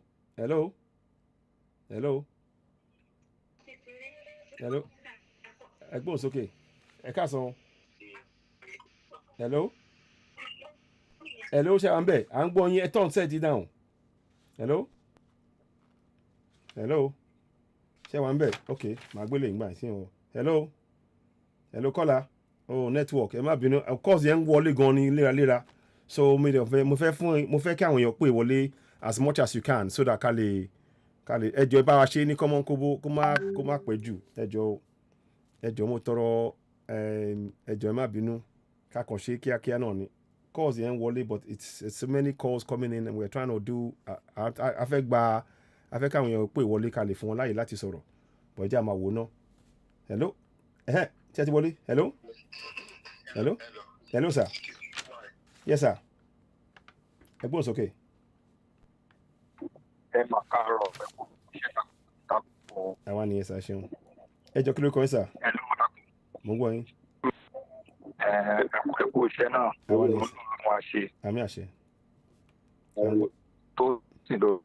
ok sir ok wow ẹ ṣe ẹ lẹ́sà ẹ ṣeun ẹ máa sọ̀rọ̀ lọ. ìyànjú tẹ́ ń ṣe ìpàtọ́ ọlọ́run sọ agbára yìí dọ̀tun ẹ kò sí rẹ̀ yìí bẹ́ẹ̀ tó wá tẹ̀lẹ̀ tó ní pé àwọn èèyàn fẹ́ kó ta ilẹ̀ Yorùbá bẹ́ẹ̀ni wọ́n ti pọ̀ jù bẹ́ẹ̀ni ibi tá a ní ọ̀rọ̀ nǹkan tó wà nílẹ̀ wọn ò lè fẹ́ kéèké attitude yẹn tẹ bá rí nǹkan ṣe ń lò tó bá jẹ́ pé gbogbo àwọn ọba aláṣọ àtàwọn alágbára wọn bẹ́ẹ̀ni gbogbo ẹ̀ àti ọ̀dọ̀ ṣe ni. bẹ́ẹ̀ni sir. gẹ́gẹ́ bí nǹkan ṣe ń lọ ó difficult gan ni láì jẹ́ pé wọ́n pa wọ́n papọ̀. bẹ́ẹ̀ni. láti wọ́n sọ̀pà yí wa ká. bẹ́ẹ̀ni. ibi tí nǹkan ti difficult ni wọ́n ń Buhari. bẹ́ẹ̀ ni ọlọ́run fún wa ṣe. àmì àṣẹ. difficult gan. bẹ́ẹ̀ni. ẹ ṣeun gbọ́n sà ẹ ṣeun adúpẹ́ sà mo dúpẹ́ lọ́wọ́ yín ẹ ṣeun ó dà sà ó dà ẹ ṣeun. okay so now àgbà call ni okay ẹ káàsán o ẹ gbọ́n sókè hello network yìí o okay hello okay ó hàn ẹ má bẹ hello ẹ káàsán ẹ gbọ́n sókè ẹ bá wa tọ́n set nílẹ̀ lọ́hùn ká lè máa gbọ́ yín ẹ tọ́n set nílẹ̀ lọ́hùn hello à ń gbọ́ yín ẹ láti yí set nílẹ̀ à ń gbọ́ yín sà à ń gbọ́ yín hello à ń gbọ́ yín but ẹ̀yin ò gbọ́ wa bí mo ṣe ń wò ó hello ẹ bá wa tán set tẹ́ fi ń gbọ́ wa lọ́hùn ẹ bá yí lọ́lẹ̀ tẹ́ ẹ̀ bá tọ̀ ní dáhùn à ń lè sọ̀rọ̀ kó tó wá interfere gan ni ẹ yí sẹ́ẹ̀ tẹ́ fi ń gbọ́ wa lọ́rùn ẹ fi wọlé ṣé ń gbọ́ wa ń sìn hello oh network yẹn náà ó ti ń já lọ́hùn ok à ń gbọ́ yín sìn hello ok ẹ ǹlẹ́ ẹ bá wa ṣe kí ni àwa nìyẹn ẹ bá ok ẹ jọ kí ló kọ́ ẹ sà. ṣé wà pẹ̀lú mi sà. bẹ́ẹ̀ ni mo wà pẹ̀lú yín mò ń gbọ́ yín but ẹ̀yin máa ṣe rí set ẹ fi ń gbọ́ wa lọ́hùn ẹ bá wa turn ẹ̀ down so a lè gbọ́ra wa kò sẹ́ ẹ ń fi nǹkan gbọ́ wa lọ́hùn kò ń interfere and get feedback. kí lẹ sọ. a ní set ẹ fi ń gbọ́ wa ń bẹ̀ yẹn set ẹ fi ń gbọ́ wa ó ń interfere ẹ ń fi set kan gbọ́ wa ẹ bá wa yín yẹn lọ́lẹ̀ so ẹ lè bá mi sọ̀rọ̀ ṣẹ gbọ́ so ṣé ẹ ń gbọ́ mi sìn. ok ó yá gbóhùn sókè àti ń gbọ́ yín sìn ẹ gbóhùn sókè. all right ẹ má sọ ẹ ǹlẹ́ à ń gbọ́ yín. ẹ kú iṣẹ́ takuntakun Ọlọ́run àwọn àgbà fún yín o. àmì àṣẹ ẹ ṣeun àtẹ̀yìn náà. ojú òde ti wá. àmì àṣẹ. orúkọ mi olè ìjà sí Nàìjíríà. ok ẹ ṣeun. mo wà pẹ̀lú inú program látàárọ̀. ẹ ṣeun sà ẹ ṣeun ẹ kó àdúró tì sà ẹ ṣeun. à ń gbọ́ ok ẹ bá dá sí à ń gbọ́ network yẹn ń ṣe wàhálà ó ń fún wọn wàhálà ok ẹ jẹ́ ń gba call mi kò sí yẹn network yẹn fún wọn wàhálà ẹ má bínú. ok hello ẹ bá gbóhùn sókè hello. Hello, sir. ẹ káàsán mà ẹ ǹlẹ́. ẹ kúrọ̀lẹ́. ẹ kúrọ̀lẹ́ mà ẹ ǹlẹ́ mà ẹ jẹ́ bọ́dá tí ń pè mà. Yes. ẹ mọ̀ ń gbọ́ yín. àti Kuwait. Wow, Kuwait ẹ ǹlẹ́ mà ẹ jọ kí ló kọ yín mà ẹ má bínú orúkọ àkọ́kọ́ yín má sọ kejì. hello. Táyé ló ń sọ̀rọ̀. Táyé ló ń sọ̀rọ̀. ok mà ẹ ṣeun ẹ bá dá ṣètò ẹ bá dá ṣètò ẹ ṣeun. yes ètò náà la fẹ́ dá sí yẹn á dá lágbára Ọlọ́run á gba nation wa lágbára Ọlọ́run. àmì àṣẹ. àwọn nǹkan tẹ̀mí fẹ́ sọ ni pé àwọn olórí wa yìí àwọn ni pọ́blẹ́mù tá a ní. bẹ́ẹ̀ni. ṣé ti ẹyin àwọn ni they are our problem àwọn ni pọ́blẹ́mù tá a ní. because tó bá yẹ pé gbogbo àwọn ọba yẹ gbogbo àwọn sẹ́nítọ̀ gbogbo àwọn gọ́vnọ̀ wa yẹ tó bá yẹ pé wọ́n fi ọwọ́ sí kínní ó máa tètè wà easier fún wa láti tètè gbà. ṣé ti ẹyin. bẹ́ẹ̀ni. so àwọn ni olórí àwọn ni major problem tá a ní. àwọn gan ni. because tó gbogbo wọn bá ti fọwọ́sowọ́pọ̀ pẹ̀lú gbogbo tó bá ti fọwọ́sowọ́pọ̀ gbogbo orú nǹkan tó ń ṣẹlẹ̀ awareness máa lè lọ ní Nàìjíríà nílẹ̀ Yorùbá. bẹ́ẹ̀ni. ó ń ṣe pé bíyà federal government kan máa rán àwọn wèrè kan wá láti Àbújá pé kan ẹ mọ̀ because gbogbo wọn ti máa wà aware the security yẹn ó máa tight. bẹ́ẹ̀ni. so àwọn olórí wa àwọn ni major problem tá a ní nísìnyí. ẹ wo àwọn lady kéèsì ó ti pé 2 months sísìn tán ti wà níbẹ̀ yẹn kí nìkan tí wọ́n ṣe wọn ò ṣe anything torí pé aṣáà sọ pé òkè ò torí pé ìlú ò dáa òkè afẹ́ nation títí wa kò ń ṣe ẹ̀ṣẹ̀ kò ń ṣe crime kò ń ṣe òfin kò sí kì í ṣe ẹ̀ṣẹ̀. kọ́tà máa sọ pé a fẹ́ pín fún. bẹ́ẹ̀ni. àwọn ẹni ẹlẹ́ni wọ́n wà ń bẹ̀ yẹn ń sìn báyìí Mr. Gani Adam èmi láti ilẹ̀ tí mo ti mọ máyẹ̀ mo ti mọ̀ pé máyẹ̀ is not wọn wà straight forward. wọn wà straight forward. àgbọ̀yé but. wọn wà straight forward rárá tó ń bá fẹ́ jẹ́ Òṣàká kan jẹ́ Òṣàká tó ń bá fẹ́ jẹ́ Òṣoko kan jẹ́ Òṣoko èwo ni Òṣàká Òṣoko kan dúró síbì kan. kan dúró síbì kan kan jẹ́ ká rí nǹkan tá a fẹ́ gbà. ó yé mi tẹ́ ẹ sọ gbogbo wọn náà láti. ẹ wo woman tó kúrò ní UK sì tó lọ ṣènáwó ilé tí wọ́n pa tó mọ̀ pé òun máa kú ni. ó tẹ ẹ ṣeun gan ni. everybody fẹ́ lọlé everybody ò lè lọlé. gbogbo àwọn olórí wa yìí gbogbo wọn náà ní private jet o. ẹ̀mẹ́ẹ̀kì tẹ́nìtì bá ṣẹlẹ̀ bọ́n ṣe wà yẹ wọ́n mọ̀ bọ́n ṣe máa sá kúrò ń dúró. àwọn tí ò ní passport àwọn tí ò ní ẹni tàwọn yẹn ló máa jìyà ẹ o. gbogbo wọn sì wọ́n ṣe àwọn kan ṣe wọ́n Nàìjíríà. kí nìkan tán benefit nínú Nàìjíríà yẹn. àtìgbà tí mo ti wà kékeré ni mo ti ń gbọ́ pé Nàìjíríà máa da I'm going to 40 years Nàìjíríà ó ń bàjẹ́ sí everyday ni. ó máa da lọ́dún wo ló tó fẹ́ da ibùdó gan kébi pa wá gan ẹ jẹ́ ká ní ìlú wa tábà ní nation tiwa ebi ò lè pa wá it's matter of time ebi ò lè lù wá pa because ẹ bá ń sọ fáwọn ẹlòmíín ní Nàìjíríà wọ́n máa sọ pé ipe báwo ni a ṣe fẹ́ ṣe ebi máa pa wá mo gbọ́ programu tí Yèyé Dára ṣe tán interview àgbàlagbà tíyà sọ pé kán dáríjì àwọn Boko Haram pé repentant Boko Haram ẹ wá dúró àwọn èèyàn tán ti pa ẹ wá dúró àwọn èèyàn tán ti pa irú abiyamọ wo nìyá yẹ Yorùbá dẹ̀ ni wọ́n tán sọ̀rọ̀ bẹ́ẹ̀ yẹn ṣé tó bá pẹ́ fámìlì wọn wà nínú àwọn tán ti pa ṣé wọ́n máa sọ̀rọ̀ bẹ́ẹ̀ yẹn ni. ọ̀rọ̀ yẹn orí bákan lójú ni o ẹ ṣeun Ọlọ́run á gba Yorùbá nation fún alágbára Ọlọ́run ọ̀rọ̀ tó wà lẹ̀ no going back ni a máa gbàlú a máa gba Yorùbá nation no going back ni Ọlọ́run á dẹ̀ fún wa ṣe lágbára Ọlọ́run. ẹ ṣeun ok ó dà mọ́ ẹ ṣeun ó dà. so ẹ bá wa ṣe bẹ́ẹ̀ yẹn ẹ máa ṣe quick kọ́mọ́kọ́mọ́ kọ́mọ́kọ́wọ́ ẹ ṣeun ẹ káàsán o ẹjọ́ ta ló wọlé ń sìn hello ó ti já màá gbé ok màá gba call hello hello ok hello ṣé ti wọlé padà hello ẹ má bínú fóònù yẹn lot of calls on flash pẹ̀lú ara wọn but bá ṣe ń gbọ́ sí lọ́wọ́lọ́wọ́ bá ṣe ń sọ̀rọ̀ lọ́wọ́ báyìí à ń gbọ́ pé ó dà pé wọ́n ti gbé Chamberlain Uso àti Káyọ̀dé Òkìkíọlá pé wọ́n gbé wọn lọ sí Àbújá àbá tí ọ̀rọ̀ tá a gbọ́ nìyẹn o àti lè confam ẹ̀ yẹn là ń yẹ̀wò lọ́wọ́ báyìí so a fẹ́ mọ ẹni tó bá ti ní information yẹn lọ́wọ́ ẹ jẹ́ a mọ̀ ká lè tètè torí ara tá à ń sọ nìyẹn o tí a bá ti sọ òótọ́ ọ̀rọ̀ báyìí pẹ́rẹ́ ṣé náà ìjọba máa kọjú sí wa bàbá yẹn ẹgbọ́n tí àwọn bàbá wa tẹ̀ sọ wọ́n sọ pé àwọn ti ṣetán láti pé ẹni tó máa ṣe nǹkan kọ́kọ́ ṣe sí àwọn wọ́n náà wọ́n wà nínú ìjọba wọ́n sọ ọ̀rọ̀ yẹn débi pé gbogbo ọ̀rọ̀ tó sọ báyìí ẹ mọ̀ ọ̀rọ̀ kàbìtì ọ̀rọ̀ ńlá gan ọ̀rọ̀ tó yẹ pé ẹ mọ̀ ibi tá a wà nìyẹn o mo mọ̀ káwọn kan pè é yẹ kí n tún pe nọ́mbà kan tó pè mí nísìnyí náà ẹ jẹ́ ń bọ̀ ẹ jẹ́ sáré wò náà máa pe àwọn ilé ìsìn náà ẹ má bínú so yes ẹ má bínú mo kàn ń pe àwọn nọ́mbà tán ti pè á lé àkọsọ ń clash mọ́ra wọn ni so bóyá wọ́n lè gbé so ẹni tó bá máa wọlé 2 minutes kẹ́ ẹ ti wọ́n sáré sọ 2 minutes kẹ́ ẹ káàsán mà ẹ ǹlẹ́.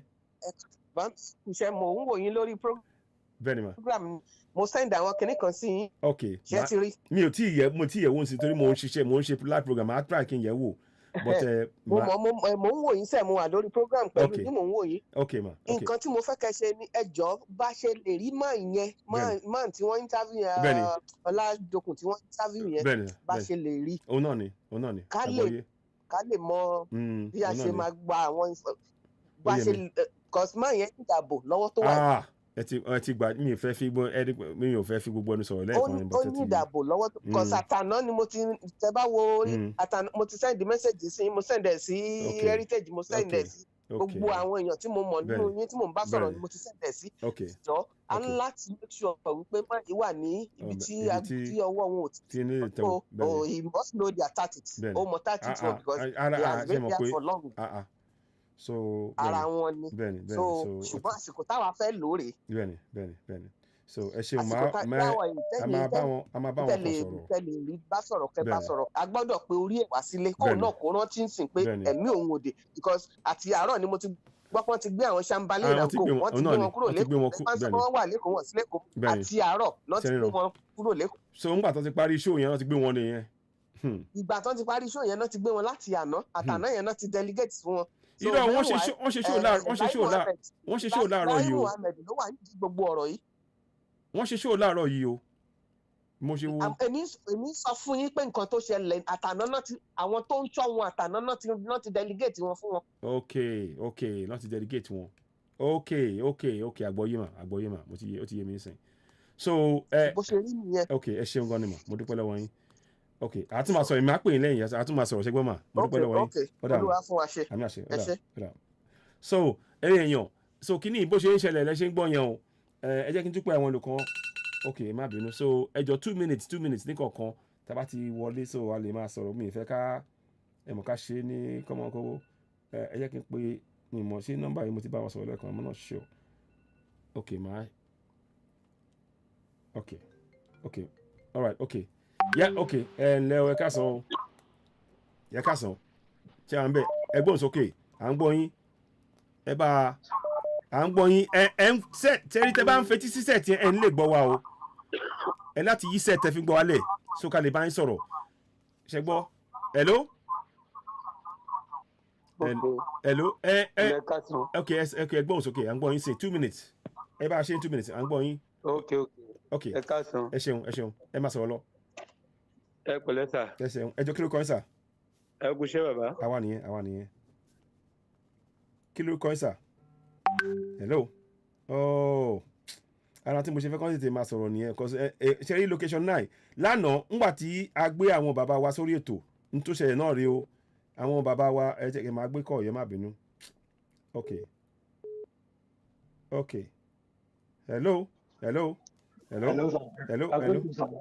ẹ káàsán sà à ń gbọ́ yín àwa nìyẹn sà ẹ jọ kí ló kọ́ ẹ sà. Adéorí lórúkọ mi láti Glasgow bíbá ọmọ Nàìjíríà pàtàkì lèmi náà. ok bẹ́ẹ̀ni àwọn ọ̀dà bẹ́ẹ̀. nǹkan tí fẹ́ ká ṣe ni pé máa tó sọ̀rọ̀ yẹn. bẹ́ẹ̀ni sà. àwọn ẹ̀mí Ọlọ́run àti gbogbo táláìsìn wa aláìsùn wa. bẹ́ẹ̀ni. ló jẹ́ kí gbogbo àwọn máa yẹn máa pọ̀ sáà. bẹ́ẹ̀ni. ẹ wá dúró àwọn tó ti bá ṣe ìjọba lóríṣiríṣi. so a sì máa ní ìdìmọ̀ yẹn. mo láìpẹ́ ní ẹgẹ́ ẹ̀sẹ̀ kò fẹ́ fi gbogbo ẹnu sọ̀rọ̀ tán. bẹ́ẹ̀ni. ilé afẹ́fẹ́. irú àwọn ọmọ tó ṣe ń tábìlì máa yẹn kí ló tún tó lọ gbérú àwọn ọmọ yẹn. ṣé ká tún máa sọ̀rọ̀ ni.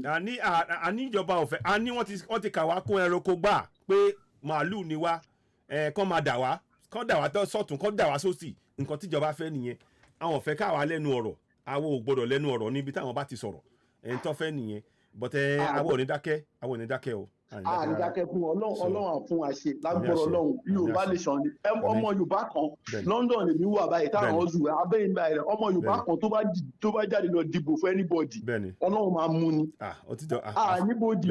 níbodì àfẹ́ máa lọ ni ọmọ yorùbá kan àwọn tí ò jáde ló ń dùn mí fún kọ́ wọn bí lu ṣe rí wọ́n sàn sẹ́ran bí wọ́n sì máa lù ń bí dáwà yìí oríṣiríṣi everybody ṣe nǹkan tiẹ̀ ìlú wa náà dáná alówó jù wọn lọ tí ìlú wa bá da kí la wá ṣe mí báyìí bí ṣe wà ọmọ Ọlárò ni mí ọmọ Ògùn state ọmọ èèyàn pàtàkì ní mí láàrú adẹ̀tùwá ìgbà wa kàwé àtúwá ń ṣiṣẹ́ ọlọ́run á fún wa ṣe ẹ kó ètò sà. ẹ ṣeun gan ni ọ̀dà mo dúpẹ́ lọ́wọ́ yín ok perfect ṣe wo mo láàkì sẹ́rí 2 minutes wọ́n ti ṣe common kobo sọ yẹn tó máa pò wọlé ẹjọ́ ẹ jẹ́ ká ṣe bẹ́ẹ̀ yẹn ó máa ṣe pàtàkì ká ṣe bẹ́ẹ̀ yẹn ẹ má bínú torí ẹ mọ̀ oríṣiríṣi a fẹ́ mọ ohun tó ń lọ lórí ọ̀rọ̀ ti Chamberlain Uso àti Káyọ̀dé Òkìkíọlá ẹni tó bá mọ̀ ẹjọ́ ẹ jẹ́ ká mọ̀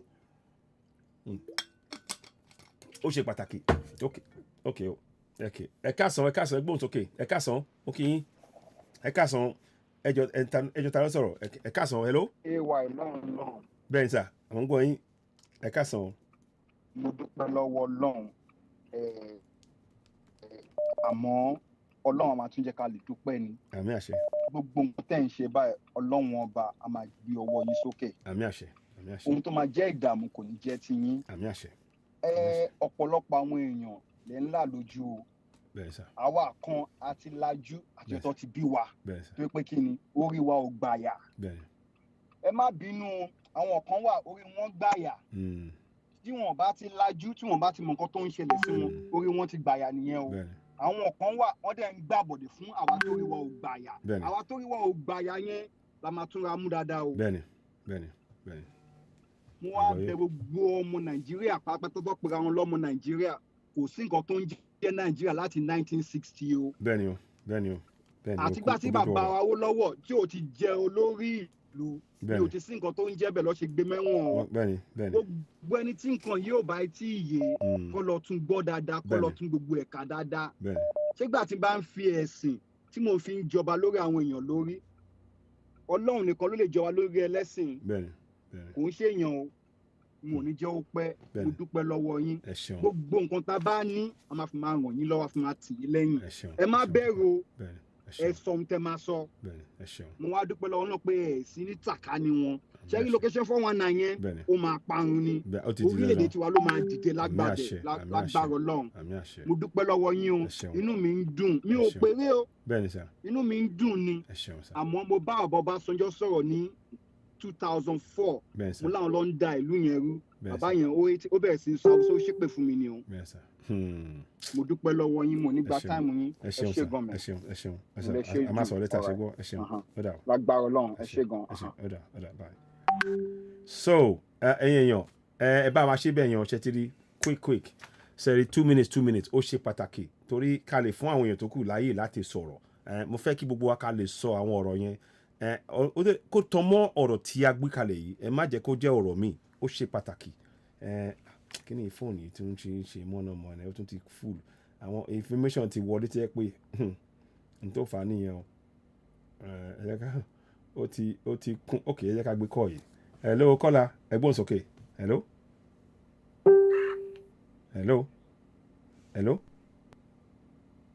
ṣé àwọn bẹ́ẹ̀ ok hello yes sir à ń gbọ́ yín mo ń gbọ́ yín. Olúwaṣínà ok Olúwaṣínà lórúkọ mi mo ń pè láti United Arab Emirates. Okay, sir. Ẹ̀rí inú mi dùn pẹ̀lú ọ̀rọ̀ ọ̀gágun tí wọ́n wá sórí ètò pẹ̀lú gbogbo tó sọ. Bẹ́ẹ̀ sà. Inú àdúrà wa ń gbà gẹ́gẹ́ bẹ́ẹ̀ nìkan ti sọ. Bẹ́ẹ̀ sà. Understand? Bẹ́ẹ̀ sà. Ẹ̀rí ti channel, I know that channel wọ́n á fix the problem àwọn people tó kó yẹn. But ẹ jẹ́ ká wò ó look one side nínú tí màá yẹn ń sọ. Ẹ understand? Bẹ́ẹ̀ni. Kan yẹn ni pé báwo ni a ti fẹ́ engage such a person. I understand. Because we really need information. Bẹ́ẹ̀ni. I understand. I need it. Talk about pé a fẹ́ jagun àjagun. Bẹ́ẹ̀ni. Gbogbo wa láti mọ̀ pé ogun máa ṣẹlẹ̀. Bẹ́ẹ̀ni. Ká má tán gbọ́dọ̀ máa tán láwọn tí ń ṣẹlẹ̀ bọ̀ kò tí mọ̀ àwọn akànlẹ̀ fún wa lórí. Kó mọ̀ àwọn akànlẹ̀ fún wa lórí yẹn. Àwọn need the source the person. Bẹ́ẹ̀ni. Láti fi lè fún in terms of strategies. Bẹ́ẹ̀ni. Láti lè strategize fún wa ipe ìbò là ń lọ where are we going, how are we going to get there. Ẹ jọ ẹ try bóyá tẹ bá wà ní meeting ẹ try láti báwọn èèyàn yín sọ̀rọ̀ irú èèyàn báyìí báwo la ti fẹ́ rí ọ because ẹgbẹ́ irú wọn mò ń rí nǹkan kankan lára bàbá yẹn ẹ ti yé yín. mo rí spirit Chief Olóyè Igboho nínú máa yẹn bí máa yẹn ṣe ń sọ̀rọ̀ because máa yẹn jẹ́ kó yẹ wa pé it's not clear. Nínú àwọn interview àyẹ̀wò wọ́n lè rè pé if they come after you how are you going to do he said that it's not clear. That means ó ti wà determined. Bẹ́ẹ̀ni. It's less concerned anything that is going to happen. Bẹ́ẹ̀ni. You don't want to wípé bóyá kò sí fear kankan mọ́ so ẹ jẹ́ ká try láti ẹni yẹn. Bẹ́ẹ̀ni ẹ jẹ́ ká máa wò. So Ọlọ́run máa fún wa ṣe a máa débẹ̀ bàbá a máa débẹ̀ I believe a máa débẹ̀ we must get there by the special grace of God. All right bàbá ẹ máa tó tó bọ̀ Yorùbá nation now ẹ ṣeun mo dúpẹ́ ẹ ṣeun ó dà mo dúpẹ́ lọ́wọ́ yín ó dà bye. Ẹ wò mo láìkí àwọn tí wọ́n ń pè wọlé ńsìn kọ́mọ́nkóbó ìṣẹ́jú méjì pápápá wọ́n ti sọ tán máa sọ ẹ jẹ́ ká fúnra wa láàyè ká lè sọ̀rọ̀ ó ṣe pàtàkì gan ni so ẹ jọ̀ọ́ máa rọ gbogbo abẹ́ ṣe iṣẹ́ yẹn náà ni ẹ máa ṣe bẹ́ẹ̀ ó ti ẹ̀ bá mu gan ni ẹ má bínú tí kí ni ẹ bá ń fún wa wà lẹ́ ẹ ṣì máa wọlé ẹ ṣáà máa wọlé torí àwọn mẹ́sàgì ń wọlé gan ni hello kọ́lá hello ẹ káàsán ẹ gbóhùn sókè. Hello mo ń gbọ́ yín mà. ẹ pẹ̀lẹ́ o ẹ kú iṣẹ́ náà. àwa ni ẹjọ́ kí ló kọ́ yín mà. ọmọ àtúbọ̀ máa ṣẹyìn orúkọ mi ni Ṣọlá. ok ma ẹ ǹlẹ́ ẹ káàbọ̀. ọ̀rọ̀ tí ìyá wa sọ ń sẹ́yìn nípa pé ká get in touch pẹ̀lú bàbá wa tó ẹ má jẹ́ ká get involved Ọlọ́run ló rán wọn o kò ṣe pé kì í Ọlọ́run ló àdúrà tá à ń gbà ní ẹ má ti jẹ́ ká get involved pẹ̀lú máa ní rárá ẹ jẹ́ kọ́ Ọlọ́run máa túbọ̀ máa bá wọn mú àwọn èèyàn bẹ́ẹ̀ yẹn wá tó yẹ kó máa túbọ̀ ọgbọ́n tó ti ń dalẹ̀ tí mo wà yìí ọgbọ́n secret so ẹ má jẹ́ ká get involved because ó ti sọ́nà pé I'm for federal and I kill ara wọn ni it's not although no he wants to go away from the federal something but ẹ jẹ́ ká máa kàn fàdúrà ràn lọ́wọ́ bẹ́ẹ̀ o tún ẹ má jẹ́ ká get involved Ọlọ́run àti bọ̀ máa bá máa mọ̀ àwọn èèyàn tó máa sọ síkírìtì gbogbo wọn fún wa ni jáde nǹkan tá a máa ṣe nìyẹn ẹ ṣe gan ni ẹ kú iṣẹ́ náà ẹ ṣe gan adúgbò mà so fantastic sẹ́rí mo láìkí bá ṣe ń ṣe kínní ó dáa bẹ́ẹ̀ ó ti gbogbo wa ti mọ bá ṣe fẹ́ ṣe kínní yẹn so ẹni tó bá máa wọ pé wọlé ẹ ṣáà pè bẹ́ẹ̀ yẹn ẹ mọ̀ ẹ jẹ́ ká ṣe bẹ́ẹ̀ yẹn ká ṣe because ó ṣe pàtàkì ibi tá à wá ń sìn yìí ó ti kọjá pé kakàn máa sọ nǹkan tá a fẹ́ ṣe ẹjọ́ gbogbo ẹni tẹ́tẹ́ ń wọlé ẹ má gbàgbé àti sign ní nurse form o ẹ má gbàgbé o hello kọ́lá hello welcome ẹjọ́ kí ló kọ yín hello ẹ káàsán ẹ káàsán sà mo ń wo program yìí lọ́wọ́ báyìí. Okay sir. You are on live àbí. mo wà live right now bẹ́ẹ̀ sir I'm live right now so just pé Emba Citizen wa sọ̀rọ̀ lórí Oduduwa TV radio ẹ ṣeun. Opinion tèmi ni pé if we can get in touch with that man. Right, we need heavy hands on deck. Bẹ́ẹ̀ sir. To get to our destination. Bẹ́ẹ̀ sir. Because ìrìnàjò yìí is not nǹkan tá à ń wò yìí bigger than it's a big project. And obstacles to wà wájú wa pọ̀. We need every hands on deck. The time because our mama ta ilé dànù ta yẹn dànù. Once about it, we very useful material. Let's draw them to ourselves because ìjọba náà máa lò wọ́n tẹ́yìn ò bá lò wọ́n àwọn others á lò wọ́n. So let's bring them to ourselves and fight this battle. That's aside. Then secondly, it's unfortunate pé kò sígbà tó hàn ní ìjà ogun bẹ́ẹ̀ ni. Àwa Yorùbá ojú òde ní wá. Ojo ni wá o. Eléyìí tí kúrò lórí tó ń sìn láti kọjú ẹ àwọn táwọn máa kú àwọn táwọn máa kú ó ti di dandan ó ṣe máa wà nìyẹn. So helps because from nǹkan tí mo gbọ́ àfáà kan lánàá àfáà kí wọ́n gba gold tó ń sọ̀rọ̀ nípa Sunday Igboho náà ó jẹ́ kí n máa mọ̀ pé because òun wà used sí àwọn northerners òun gbé láàrin wọn òun nípò lára wọn lọ́rẹ̀ẹ́ àtàwọn àfa àwọn ọwọ́ ẹ̀ báyìí pé mentality wọn ni pé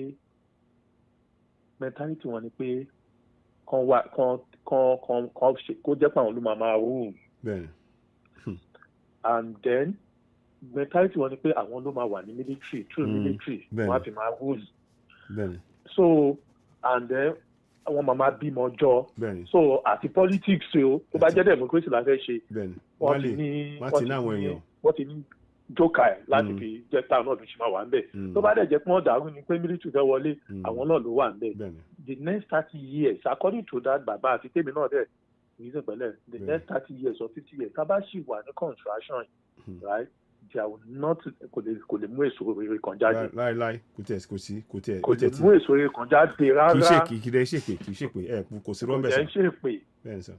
kò ń ṣèpè ibi tí máa sinmi ẹ kú iṣẹ́ ẹ kú program. ẹ ṣeun ọ̀dà sà mo dúpẹ́ lọ́wọ́ yín ọ̀dà bọ̀ right okay so èèyàn mo dáìkì ṣẹ́rí mo mọ̀ láìkì bí àwọn èèyàn ṣùgbọ́n ṣe ara ń ṣe báyìí ó ti da ó bá mu gan ni mo dẹ̀ dúpẹ́ lọ́wọ́ gbogbo wa ẹjọ́ ní tí bá ti pè wọlé ẹ̀ ṣáà bá wa ṣe bẹ́ẹ̀ yẹn ṣókí wọn ní ṣókí lọ́bẹ̀ oge gbogbo àwọn ọ̀rọ̀ tó ṣe pàtàkì ẹ ti sọ dáde àdẹ ti mú àwọn ọ̀rọ̀ tó ṣe pàtàkì níbẹ̀ àti múlẹ̀ so ẹ ṣeun gan ni adúpẹ́ lọ́wọ́ yín ẹni tó máa pè é sẹ́yìn táìmà so ẹni tó máa pè ẹ lè pè wọlé tó àyè wà so akàn ń ṣe kí gbogbo ẹ̀ kó lè máa bára wọn lọ but lọ́wọ́lọ́wọ́ yìí o a ṣe ń gbọ́ pé wọ́n ti mú Chamberlain Uso àti Káyọ̀dé Òkìkíolú ó lè jẹ́ kó lè máa pẹ́ àti ìmọ̀ bí ìmọ̀ bóyá torí ó náà wà lórí ètò yẹn mi mọ̀ ṣé wọ́n ti gbé máa pẹ́ náà àmọ́ ìkànnì náà Àbújá ṣe ràn pé máa pẹ́ wà l'Àbújá so ọ̀rọ̀ yẹn náà fẹ́ àmójútó bẹ́ẹ̀ yẹn wọ́n lè má sọ ọ́ ta o àmọ́ ẹ mọ̀ ìjọba yìí a ní wọn ò fẹ́ ká sọ òótọ́ ọ̀rọ̀ sọ̀rọ̀ mi yẹn wọn ò fẹ́ tá a bá ti mẹ́nu bà òótọ́ ọ̀rọ̀ báyìí irọ́ wọn ò fẹ́ irọ́ ọkọ̀ máa purọ́ mọ́ wa ní ẹ káàsán ẹ bá gbóhùn sọ ẹ káàsán hello ẹ káàsán hello.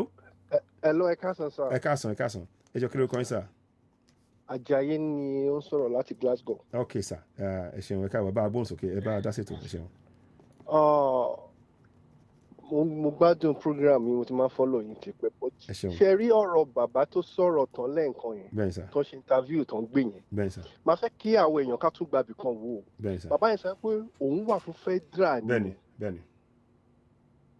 and èèyàn tó sọ pé òun wà fún federal àmọ́ tẹni tó ń ṣe ó kàn lè wò pé jẹ́ kóun jáde kóun sọ nǹkan báyìí and àwa Yorùbá lálá tó ti mọ nǹkan tó rí ìmí ìmú ara ẹ̀ ìtumọ̀ tó fẹ́ ṣe. because ọ̀rọ̀ yìí ń sin báyìí kò sí ilẹ̀kùn má ṣe sílé má ṣe síta ibì kan ló máa padà ṣe sí ogun ti ṣẹlẹ̀ Nàìjíríà àwọn èèyàn wa Nàìjíríà ni wọn kàn tí gbogbo afẹ́fẹ́ ẹ̀yẹ tí wọ́n ń ṣe ní pátí ọ̀la pátí tí wọ́n lọ ìṣòro from ìṣòro kan ti ṣe é sí tí wọ́n ti mọ̀ so aláti mọ nǹkan tá à ń ṣe é sí kọ́ máa prepare kò sí haúsá àárín àwọn haúsá yẹn lèmi gbé ṣe ẹni tẹ́ ẹ bá bá kọjá lé nígbà tó bá máa fi dọ̀là nígbà tó bá máa tẹ́ ẹ bá ti ṣe kojú wọn kẹ́ ẹ bá ọ̀lẹ ni wọ́n bọ̀ tẹ́ ẹ bá ti bẹ̀rẹ̀ sí ní sá fún wọn ló máa fún wọn lágbára pé wọ́n á nà ẹ lé ní wọ́n á tún lọ sọ fún ọ̀dà street àwọn yẹn náà á tún nà ẹ́ ọjọ́ tẹ́ ẹ bá ti lè nà kán nu wọn gbọ́n wọn máa sá lọ ní ibẹ̀ ni mo ti lọ primary school àti secondary school mi so àwọn haúsá yẹn náà lẹ́ni wọ́n táwọn náà bá ti múra sílẹ̀ preparation ni ká máa ṣe é lẹ̀ ká wá bá ṣe máa àwọn tó bá yẹ ká pè àwọn tó bá yẹ ká dìde fún bá ṣe máa contribute òun ni ká máa ṣe é sìn. iná ti wà lórí òrùlé kì í ṣe pàgùrọ̀ fi sọ́n sórí ó ti wà lórí òrùlé àwọn ní káwátà yìí máa dé máa pa nílẹ̀ ká gba ilẹ̀ wa padà. Ọlọ́run á máa fún yín ṣe àbá ẹ ṣe gan. ẹ ṣeun mo dúpẹ́ lọ́wọ́ yín mo dúpẹ́ ẹ ṣeun àtúmọ̀ sọ̀rọ̀ ẹ ṣeun ẹ wo mo like everybody one within 2 minutes wọ́n dẹ̀ ń drop within 2 minutes kíákíá mo ṣeun gan mo dúpẹ́ lọ́wọ́ yín in fact inú mi dùn gan ni ṣe ni bó ṣe máa ká máa ṣe bẹ́ẹ̀ yẹn ẹ jẹ́ ká bẹ̀rẹ̀ sí ṣe bẹ́ẹ̀ yẹn ká máa ṣe létòlétò bẹ́ẹ̀ yẹn torí nǹkan tá a fẹ́ ṣe pọ̀ àwọn kankan wà mo ń mójútó àwọn kankan báyìí mo ṣe ń bá yín sọ̀rọ̀ so ó ṣe pàtàkì bó ṣe ń ṣe kíní yẹn mo dẹ̀ ń kọ́ àwọn kankan lẹ̀ bó ṣe sọ yẹn so ọ̀rọ̀ tí àwọn bàbá yẹn pé ká yẹ̀ wò yẹn wò pé ó ní ọ̀rọ̀ bákanbàkan ọ̀rọ̀ yẹn náà ó pín sọ́nà méjì òótọ́ dẹ̀ ni nǹkan tó sọ ń bẹ̀ yẹn a lè ká má kàn fi ká ṣáà sọ pé ká má fi gbogbo ara lẹ̀ ẹ jẹ́ ká sọ bẹ̀ yẹn so bẹ́ẹ̀ mi ṣe wo ọ̀rọ̀ yẹn nìyẹn àwọn mo kàn ń wo àwọn 1 or 2 things mi bàbá ṣe ń sọ̀rọ̀ ni mò ń yẹ àwọn nǹkan kan wò lọ́wọ́ lórí ti Chamberlain sọ yẹn kí n bá tẹ̀ tí kí n mọ̀ ẹ̀dẹ̀ mo dẹ̀ fẹ́ play tọrọ ti pátánta mi ò ṣì tó sọ̀sọ́kù sọ yẹn mo fẹ́ tó bá ṣe ṣe kí n gbé òun náà kí n gbé òun ká gbé ta torí gbogbo ohun ilé ìtàn ṣe àṣírí yẹn ó tutù kò tiẹ̀ sí ni bẹ́ẹ̀ ni that meant that he said man can by exposing okay Tèmítọ́pẹ́ Timothy Adékànmí nǹkan tó sọ náà nìyẹn so yeah, I mean gbogbo ọ̀nà ẹni lára yẹ̀ wò kò sélè tí ò bá mú ọwọ́ tí gbogbo wa bá mú wá lórí ọ̀rọ̀ tó wà nílẹ̀ yìí kò sélè tí ò bá mú gbogbo ẹ̀ náà ni gbogbo ọgbọ́n náà la máa fi ṣe wọ́n ní ọmọdé gbọ́n àgbà gbọ́n la fi dá ilẹ̀ Ifẹ̀ tó bí òwe níwájú ẹ̀yìn àgbà bí ọ̀rọ̀ yẹn ṣe rí nìyẹn èmi náà dẹ̀ mo rí sí bẹ́ẹ̀ yẹn ẹ jẹ́ kí n ṣe báyìí mi fẹ́ kó lọ so bí ọ̀rọ̀ yẹn ṣe rí lójú tèmi náà nìyẹn ẹni tó bá fẹ́ pè wọlé ẹ lè pè wọlé ká sọ̀rọ̀ díẹ̀ but a ṣe ń wo lọ́wọ́lọ́wọ́ báyìí ọ̀rọ̀ tí àwọn tí Chamberlain sọ yẹn a fẹ́ mọ ibi tí ọ̀rọ̀ ti dé a fẹ́ mọ ibi tí nǹkan ti dé ńbẹ̀ yẹn ẹ má bínú akọ̀yẹ̀ wò ni kíní yìí ń ṣe bákan mo ti mọ tó ṣẹlẹ̀ kíní yẹn ó ti kún lẹ́sẹ̀kẹsẹ̀ àwọn yẹn ti send messages rẹ pé n tó fà á nìyẹn má bínú o so fóònù yẹn ṣe ó kàn máa kún ni mo dẹ̀ máa ń delete ẹ̀ but messages a máa ń gbà ó pọ̀ tó jẹ́ pé èmi gan mo ṣe máa ń pa á ní gbogbo ìgbà kó máa overload so mo fẹ́ yẹ̀wò ẹ jẹ́ má bínú o mo ń gbìyànjú náà ni jẹ́ kí n wá nǹkan kan tí màá ṣe sí kí n tiẹ̀ lè fi clear 1 or 2 things bóyá àti ẹ̀ jẹ́ kó wọlé torí ibi tọ́rọ̀ wà ń sìn yìí àṣírí tí àwọn bàbá yìí tí wọ́n gbélé àṣírí tí wọ́n gbélé yẹn ọ̀rọ̀ yẹn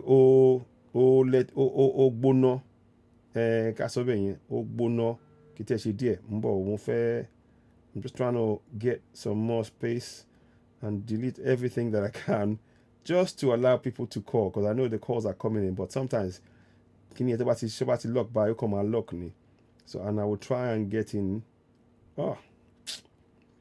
ẹ má bínú but anyway in the meantime ẹ jẹ́ kí n sáré wo mo fẹ́ wá information kan lórí pátánta mi ká tún mọ̀ so gbogbo àwọn tó ń sọ pé àwọn onígbàgbọ́ nínú kíni kó lè yé wa because aláti jí arábì ti pa irọ́ fún wa wọ́n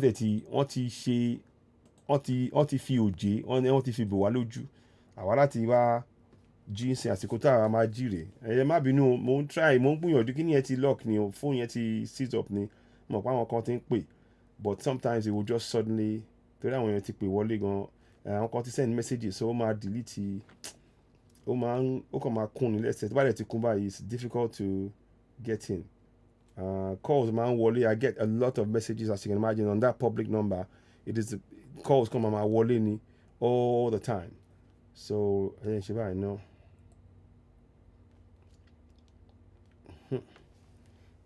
bọ̀ so ẹ jẹ́ kí n wá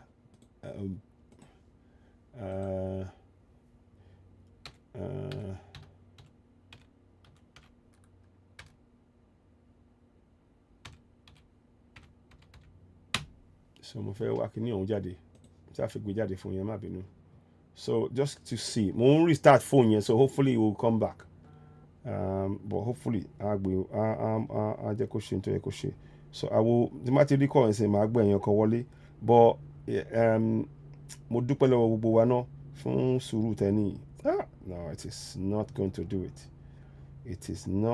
do it today ẹ má bínú calls àwọn kan ti send àwọn messages there's a lot of messages that's coming right now and mo dey clear and I just cleared it yesterday you won't believe that I cleared this phone yesterday and it's already full I mean, I just ẹ má bínú but kò ṣe nǹkan kan a máa sùúrù náà ní bàbá àgbà bẹ́ẹ̀ ni. Right now mo fẹ́ lọ wo àwọn ọ̀rọ̀ ti pantami yẹn kí n gbé audio yẹn lẹ̀ so ẹ jẹ́ kí n lọ wo inú audio. So the phone line is there's a problem, there's an issue with the phone because of the memory. So that's what's happened. I'm trying to fix it, so please just bear with me. Ẹ jẹ́ kí n ṣe báyìí náà kí n lọ mú pantami audio kí n ṣe báyìí náà.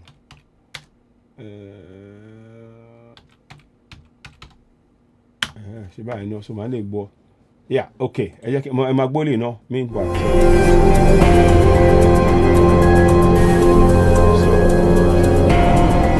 Ẹ máa gbọ́ ọkọ̀ tí ara wọn kàn ṣe o. Màá rí sí i.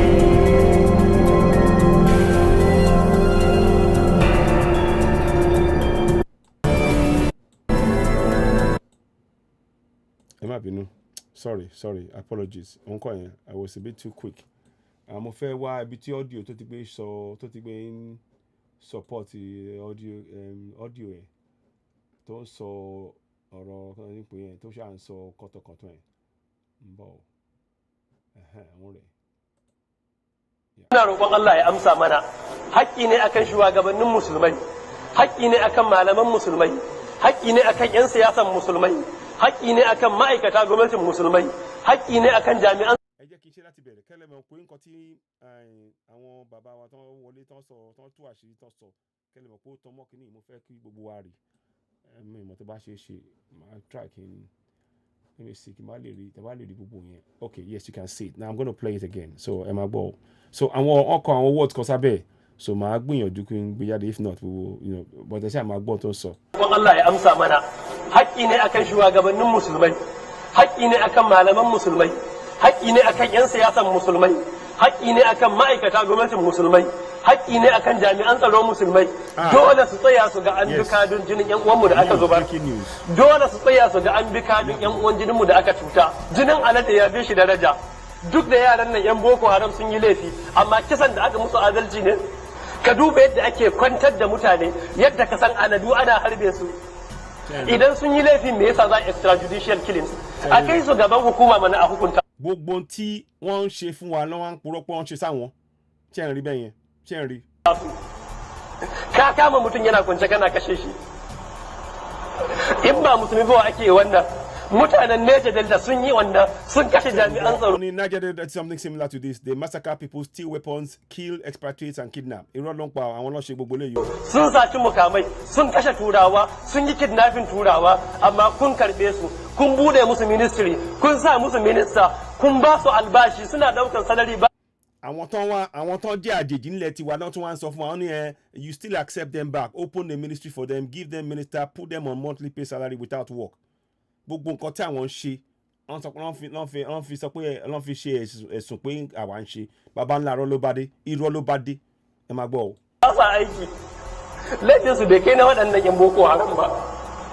Ṣẹ̀gbọ́n the militants did more than harm compared to what Boko Haram boys did. Ṣé ń gbọ́ o ṣé ń gbọ́ èèyàn ṣé ń gbọ́ ẹ rí i pé rọ́ pátápátá ní látòkè délẹ̀ ẹ má bínú mo kàn ṣe ti fóun yẹn but mo kàn fẹ́ kẹ́ gbọ́ kínní because breaking news kan wà mo fẹ́ tètè lọ gbé jáde fún wa but mo máa kàn fẹ́ ká kọ́kọ́ gbọ́ lè ná so yẹn máa gbọ́. Me yasa za a yi haka? Me yasa ake selective justice? Ṣé ń gbọ́ selective justice àwọn ń pariwo òun sọ militants did more than harm compared to Boko Haram boys did but why will they do something like this? Why selective justice?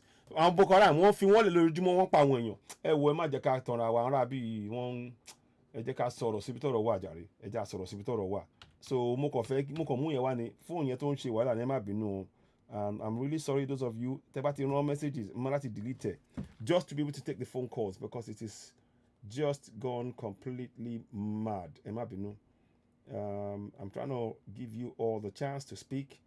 Okay, now the phone line is back. I'm hoping it works now because I did fix it but sometimes it might totally tún lọ kún so ẹ má bínú gbogbo àwọn tó bá fẹ́ wọlé tó máa ti sọ̀rọ̀ so let me just make this máa pè okay no wọ́n ti sọ̀rọ̀ no so ẹ jọ̀ọ́ ẹ lè pè wọlé nsìn you can call in but in the meantime I'm trying to check this this report that I got And there was a report that flashed on the screen. Mo de fẹ́ wo.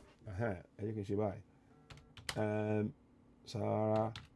Mo fẹ́ kẹ́ rí fúnra yín. So I want to bring it up. Kẹ́ rí fúnra yín. It's brought by Sahara Reporters, but mo fẹ́ kẹ́ rí. To tell you that how live what we are doing, it is very, very live. Mo fẹ́ wo.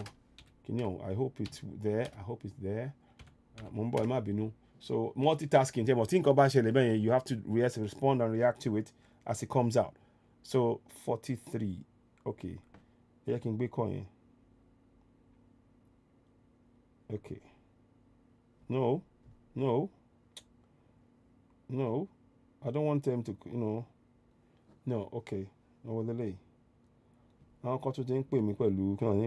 don't need that one. Direct by so I'm trying to see what is going on. Now let's go for Sahara Reporters Live. Okay. Live. So I'm gonna go there now. I'm gonna go and bring that out because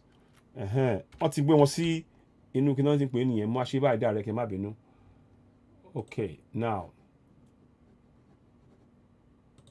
No, not that one. Sorry.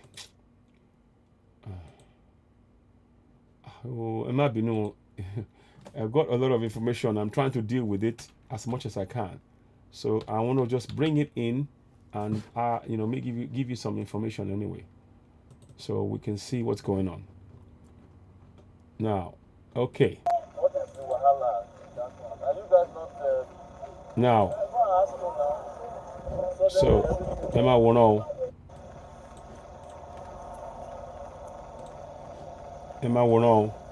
So this is what you are in you're seeing this live. Your Showora is there, and it looks like what you want to do NBC. So that is the plan. So something is definitely happening. That's why we wanted to bring this to your attention. Let me just bring myself back there. So Arantashin Sonori, Pataki. So it is a live event. What you're seeing is a live event, and we have to try and make sure. Show as ever. I need to speak to him actually. But I know we are all very busy. So obviously, Kotafe is slightly different. Although let's just anyway. Main thing, we have to speak up for what is this? Speak up against injustice. Now I'm going to read to you the Decree 4. Let me see Decree 4, the military Decree 4. Let me try and get that up. There might be no. So if not, I will leave it for now. But I hope you're seeing the broadcast as we're speaking now, and this is what is happening live right now. So and we cannot be silent. Ali, you cannot be silent in the face of this injustice. This has got to stop. I mean, this has really got to stop. The news, you see, that was the tipping point. The point when the military man, when the Commodore, when he spoke, was the tipping point. It's a tipping point because now, kò síbi tán máa sá sí mọ́, kò síbi tán máa bò, kò síbi tán lè fi bò mọ́ nsìn. Wọ́n wá ń wá ọ̀nà láti fa àwọn èèyàn kan lẹ́nu mọ́. So a fẹ́ mọ̀ wọ́n dúró wájú, wọ́n protest níwájú NBC ní Abuja. So wọ́n láti support àwọn channels presenters yẹn, láti support Chamberlain Uso àti Káyọ̀dé Òkìkíọlá. So gbogbo nǹkan lẹ́yìn ló ṣe pàtàkì kí a gbé wá. Mo kàn fẹ́ tún rọ àwọn èèyàn wa, ẹ má jẹ́ kí ó sú wa o. Mo fẹ́ I was looking for something to bring to you now. Ẹ jẹ́ kí n lọ wo let me see another news tó tún máa ṣẹlẹ̀. Mo ń bọ̀. Mo ń dáná. Mo ń bọ̀. Mo fẹ́ wo nǹkan tí àwọn channels ti sọ ń sìn lórí ẹ̀. Ẹ jẹ́ ká wo bóyá channels máa sọ nǹkan kan lórí ẹ̀. Mo ń bọ̀. Mo ń dáná. Mo fẹ́ lọ wo okay, mo ń bọ̀. Mo fẹ́ sáré yẹ̀. Mo ń yẹ̀ wo information wo ni ẹ má bínú. Meanwhile, bá ṣe ń sọ̀rọ̀. Okay, Kabul nìyẹn. Only explosion ti ṣẹlẹ̀ ní Kabul airport. Western nations warned of an imminent terror attack. So wọ́n tún ti ní Kabul wọ́n ti ṣe bomb explosion náà lọ́hùn. Ẹ wo it is màá sáré gbé yẹn náà wá bí as a running documentary running commentary. So wọ́n ní nǹkan kan ti gba náà níbẹ̀ yẹn. So ẹ jẹ́ ká wádìí, ẹ má bínú mi nígbà call for now. Let me just focus on this now and try and see what is going on. I will come back and give you, I'll give updates. But right now, let us see what is going on. That is the Nigerian Broadcasting Corporation. So àwọn èèyàn jókòó síbẹ̀ yẹn pẹ̀lú show in support of the 12. I mean of the 2 that we know of. Chamberlain Uso àti Káyọ̀dé Òkìkíọlá. So àmàwò tó ń ṣẹlẹ̀. So stop acting like agbiri. Ṣẹ́rí tá a bá ti ń sọ àwọn òótọ́ ọ̀rọ̀ ẹ má ní block wọn, ẹ jẹ́ kó máa sọ̀rọ̀. Ẹ jẹ́ kó máa ní block wọn, ẹ jẹ́ kó máa sọ̀rọ̀, ẹ jẹ́ kó máa sọ gbogbo ilé tó wù wọ́n kó sọ. Torí ṣẹ́rí ó ń ká wọn lára pé ọ̀rọ̀ yẹn ń kàn wọ́n níbi tó yẹ kó kàn wọ́n ni. Tí ò bá ṣe bẹ́ẹ̀ yẹn wọn ò ní sọ̀rọ̀ bẹ́ẹ̀ yẹn. So ẹ jẹ́ ká fi wọ́n lẹ̀ kó máa ṣe. Show ló wà ń bẹ̀ yẹn. Show ló wà ń bẹ̀ yẹn tẹ́ ti rí sìn. So àwọn tí ìgbà àwọn ọlọ́pàá wá ṣe ti rí àwọn boys nìyẹn, àwọn tí wọ́n wá support àwọn provide moral support nìyẹn. Ẹ jẹ́ kí n ṣe báyìí náà kí n kọ́kọ́ share eléyìí náà so ká lè mọ ohun tó ń lọ. Right, mo post ń bọ̀ ẹ má bínú. Okay, màá kàn post ní báyìí, màá pa orí ẹ̀ mo kàn fẹ́ wá ohun tó ń lọ náà nìyẹn. Kí n tiẹ̀ mọ ohun tí à ń gbọ́.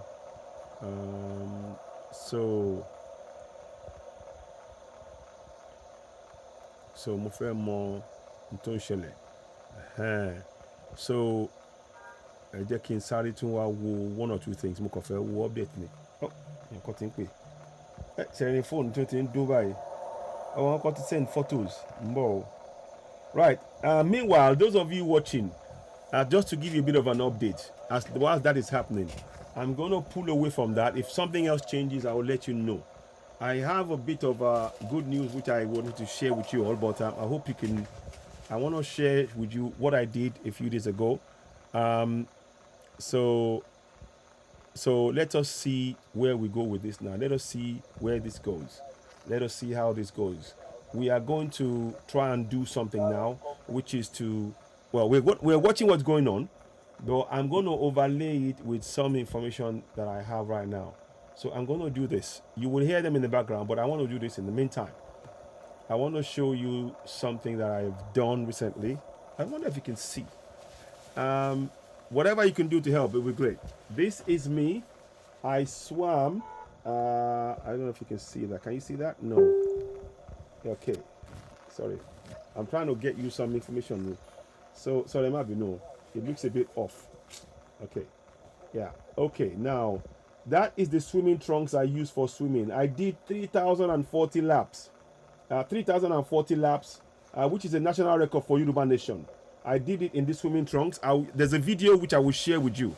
Now, in that video, so here we go. So that's the swimming trunks that you see there, and it's gonna be up for sale soon. Not this one, but you can buy this. That is a Yoruba Nation. That's the first swim representing Yoruba Nation. I did that at a charity event. I swam 3,040 laps. I'm sorry, 3,040 meters, which is 152 laps. Now, by any estimation, that is a record that is going to go down in the books of Yoruba Nation. That is going to go down in the books of Yoruba Nation as one of the first persons to represent Yoruba Nation. And that is important to have. It is a record, and others can lower the record. I swam it in 1 hour and 35 minutes. 1 hour and 35 minutes. And I swim backwards. Again, I will show you the video, and if I have the time, if we can able to run through it. Right now, because of there's still not much change going on at the in front of the NBC. That's why I'm doing this. So, but I just wanted to show you this. And please, the reason why we're doing this is we're trying to raise funds for Oduduwa TV Radio and ODTVR movement. What we want to do is we want to be able to get information. You know the NINAS forms that we've been asking you to fill. We want people who are at home, on ground, in Yoruba land, Biafra, Middle Belt, to be able to fill that in. So we want our people on ground to be able to go to the towns, villages, homes, and market stalls, everywhere, and take their phone. All they have to do is take their phone, go down there, and let them put their phone numbers, put the details in it, so that we can fill in the NINAS form. We want to get to 1 million people at least. We're not anywhere near 1 million that filled the NINA's application, NINA's referendum. So we need your support. The account number is on the screen. You will see it when I come back again. There's an account number that goes on the screen. Just go on there, donate. Please use the reference 3,000 meters, Citizen AY 3,000 meters swim. Or just say Citizen AY swim. Citizen AY swim is enough. And put the reference so we will know that the funds that you donate relate to this swim. I will show you a video once we're going through this at some point. I'm waiting. Oh, hang on. They're speaking to him. No, hang on. Here we go. Watch this now. Here we go. They've come now. You see? Look at that. They're talking to him now. Watch. So this is what they're doing now. See?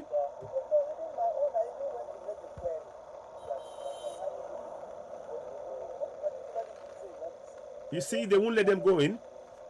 I think that's a security guard or something up there, police, or I don't even know what he is. They won't let them go in. So I'm just bringing this to your attention. So we are monitoring what is going on. And that's what we need to do. We need to do this. So please, with the swimming I was talking about before, we need to give of ourselves. What can you do for Yoruba Nation? Don't ask what Yoruba Nation can do for you. What can you do? Because Yoruba Nation needs your help right now to make it. We are the only ones that can bring Yoruba Nation to life. Let me answer this call. Hello, caller. Your name, please. Hello? Hello, caller. Can you hear me? Okay, go ahead. Tunde. Okay, Ola today. Oh, mo wà ní UK. Okay, ma. Yeah, mo wà ní UK. Yes, ma. Reason tí mo ṣe ń pè. Yes, ma. Ojú pé lórí àkọ́kọ́ náà mo fẹ́ kí gbogbo wa mọ̀ wípé ní any platform gbogbo àwọn pípú yìí náà wọ́n wà ń bẹ pẹ̀lú wa. Bẹ́ẹ̀ni. Gbogbo wọn ní àwọn alámì pẹ̀lú wa lóríṣiríṣi. Bẹ́ẹ̀ni. Ká lè máa mọ nǹkan tí wọ́n máa sọ. Mostly ìyẹn number 1. Number 2, lórí ọ̀rọ̀ owó dídá. Mo fẹ́ sọ̀rọ̀ lálẹ́ àná nígbà tí gbogbo yín wà ní orí platform but Okay. tó late èmi tí mo sùn. Okay. Mo fẹ́ sọ̀rọ̀ wípé kí ló dé àbá ni mo fẹ́ mú wa pé kí ló dé kí gbogbo àwa ọmọ Oduduwa kí gbogbo wa forúkọ sílẹ̀ bí àwọn ọmọ Biafra ṣe máa ń ṣe. Mo ní kọ̀lẹ́gì kan níbi iṣẹ́ tó yẹ pé ó ní àwọn pé £1 gbogbo àwọn táwọn wà ní UK £1 làwọn máa ń dá every month. Okay. Pé kò dẹ̀ yẹ. Every month. £1 a month. Imagine tá bá pé $1 million ní UK yìí. Téèyàn kọ̀ọ̀kan wá bá ń dá tá bá ṣe direct debit £1 a month. You know what? I'm going to do that. Yes. We're going to do that now. Very good idea. Because kí ni yẹn gbà tọmọ yẹn sọ fún mi bí ṣe pé £1 làwọn máa ń dá lóṣooṣù. Every month. Tọ́ba pé $1 million nílùú yìí kì í ṣe $1 million náà nìyẹn. Bẹ́ẹ̀ni. Very good idea. Ẹ mú àbá yẹn lọ sí platform gbogbo ẹ̀yìn mídíà. Àwọn tó wà lamẹ́ríkà gbogbo ọmọ Yorùbá tó ń fọwọ́ sí ìrìn àjò yìí ní Amẹ́ríkà bó jẹ́ $1 làwọn náà fẹ́ máa dá lóṣù àbí $2. Gbogbo bíkíbi tá a bá wà lórílẹ̀ àgbáyé ká lọ rẹ́gísítà ń bẹ̀ ká dẹ̀ ṣe kí nìyẹn àní sọ́fà owó gbogbo ilé ìtẹ̀ máa ń bèrè owó all the time yìí. Ẹ̀yin imagine £1 a month iye tó máa jẹ́ lóṣù tí ò dẹ̀ ní yẹ ṣe dẹ̀ mọ̀ pé kò dẹ̀ ní wá lára ẹ̀ tó bá dẹ̀ wá ní ju £1 yẹn lọ ó lè rẹ́gísítà pé £5 lòun fẹ́ máa ṣe o ẹ wò kò ní anybody lára bátẹ́mi fẹ́ mú wá nìyẹn o ẹ mú padà lọ sílé gbogbo wa tá à ń wò yìí from any platform tá bá ti rẹ́gísítà bí kankan forúkọ sílẹ̀ ń bẹ̀ èmi fẹ́ máa san £1 ẹ gbé kíní yẹn lọ sílé wọ́n lè gbé àkáǹtì yẹn jáde kí gbogbo àdè lọ forúkọ sílẹ̀ ká lè ṣe kíní direct debit yẹn £1 a month ẹ wo ẹ ní need láti máa fi gbogbo gbà polówó pé ẹ ní ìdí owó ń bí o central account tó bá dẹ̀ ti wà yẹn tó yọ everybody ẹ kọ́ máa mú jáde ń bẹ̀ ní. Bẹ́ẹ̀ni. Very good idea. In fact. Sílẹ̀ fún gbogbo wa ká lọ register £1 a month oníníwá lọ́rọ̀ táwọn Biafran nǹkan tó ṣe lọ́wọ́ nìyẹn. Bẹ́ẹ̀ni. Àwọn tún surprise nígbà tí kọ́lídì yẹn sọ fún mi. Bẹ́ẹ̀ni àbá kan tiẹ̀ ṣe rí àbátẹ́mú wa ó tiẹ̀ máa jẹ́ ká lè practicalize ẹ̀ a máa ṣe é síbi máa bá wọn sọ̀rọ̀ náà but màá tún padà wá lórí ẹ̀ ẹ jọ mo ti kọ orúkọ yín lẹ́sìn I will make sure that àmú àbọ̀ wá fún yín because ọgbọ́n tó gbóná ọgbọ́n tó tiẹ̀ tó múnádóko gan lẹ́gbẹ́ wáyé. Kò ní ní anybody lára £1 a month. Bẹ́ẹ̀ni Kò minimum ní ní anybody lára. Bẹ́ẹ̀ni without fail. Every month. Ẹ tó bá dẹ̀ fẹ́ ṣe £5 ẹ tó bá dẹ̀ fẹ́ ṣe £10 ó kù sí lọ́wọ́ ẹ tó fẹ́ ṣe £2 ó kù sí lọ́wọ́ but minimum yẹn £1 fún gbogbo àwọn táwa ní UK. Èmi ready láti ṣe mo dẹ̀ mọ̀ pé mo láwọn èèyàn tó ready láti ṣe kàn ṣe bẹ́ẹ̀ náà ní US gbogbo ìlú tí ọmọ Yorùbá bá wà káàkiri tá a ti fọwọ́ sí kínní kó ní káàkú lọ forúkọ sílẹ̀ kó dẹ̀ máa ṣe every month ó máa rọ̀ wá lọ́rùn a ní máa páàkì fún ẹtúdáwó ń bí ẹtúdáwó lọ́rùn o ṣẹmọ́rún kan bẹ́ẹ̀ sọ máa ràn wá lọ́wọ́ àbá tí mo ní kí n mú wá ní ẹgbẹ́ wọlé fún wọn kí wọ́n ṣiṣẹ́ lé lórí àdẹ̀bẹ̀rẹ̀ sí ní rẹ́gísítà ká máa ṣe. ẹ ṣeun gan ni ẹ ṣeun gan ni ma ẹ ṣeun mo dúpẹ́ lọ́wọ́ yín ó dà mọ́ ẹ ṣeun ó dà mọ́ olúwa ṣeun bàbá.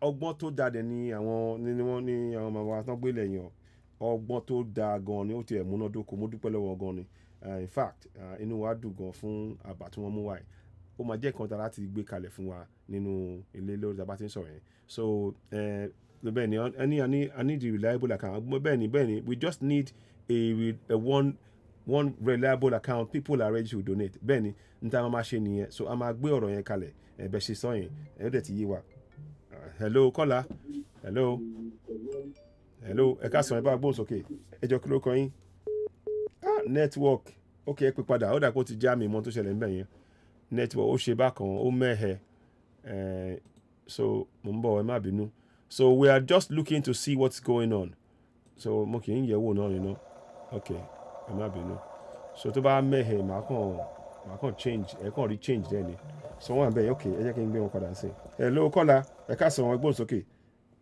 network ti ń ṣe bákan. ẹ ká sọ bàbá ìwà àwa ni ẹjọ́ kí ló kọ́ ẹ sà. Ọlọ́run máa fún ìṣe ambassador ló ń sọ̀rọ̀ láti Germany. Oh yes of course ambassador ńlẹ̀ ẹgbẹ́ òsókè sà.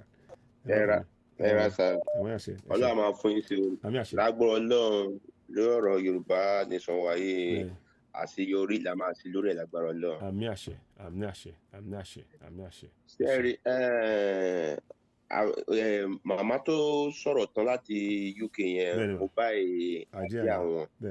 Then even èmi ti sẹ́ndì ní mẹ́sẹ̀gì ńgbà kan pé kẹ́jẹ́ ká sọ̀rọ̀ personal but mo pé èrò pọ̀ tó ẹ̀ ráyè. ẹ má bínú ẹ wò.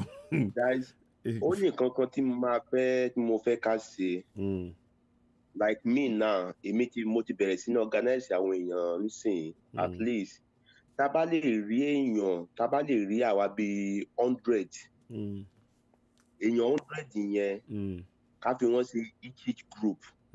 Each group yẹn ẹnìkọ̀ọ̀kan tó máa lè ní 100 member or like be 150 member or 200 depend. Irú èmi sìn I've started my own already. Mo fẹ́ ṣe sìn tí máa lè pull up to 200 lórí group yẹn. So every month gẹ́gẹ́ bọ́n yìí sọ bó bá jẹ́ àti Nàìjíríà àtàwọn tó wà ní àtàwọn bóyá irú àwọn tá wà ní Europe ń sìn ẹni tó bá lè dá €1 tó lè dá €5 every month àwọn tó wà ní Nàìjíríà náà bó ṣe ẹni tó bá lè dá 1,000 ẹni tó lè dá 500 tó pé tó ní ní kéń lára at least tá bá lè ní gúrùpù yẹn like into 100 ìlú ilé tèmi ṣe ń sìn I've started the group yóò bí o ti bẹ anybody sọ ń pa ọ̀rọ̀ wà but at least mo fẹ́ reach ìlú yẹn tá bá lè meet up 200 people. If you can be able every month, both 1,000 naira ni into 200,000 yẹn. Taba lè rí group yẹn into 100 or into 50. Ẹ̀wẹ̀ tá máa rí ní month. So we be able láti lo 1 or 2 things taba fẹ́ lò taba fẹ́ fi ṣe. So taba lè pen dancing, a pen tọ̀dọ̀ mi dancing. I will lead the group on my own side. Tó yẹ pé ní irú ẹ̀yin náà a máa há ní mọ́ group yẹn. So tá bá lè rí àwọn èèyàn báyìí tá bá lè volunteer ara wọn tá lè organize each group ó sì èèyàn 50 ó sì èèyàn 100 lókà gbogbo ẹ̀ ní sínú group yẹn ó máa ṣe wá láǹfààní. ok gbogbo náà nǹkan tá a máa láti ṣe àwa sọ̀rọ̀sọ̀rọ̀ by nature àfẹ́ wà nínú ẹgbẹ́ lọ títí that much because. no bẹ́ẹ̀ sí bẹ́ẹ̀ dandan kọ́ ni no bẹ́ẹ̀ yóò sí bẹ́ẹ̀ yóò sí problem. àwọn èèyàn what we will do is ẹ jẹ́ kí irú àbá báyìí náà a máa tún náà mú yẹn náà wọlé so that's àbá kejì nìyẹn so àbá kìíní £1 àbá kejì eléyìí náà so ẹ ṣeun gan mo dúpẹ́ lọ́wọ́ yín. so ẹjọ bó bá ṣe jẹ́ ẹjẹ bá ṣe jẹ́ kẹjẹ ká sọ̀rọ̀ lé lórí. ẹ ṣeun gan ni mo dúpẹ́ lọ́wọ́ yín ẹ ṣeun. ọ̀dà so gbogbo kìíní yẹn gbogbo ẹ̀ náà ọgbọ́n náà ni ẹ jẹ́ kí n wá mo fẹ́ fi nǹkan kan hàn mí wá tí màá tún máa wò yẹn náà kò sí yẹn ti end náà fọwọ́n náà ẹ jẹ́ kí n sáré mo fẹ́ fi nǹkan kan hàn wá tí mo sọ̀rọ̀ ń pa ẹlẹ́kan so mo fẹ́ fi hàn wá tá a ṣe ok Okay, àwọn kan ti. Ekasan gbóhùn sókè. Hello. Ekasan sir. Hello. Àwa nìyẹn mo ń gbọ́ yín. Sir. Ẹ kú iṣẹ́ sà. Àwa nìyẹn. Ẹ jọ kí ló kọ́ yín sà. À ń bá ètò yín lọ ẹ kú iṣẹ́ iṣẹ́ náà lẹ̀ ń ṣe o. Ẹ ṣeun sà. Ọlọ́run ó jẹ́ kí Ọlọ́run á bá dẹ́mi yín sí o. Àmín àṣẹ. Ẹ jọ mo kàn fẹ́ èmi fẹ́ dá sí ọ̀rọ̀ kékeré kan ni. Mo tí mo fẹ́ sọ ni pé sẹ́ni ní I'm calling from Spain. Bẹ́ẹ̀ sà. Ní sáré ló wá ń bí báyìí àti rí any group like that. Bóyá wọ́n ń kóra wọn jọ àti ìrìn bí báyìí. Bẹ́ẹ̀ sà. And pàápàá ní northern zone tèmi wà ń bí báyìí País Vasco ní ibi tèmi wà ní north. Àwọn Yorùbá àwọn kan wà ń bẹ̀ but mo sọ pé wọn kò sẹ́ni group kò sí pé ní kankan bẹ́ẹ̀ nìkan sọ̀rọ̀ lórí ẹni ẹ̀ ń kọ́ wà lórí ọwọ́ ẹ̀ ni. Mi mọ irú assistant tí ẹ lè ṣe fún wa láti jẹ́ kí irú àwọn èèyàn báyìí kan wà oriented lórí nǹkan tó ń lọ lọ́wọ́ because ó ti di nǹkan kó face business owó ni mo wá everybody face thing ẹ ti get me right so kò sí much time tó ayẹkẹ́lẹ́ mi ò fi jókòó television ó lè máa struggle láti wáṣẹ ẹni tó ń wáwèé but everybody èmi in particular and my family ohun ta because àwa ẹ̀ náà ti kúrò létí pé àdèmọ́ tó dún rí bá a ṣe ń fowó sílẹ̀ àmọ́ problem tó wà bẹ́ẹ̀ so definitely kìíní gbọ́dọ̀ come to reality. So mi mọ irú help tẹ fẹ́ ṣe fún wa ní northern zone. Ok ẹ jọ kí ni orúkọ ọkọ mi ìfẹ́ dárúkọ púpọ̀ ẹ má wọlé ẹ jẹ́ kí n lo Ọbalolúwa. ok máa kọ síbẹ̀ so máa ti Ọbalolúwa Fẹ́mi. máa pè yín so a lè sọ̀rọ̀ cause mo ní a ní àwọn kan lọ́hùn yẹn tó lè bá yín sọ̀rọ̀ so a lè set nǹkan kan pẹ̀lú wọn lọ́wọ́ so a lè ṣe bẹ́ẹ̀ yẹn. All right. Ẹ ṣeun gan ni sir. Mo ti kọ nọ́mbà yín lẹ̀. Then on the issue of the money tí ní ká contribution tẹ́ ń sọ lóṣooṣù yìí. Bẹ́ẹ̀ sir. Tẹ́ bá ní bá wọn sọ náà. Honestly, we are going to be part of it. We are ready to be part of it. Okay. All right. Ẹ ṣeun àṣebẹ̀ yẹn. Then ẹ bá wọn sọ̀rọ̀ bí wọ́n ṣe máa sign kìíní náà. Ọ̀nà ni àti ẹ̀mọ̀ kó à ń gbé sórí ètò. Àwa ti sign ẹ̀. So but others mi rò pé wọn ò ẹnu mi ò mọ bó ṣe ń lọ. Bẹ́ẹ̀ni. Ẹ̀dá pé Yorùbá wọn gbọ́gbọ́n láti máa challenge or láti máa bá sọ̀rọ̀ orú nǹkan báyìí. Ìdí nìyẹn gbogbo ẹ ti gbọ́gbọ́n. God will help you sir. Àmín àṣẹ. Ẹ ṣeun gan ni. More strength and more knowledge sir. All right sir. Ẹ ṣeun sir. Yes sir. So ẹ̀yin èèyàn so lórí swim tí mo sọ yẹn tí mo sọ lẹ́ẹ̀kan mo fẹ́ àwọn ìgbà tí mo parí ẹ̀ òun lẹ rí time tí mo ṣe òun nìyẹn 1:35 now then wọ́n nígbà tí mo wọlé nǹkan tó fi sí òkè nìyẹn wọ́n sì máa fún mi letter of commendation lórí ẹ̀ now mo fẹ́ play lè fún mi so. Here's the swim. I'm going to swim 3,000 meters in the pool. It's been closed off. I want to thank the Northfield Gym and Northfield Health for giving me this opportunity to use the gym. Because I'm disabled, I need a warm pool, and I want to thank you guys. I thank Chris and the entire team, and of course the manager, David. So I want to say thank you. I hope you guys can support us. Listen, even if you don't donate, share this because we want to stop the genocide in contractual Nigeria. We want to go for Yoruba nation. We have the right to self-determination. We can do this. I know we can achieve it. I should be able to finish it in an hour and a half. So we'll see what happens. So I'm going to go in the pool now. So you're going to see me go in. So I'm going to step in.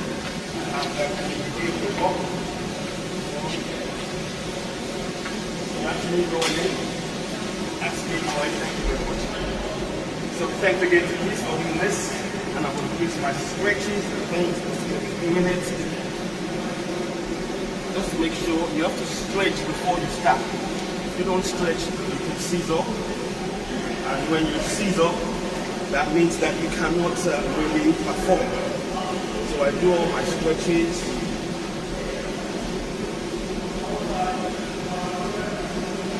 Okay, so now what's left is the on. So for a few minutes, hopefully I'm watching what's going on. I'll give you updates as soon as I get it. But okay, there we are. Okay, so I'll put this on, and then we will start. Thank you very much for doing this again. To Northfield and to Chris. Anytime. I truly appreciate it. And your name again? Hiba.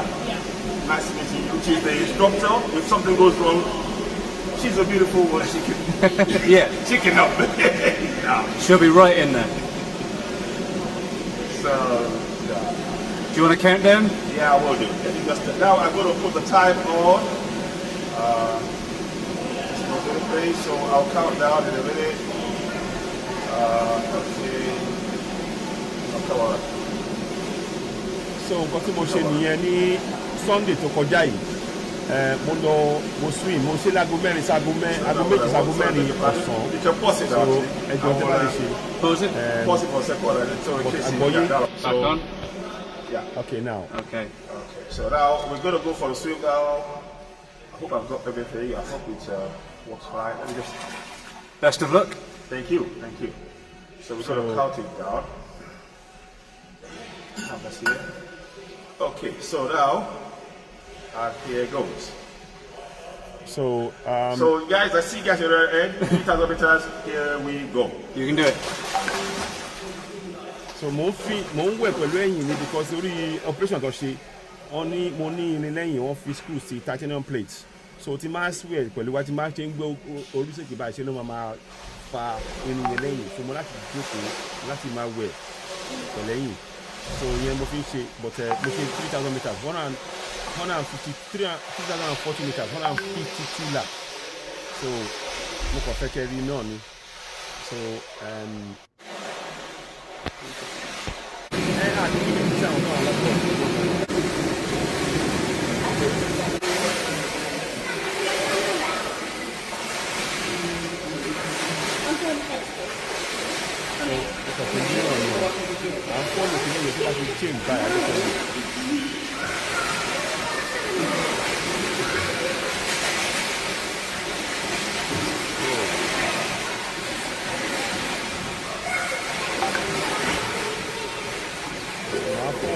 so búkú yẹn wà lórí citizen airway so tó bá lọ wò ó wà lórí citizen airway information tó bá fẹ́ ṣe ó gbogbo wà níbẹ̀ so ètò bá lè help tó bá wà help so I'm gonna forward it over kò ní pẹ́ náà I've got another 5-10 minutes of this so mo kàn fẹ́ kí gbogbo wákàtí aláti ṣe ìkọ̀kọ̀ fún gbogbo wa èmi nígbàgbọ́ nínú yẹn afẹ́ gbé ilẹ̀ Oduduwa ká afẹ́ gbé ní kídà ṣètò láti ṣe àti àkókò tó lè ṣe láti ṣe it's 152. That's it. Congratulations. Fantastic job. Well done. Thank you. How are you feeling? I'm shattered. I had a cramp at the last one now. Yeah. 152. Really, really good. 3,000 meters plus. That's fantastic. Thank you. Great job. Well done. Anything to say to the cameras?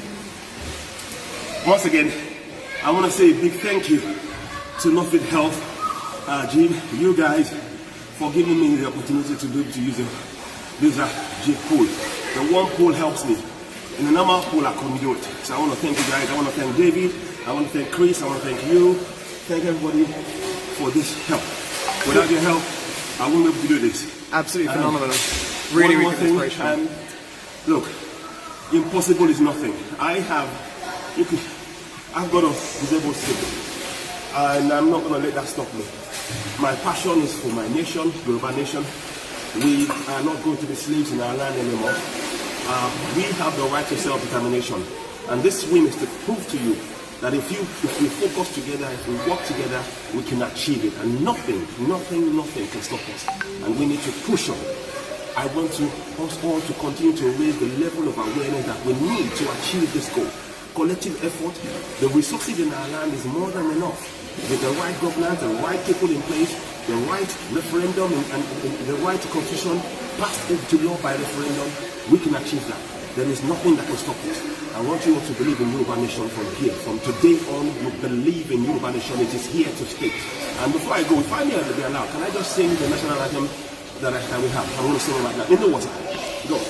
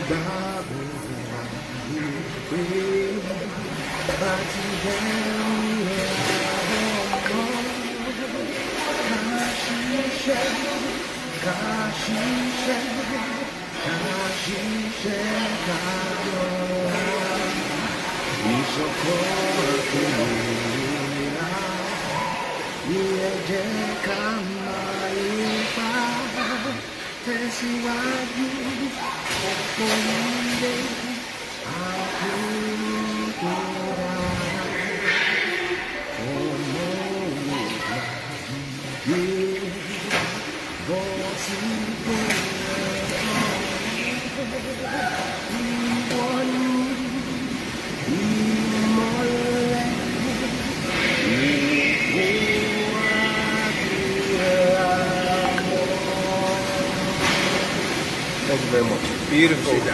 We'll talk to you all soon. You're watching Citizen Day by the platform where we speak truth to power. Thank you. Goodbye. Thanks to Nothing Help. I really appreciate you guys. I can't thank you guys enough. Thank you. Thank you. Thank you. Well done. Fantastic. So, so bí swim yẹn bó ṣe lọ nìyẹn o. So mo kàn fi hàn wá. Let me come back. I'll be back here. Let me I'll just bring this back. So that was the swim.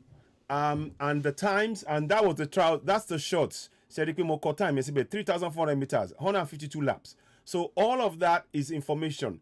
When you go to Citizen AY on YouTube, this is on YouTube and it's on Facebook. It's impossible is nothing. I believe firmly in the human spirit. We can achieve everything we want, particularly as Yoruba people. Àwa ọmọ Yorùbá, ó ṣeé ṣe fún wa pé tá bá fi ọkàn wa sí, kò sí nǹkan náà tí a lè gbé kalẹ̀ ṣe. Mo fẹ́ ká nígbàgbọ́ yẹn. 3,000 meters ó jẹ́ ẹgbẹ̀rún mẹ́ta ó lé ní ogójì. Ó dà pé bẹ́ẹ̀ tí mo gbà àwọn tó bá mọ ẹgbẹ̀rún mẹ́ta lé lógójì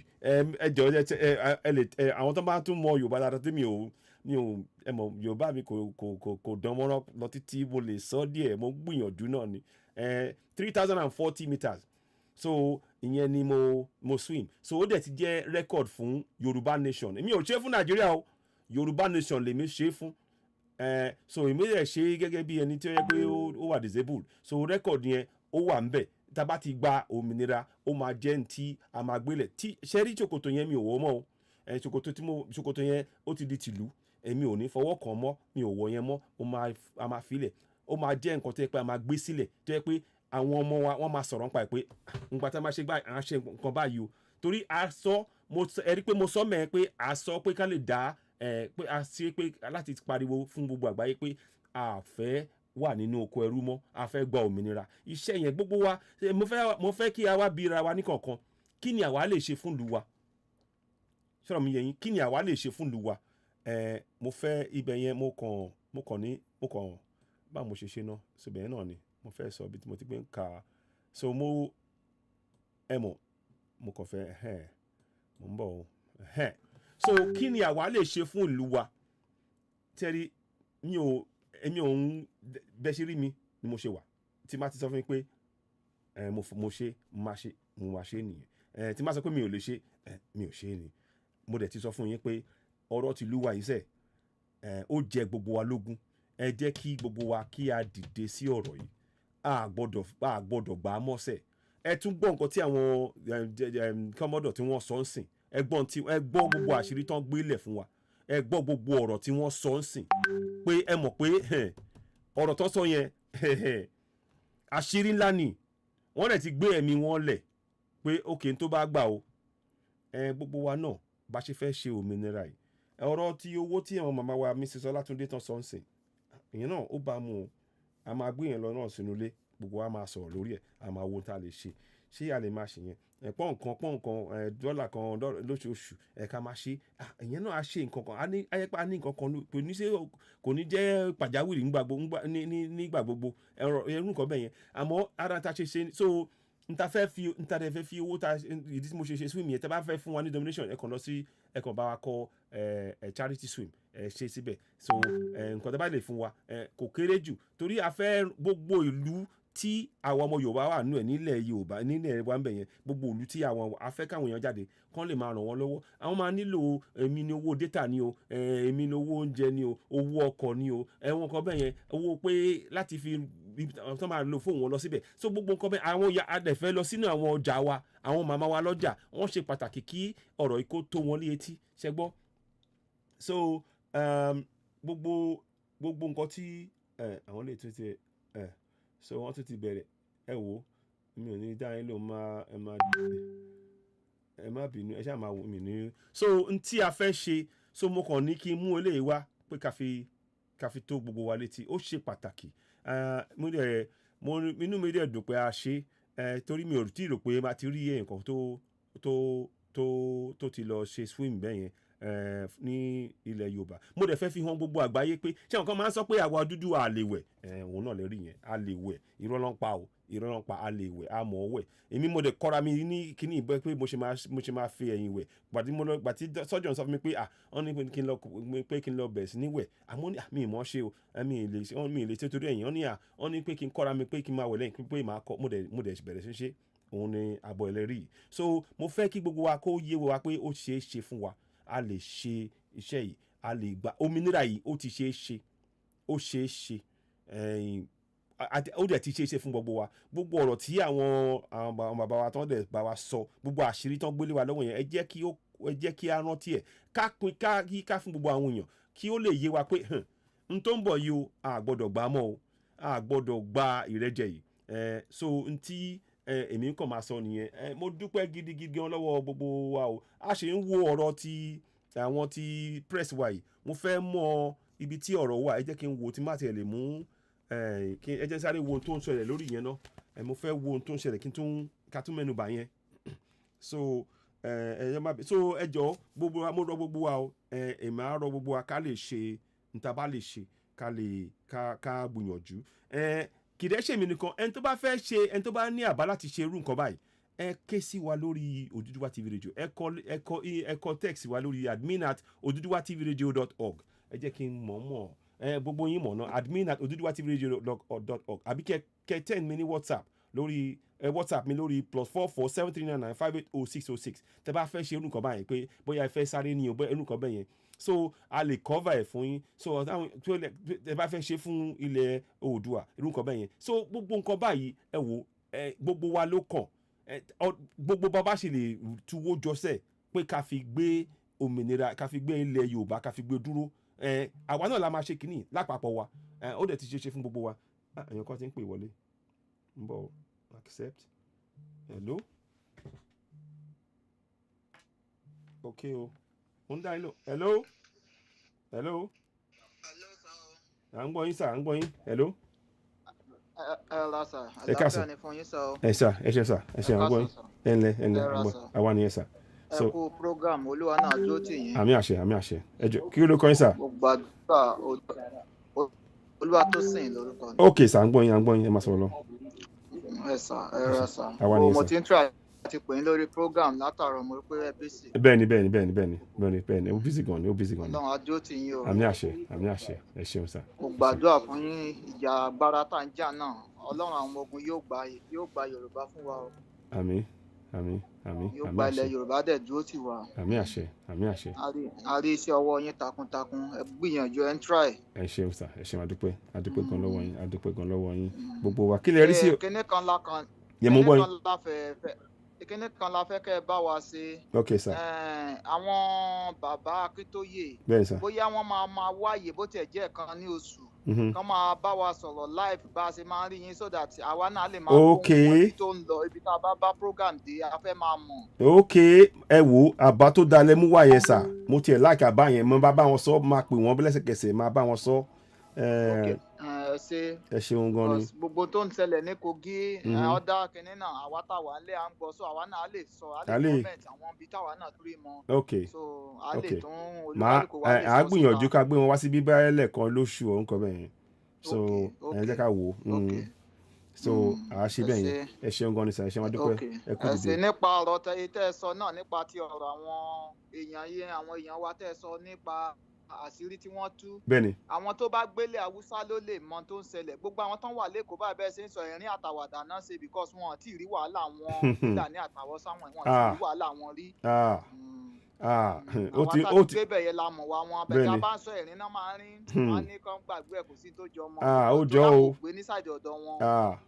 Ó jọ o. Ó tiẹ̀ ewu ńlá gan tiẹ̀ ní pàápàá fún ewu ńlá ni mo tiẹ̀ máa play video kan bẹ̀rẹ̀ sọ́n ṣe máa play video kan táwọn èèyàn ń wọlé tó ń ṣe nǹkan bẹ́ẹ̀ mo dúpẹ́ lọ́gán lọ́wọ́ yín mo ti kọ orúkọ yín lẹ́ẹ̀mẹ́ sìn ṣẹ́gbọ́ mo tẹ̀ sí nọ́mbà yín lọ́wọ́ ẹ ṣeun gan ni sà ẹ ṣeun adúpẹ́ ẹ ṣe ẹ̀rọ ọ̀sán ọ̀dà.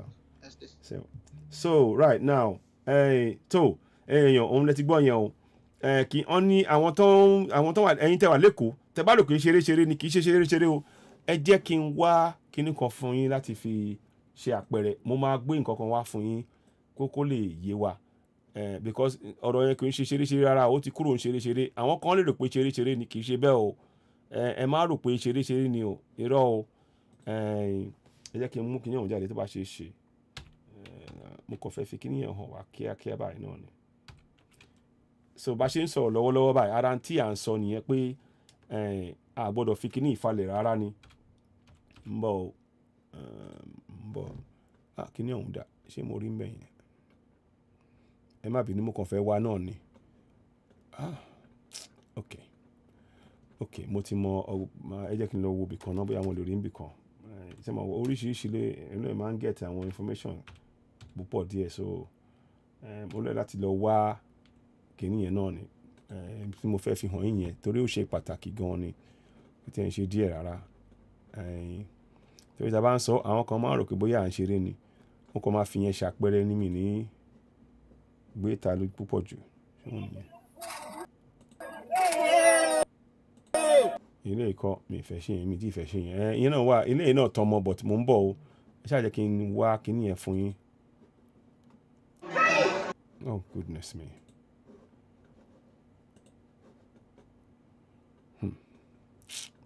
ẹ wo oríṣiríṣi ọ̀rọ̀ náà pọ̀ so handle the situation.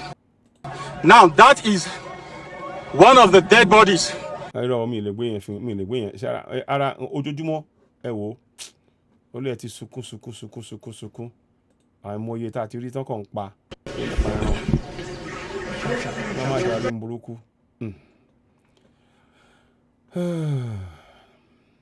n tiẹ̀ gbọ́dọ̀ rojú ìyẹn kàn mọ́ owó ẹ má bínú mo kàn ṣáfẹ́ mo fẹ́ wá kíní yẹn fún yín náà ni mo dẹ̀ rí o mo múlẹ̀ but mi mọ̀ bóyá mo fi sí the right place so sometimes you have to look and dig till you get it but ẹ ṣáà mú sùúrù fún mi ẹ má bínú mo fẹ́ fi kíní yẹn hàn wá kí n fi ṣe àpẹẹrẹ ẹni tí à ń sọ.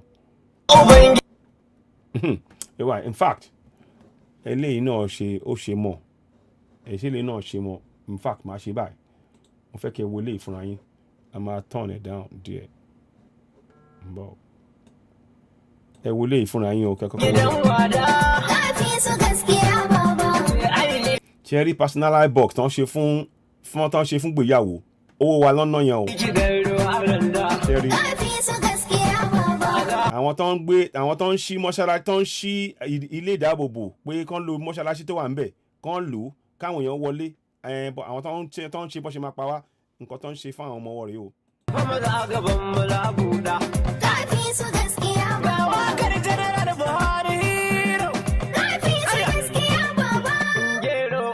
wọ́n tún fi ipad ṣe rí náà. idan da wuro kafi su gaskiya baba ku an da gaskiyar moro kafi su gaskiya har muke so yau da jibi har gobe. wọ́n wá gbé àwa sínú òkùnkùn ṣé ń rí wọ́n gbé àwa sínú òkùnkùn ṣé ń rí ara tá à ń sọ nìyẹn o ẹ jẹ́ kí n tún wá ìgbín fún yín mò ń bọ̀ mo kàn máa débẹ̀ náà ní ẹ ṣáà mú sùúrù máa débẹ̀ á débẹ̀ pẹ̀lú kínní so máa kọ́kọ́ ṣe báyìí náà eléyìí ṣe pàtàkì kí gbogbo wa rí ọ̀rọ̀ tí mo fẹ́ sọ yẹn torí àwọn kan sọ pé kì í ṣe bẹ́ẹ̀ irọ́ wọn ò ṣe bẹ́ẹ̀ àwọn ò lè wá ṣe ń lẹ̀ wa ẹnì ṣó a máa fi nǹkan kan hàn yín sí tó máa jí ojú yín á là ó láti lajú yín kẹ́ tètè torí àwọn kan ṣe nígbàgbọ́ nu wọn Nàìjíríà kò tí ì yé yín ni ó dẹ̀ máa yé yín kò tí ì yé yín ó dẹ̀ máa yé yín àwa ò ní dúró torí láti ń sọ gbogbo àwọn tó ti gbọ́ ọ̀rọ̀ yẹn sìn mo rò pé àwọn kan sìn tó ti gbọ́ ọ̀rọ̀ tó ti ta ti fi hàn lẹ́yìn ta ti mẹ́nuba lẹ́yìn ta ti mẹ́nuba àwọn ọ̀rọ̀ yẹn lẹ́yìn ó ti yé àwọn kan sìn pé ẹ̀rọ yìí kì í ṣe ṣeré-ṣeré mọ́ o kì í ṣe ọ̀rọ̀ ṣeré-ṣeré mọ́. I thought I saw it but I can't. I saw this thing here. Mo lè wá sá sí. Ẹ má bínú mo ṣe ń wa náà ni. I know I've got it but I just don't know which platform I saw it in. Which one did I put it in? Okay, there is another way tí máa ṣe. Ẹ jẹ́ ká ṣe máa bá kíní lọ fún mi ní ìṣẹ́jú kan mo níbi kan mi báyìí. So mo máa send ẹ̀ sí mo máa gbé jáde. Ẹ ṣáà máa rí mo fẹ́ kẹ́ rí kí ẹ tó ká tó mú ètò ìwá sópin ẹ má bínú pé ẹ gbà síkò báyìí but ọ̀rọ̀ ló gbé ọ̀rọ̀ débi tí a dé yìí. So ó dẹ̀ láti jẹ́ pé ká yà sọ ńgbà yẹn. Ṣé òun nìyẹn? Lè kọ́. Kò sóhun mi download. Mo download ẹ̀ mo fẹ́ sọ bẹ́ẹ̀ náà pé ṣé mo ṣe? Right, mo máa fi lè hàn Èkó nìyẹn o. So ẹgbọ́n tí wọ́n máa sọ ń bẹ̀ yẹn sìn tẹ́ bá ti gbọ́ á ti yé yín náà. So ó máa wọlé sìn. So mo kàn fẹ́ fi yẹn ṣe àpẹẹrẹ náà ni mo tún fẹ́ fi yẹn ṣe àpẹẹrẹ fún wa kó lè yé wa pé n tá à ń sọ kì í ṣeré o.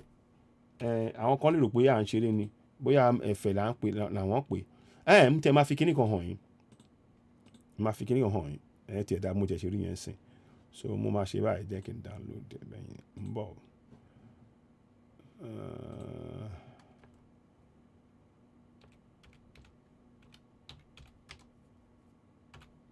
Mo kàn fẹ́ ṣe báyìí sókè lè dá mọ̀ mo ń bọ̀ ẹ má bínú ẹ kú sùúrù. Mo fẹ́ fi eléyìí hàn wá òun rèé ẹ máa wòran ẹ máa gbọ́ eléyìí o fún gbogbo ẹ̀yin tẹ́ wà lẹ́kọ̀ọ́ tẹ́ rò pé a kàn ń ṣeré ni o pé ọ̀rọ̀ à ń sọ̀rọ̀ pé àwọn Fúlàní ṣe gbénú kan ẹ máa gbọ́ ohun tó máa sọ o Èkó ẹ máa rí bọ́ọ̀sì kan ẹ ṣáà ti rí bọ́ọ̀sì yẹn ẹ ṣáà ti rí bọ́ọ̀sì Èkó yẹ́lò jẹ́ Èkó rí ojú ẹ̀yàn o ẹ máa wòran o. ìyànà pàjá rẹ wà dáa báyìí.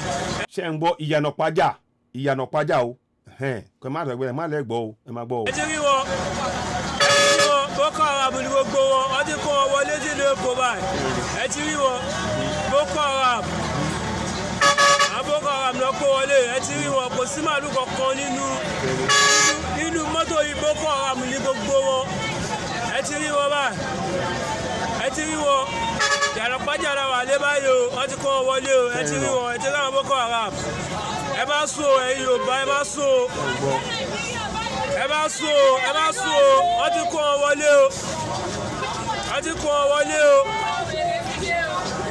ẹ má sùn o wọ́n ti kó wọn wọlé o ẹ má sùn lóhùn o ẹ ti rí wọn àwọn Èkó kò sẹ́yìn tó stop wọn lọ́nà ẹ ti rí wọn báyìí. àwọn kan kò tiẹ̀ fún ara ò tiẹ̀ fún àwa Yorùbá rárá. ẹ ti rí wọn báyìí. ṣé ara ò tiẹ̀ fún wa rárá ara ò tiẹ̀ fún wa pé ẹ gbọ́ wọ́n ń kó àwọn èèyàn sínú ọkọ̀ àwa mọ́tò ẹ wo ṣé rí mọ́kọ̀ táwa ń wọ̀ rèé àwa ń wọ ilé tó ń bẹ̀ yẹn kò sí èèyàn kankan nínú wa tó máa wọnú ọkọ̀ tírélà yẹn but wọ́n kó wọn sínú tírélà ara ò dẹ̀ fún wa ara ò dẹ̀ fún wa ẹ jẹ́ àrò kí ni ńgbà wo la máa jí gangan kí ńgbà wo mo jẹ́ fẹ́ mọ̀ ńgbà wo gangan la máa jí ńgbà wo gangan la máa jí tí a bá fura tí wọ́n ń gbé àwọn ẹ mọ̀ pé àlejò fẹ́ wá lé onílé lọ nìyẹn kò tí yé yín ni àlejò fẹ́ wá lé onílé ó fẹ́ wá lé lọ pátápátá adẹ̀ ń wò ẹja àrò o èmi àárọ̀ wá o ẹja àrò rẹ o mo fẹ́ fi fídíò mo tún fẹ́ wá fídíò kan fi hàn yín mo ti máa tún rí yẹn náà mi ti ẹ̀ mọ bọ́ mo ti gbé rí yẹn mo dẹ̀ fẹ́ fi yẹn náà hàn wá but anyway màá tún mú àwọn kan wá náà yes ó ń dọ̀ tí ò nìyẹn mi ìmọ̀ tẹ́ bá ti wo fídíò ti àwọn ti dókítọ̀ àwọn dókítọ̀ tó wà ń lu wa ǹjẹ́ kí ló ń ṣẹlẹ̀ ẹ jẹ́ kí n ṣàlàyé fún yín àwọn Saudi Arabia wọ́n ti wá ń gbé dókítọ̀ látọ̀dọ̀ wa ẹ jẹ́ kí n fi fídíò yìí hàn yín ara ṣé ní gbogbo kìíní ó tàn mọ́ra wọn kò tiẹ̀ gidi gan pàápàá a ti ń sùn lọ àwọn ìjọba wa wọ́n ń jẹ́ kí àwọn Saudi Arabia kọ́ máa gbé àwọn dókítà tó máa fún wa níwòsàn kúrò lọ́dọ̀ wa lọ́sọ̀dọ̀ wọn lọ́hùn wọn ò nífẹ̀ẹ́ wa rárá gbogbo ẹ̀ tẹ́ ẹ̀ sọ one Nigeria wọ́n dẹ̀ gbà wọn láàyè kan wọ́n lọ ẹ máa rí fídíò yẹn sìn ń bọ̀ máa fi hàn yín o máa fi hàn yín ẹ̀yin tẹ́ ẹ̀ bá ti rí ẹ máa gbọ́ ó wà lórí Citizen AY gbogbo kínní yìí ẹ wò awọ́ ò dákẹ́ o iṣẹ́ ń lọ táwa ń gbé kalẹ̀ pé káwọn èèyàn wa o ká máa fi tó àwọn èèyàn létí o dandan o ẹ mọ ohun tó ń lọ o ẹ fetí sí o báyìí ni o à ń sọ kó má di à ń kì í à ń sà olóhùn ọ̀mẹ́ni kú irú nǹkan bẹ́ẹ̀ yẹn sọ̀rọ̀ mi yẹn yín so ẹ jẹ́ kí n tún mo kàn ń wá tí má ti gbé jáde sí ó máa tó jáde lẹ́ẹ̀kan sí ká tó wẹ̀ máa ṣe báyìí náà ẹ jẹ́ kí n ṣe báyìí náà n tẹ̀ máa fẹ́lẹ́ yìí náà hàn yín kẹ́ máa wo ibi tí ọ̀rọ̀ wa ti gbé ṣe kí ló ti ń pè sí ṣé òun nìyẹn ẹ wo ọmọ yìí mo fẹ́ kẹ́ wo léyìí ọmọ ọdún méjìlélógún ó ń ṣe drone mọ ibi tí wọ́n ti gbé lọ àwọn Finland ṣe náà wọ́n á gbé lọ́wọ́ wa Ignatius Asabo wọ́n gbé lọ́wọ́ àwọn ọlọ́rọ̀ wa ní south ìjọba wọn ò pèsè ẹni tó yẹ kó pèsè iṣẹ́ fún rẹ o ẹ wò Ignatius makes special drones using local materials. It was flown to Finland by a Finnish company and got employment with the same company. You know. So manager sọ pé realized Asabo's employment with his company. Posted a photograph of Asabo's arrival at Oulu, Finland, and expressed optimism that Nigeria will strengthen the survey operations of his team in the future. So gbogbo orúkọ báyìí ẹ wò mo kàn fi ṣàpẹẹrẹ ni o mi ò tẹ ó wà lára nǹkan tí mo sẹ́rí kò sí tó ń jẹ́ Nàìjíríà mọ́ sẹ́ kò tí yẹ yín kò sí tó ń jẹ́ Nàìjíríà mọ́ ẹ jẹ́ kí n tún tẹ̀síwájú kí n tún fi léyìn hàn yín defence admiral ti sọ̀rọ̀ lórí yẹn mo fẹ́ fi kan hàn yín again adití tí o sọ̀rọ̀ tí o lè sọ̀rọ̀ ó dẹ̀ didi kínní ní pé ni mo fẹ́ wá léyìn hàn yín ṣé òun nìyẹn no nǹkan yẹn ń bọ̀ ẹ ṣáà mú sùúrù mo máa gbé jáde ẹ máa gbọ́n tẹ́lẹ̀ tún sọ ń sìn yẹn sọ pé àwo lẹ́tọ̀ọ́ láti béèrè fún pé ká máa ká pín yà mí mẹ́ tó ẹ ṣáàjà máa wo ẹ ṣáàjà máa àbọ̀ abálọ̀rọ̀ tí. of Nigerians in Nigeria queuing for jobs, but the thing about the people queuing here, they're not just our doctors. Nigerians. These are doctors in the queue. These are doctors. They're queuing to go to Saudi Arabia. Saudi Arabia is telling them to come. And look at the line of work. Look at the line of them going. Let's play. Watch.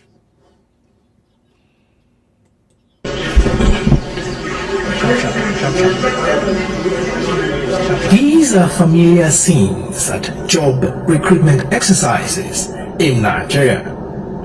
There is a special difference in this particular instance though, as these are qualified medical doctors applying for jobs overseas, in Saudi Arabia to be precise. What you can see behind me right now is the process. Did you hear that? Chengbo. Medical doctors, qualified medical doctors that we need in contract from Nigeria. They're going to apply for jobs to work in Saudi Arabia. That's your one Nigeria.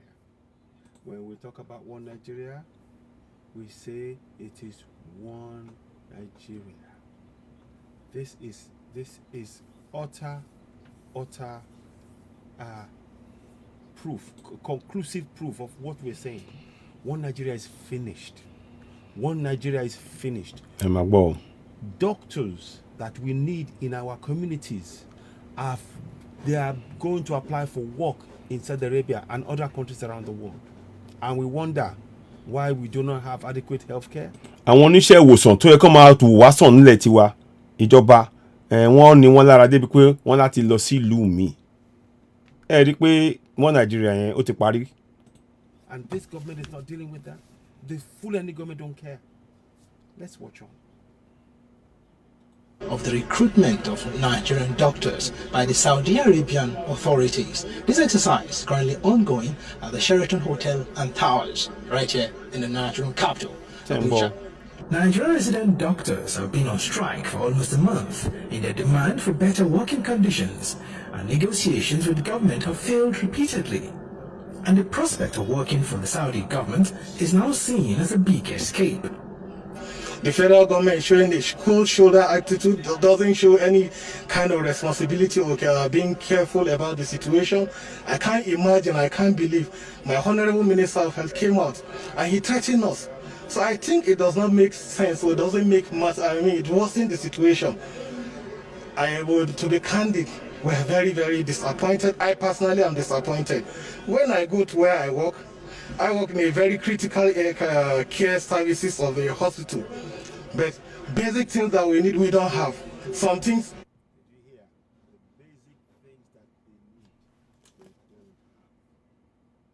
Once you start putting qualified people in that situation where the basic things they need, they don't have, doctors, you leave them with no choice. You leave them with no choice but to leave that contraption. That is why we are saying contraption Nigeria is finished. When we get Yoruba Nation, we are hopefully going to get the doctors, the Yoruba doctors, Biafran doctors to come back. Likewise in Biafra and Middle Belt. This is really not going to happen anymore when we get Yoruba Nation, Biafra Nation and Middle Belt. And these are reasons. What you see now is the reason why we are going for Yoruba Nation, Biafra Nation and Middle Belt. This is the justification. They haven't got in your one Nigeria. Our doctors don't have the equipment they need. In your one Nigeria, our doctors don't have the equipment that they need. That is why we are going for Yoruba Nation, Biafra Nation, and Middle Belt. Let's watch on. I used to put in my money to buy what I need, just for the sake of the patients, and to worsen the situation and to make the matter worse. And day by day, there is no any progress. To escape from the hills in the society. What do you mean by hills of society? A lot of discouraging things. You see banditry, see kidnapping. You see that? In the one Nigeria that they're creating with you here, banditry, kidnappings, killings, the late Mrs. Bolanle Omojuwa, they killed. That's what it's referring to. That's why one Nigeria is a death trap for Southerners. Yes, sir. That's a fact. It's indisputable. And the doctors, who is whether I understand them, they're going to go to a place where they feel safe and secure. And that's why we have to turn back and make sure we create Yoruba Nation, Biafra Nation, and Middle Belt, safe and secure, and dismantle contraction Nigeria. Let's listen on. Ekasan strike and all those stuff. And if you can get a place where you can walk, a place that is calm, a place where you can use your skill. If you can get a place where it is safe, where it is calm, where you can use your skill, all of those things I said, safe, calm, where you can use your skill, you can rule out contraction Nigeria. You can rule out contraction Nigeria. Let's listen on. You can be well enumerated. Is it not better? For Vivian Okulo here, it is more of a situation of heartbreak as she expresses frustration over the ever-worsening situation in the healthcare system, with this particular case in point. I left medical school April 2011. My teacher is here. My own teacher, the first person I cited here, was my teacher, a seasoned pediatric consultant. You know what it means? My teacher that taught me how many years ago, I'm giving up on the country, on our leaders, and I come here to meet my teacher. I mean, this is the worst. I never knew it has gone this bad. Did you hear that? I never knew it has gone this bad. Let us play it back. For those, this is you see that you that are talking about more Nigeria, listen to this fine, beautiful lady telling us how bad it has got. Listen, her teacher, listen, no, listen, don't tell it is Newa is the one spreading false rumor. Listen to her. Here we go. I mean, this is the worst. I never knew it has gone this bad. The brain drain by Nigerian doctors, the proverbial greener the worst. I'm here to meet go. Point. I left medical school April 2011. My teacher is here. My own teacher, the first person I cited here. Her teacher is on the same queue with her to go for jobs outside the country. 11 years when she finished, she met her teacher on the line. And you talk about one Nigeria. Really? Really? How market? One Nigeria. How market? How market? How market? Oh, that's what we're saying. Listen to this beautiful lady telling us, and I'll play it again. Was my teacher a seasoned pediatric consultant? You know what it means? My teacher that taught me how many years ago, I'm giving up on the country, on our leaders, and I come here to meet my teacher. I mean, this is the worst. I never knew it has gone this bad. The brain drain by Nigerian doctors to the proverbial greener pastures has for long been a known fact, but having a foreign government conduct massive recruitment of Nigerian doctors in Nigeria is taking the issue to a whole new level. So a foreign government is conducting interviews for Nigerian doctors to take to their own country in Nigeria. One Nigeria, how market? And next 1 minute will tell you, somebody will come and tell you believe in one Nigeria. Let's listen again to that. So you don't say it is his name while spreading rumor. Listen. Here we go. Listen now.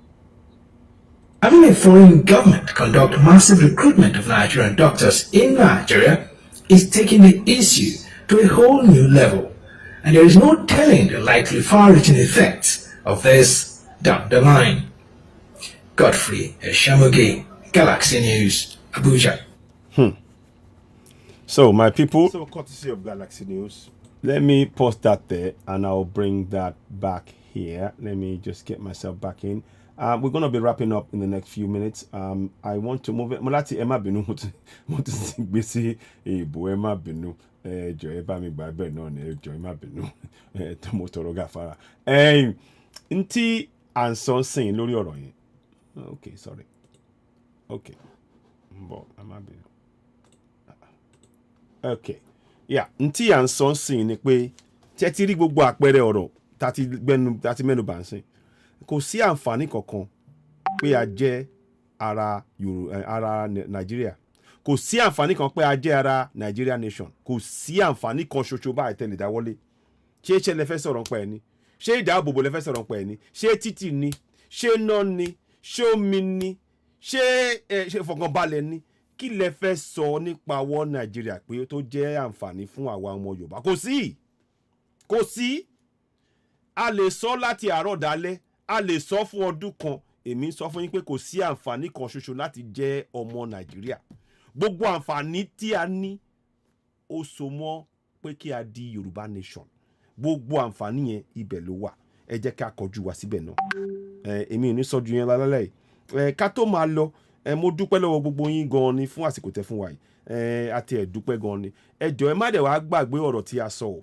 Ẹ bá wa fi tó àwọn èèyàn létí ní ilé ni olóko ni o. Iṣẹ́ ṣì pọ̀ lá fún wa láti ṣe o. A dẹ̀ tún máa tẹ̀síwájú náà ni. Kò ní sú wa, kò ní rẹ̀ wá o. Ẹ jẹ́ kí gbogbo wa ká sọ fún gbogbo àwọn tó wà nílé. Ogun ti wọlé. Bá ṣe ń sọ àwọn fídíò wọ́n pa àwọn èèyàn. Èní wọ́n pa wá bí ẹni pa ẹran. Ẹ já sọ tọ̀rọ̀. Ẹ ti gbọ́ lẹ́nu àwọn kọ̀mándà pé ìjọba yẹn o, ìmọ̀ràn wọn ni pé wọ́n fẹ́ sọ ilẹ̀ yẹn di ilẹ̀ àwọn ẹ̀sìn mùsùlùmí, sharia law, Fulani sultanate. Ẹ ti gbọ́ lẹ́nu wọn, kì í ṣẹ́nu tèmi lẹ ti gbọ́ o, ẹnu wọn lẹ ti gbọ́ o. Mo fẹ́ kí a fi yẹn sí ọkàn wa, ká fi sọ fún gbogbo àwọn èèyàn pé àṣírí ti tú. Ńgbà tá a kọ pé àṣírí ti tú, àwọn kan máa rò pé àṣírí wo ló fẹ́ tú àti mọ̀ ń pẹ̀. Àmọ́ gbogbo wa ń sìn, mo rò pé ńgbà tá a ti gbọ́ ọ̀rọ̀ yẹn, tá a ti gbọ́ lénìí, àwa gbogbo wa ti wá mọ ibi tí ọ̀rọ̀ ti wá wà. Arákùnrin àwọn bàbá tán dẹ̀ fi wọ́n gbé ẹ̀mí wọn lẹ̀ yẹn pé nǹkan tó máa ṣẹlẹ̀ kó máa ṣẹlẹ̀. Wọ́n ti rí pé nǹkan ti bàjẹ́ ni. Ẹ jẹ́ ká tẹ̀síwájú pẹ̀lú Yorùbá nation. Ẹ jẹ́ ká nígbàgbọ́ nínú Yorùbá nation. Gbogbo ẹ jẹ́ ká fọwọ́ sọ̀yà pé Yorùbá nation now. Yorùbá nation now. Yorùbá nation now. Yorùbá nation ẹ nígbàgbọ́ nú ẹ̀ ẹ máa pariwo ẹ̀ ẹ máa sọ̀rọ̀ ń pa ẹ̀ ẹ máa fi tó àwọn tó wà nílé létí ẹ máa nà wọ́n ẹ máa sọ fún wọn pé ẹ wá o nínú àṣẹ sáìn ni ẹ o constitution ẹ bá wa wò ó nínú constitution yìí máa fi síbi kan fún wa ẹ ti bá lọ sórí www.citizenay.org ẹ rí ń bẹ̀ ẹ tẹ blue button yẹn proposed constitution wà nù ẹ̀ mo dẹ̀ tún fẹ́ ẹ jọ ẹ fún mi ní mo tọrọ àyè mo fẹ́ sáré ṣe kinní kan fún yín mo fẹ́ sọ̀rọ̀ nípa decree 4 ká tó lọ ẹ jẹ́ kí n sáré ṣe báyìí màá wò ná mò ń bọ̀ mo fẹ́ torí decree 4 lọ gbé wá o decree 4 reintroduction decree 4 in Nigeria mo fẹ́ ṣe báyìí mo fẹ́ máa gbé wá sí yín o nǹkan tí wọ́n ń lò sí nìyẹn o.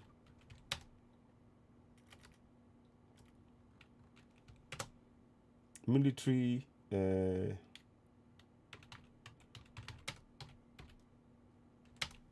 mo kàn máa kà á fún yín náà ni mo kàn fẹ́ sáré kà á fún yín ká tó máa lọ kí gbogbo wa mọ̀ torí àwọn kan ẹ lè má mọ̀ ẹ kàn rí pé ìjọba ń ṣe nǹkan ẹ rí pé bóyá òfin kì í ṣòfin o so òun dáná o ń bà o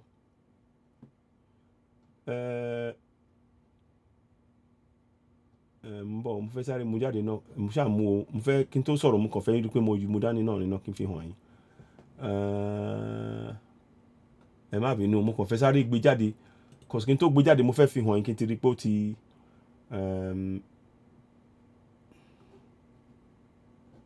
decree 4 ṣáná pé tàwọn kan ló máa mọ kí nìyẹn mo kàn tí n bá rí sí máa padà wá máa fi hàn yín so but decree 4 ni kí nìyẹn ok màá ṣe ẹ jẹ́ kí n ṣe àwọn ìwádìí kan màá padà wá pẹ̀lú ẹ̀ àmọ́ sìn mo dúpẹ́ lọ́wọ́ gbogbo wa fún àsìkò tẹ́ fún wa a dúpẹ́ gan lọ́wọ́ yín ẹ jẹ́ kí a wá máa lọ pẹ̀lú ká tó máa lọ ẹ jẹ́ ká kọ orin ìbílẹ̀ ní ìrìjù báyọ̀ lẹ́nìí ẹ ṣeun a dúpẹ́ gan lọ́wọ́ yín kú àdúrótì kò ní sí wa kò ní rẹ̀ wá a tún máa mú ọ̀rọ̀ wá táwa tún ti gbọ́ nǹkan kan lórí tàwọn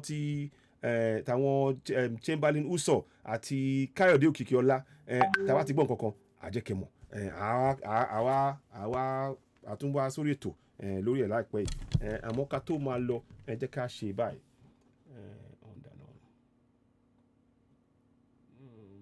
ẹ má bínú ok mo rò pé a ti rí i.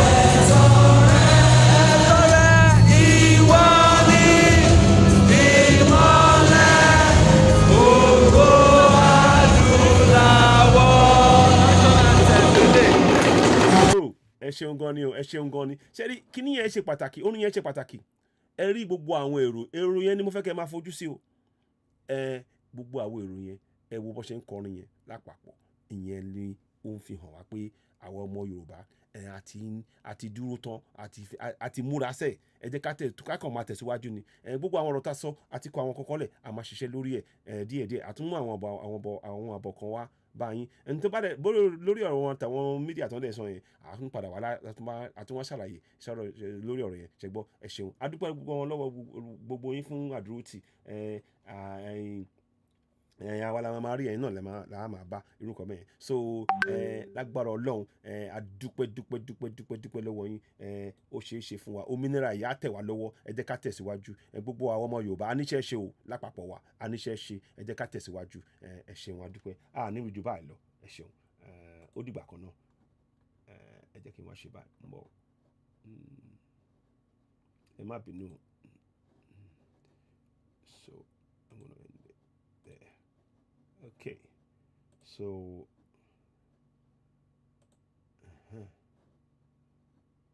okay, ẹ̀yin tẹ́ wà lórí YouTube náà, a dúpẹ́ lọ́wọ́ yín o, a dúpẹ́ lọ́wọ́ yín, ẹ kú àdúrótì, kò ní sí wa, kò ní rẹ̀ wá, àtúmọ̀ àríyìn bá sọ̀rọ̀, ẹ ṣeun.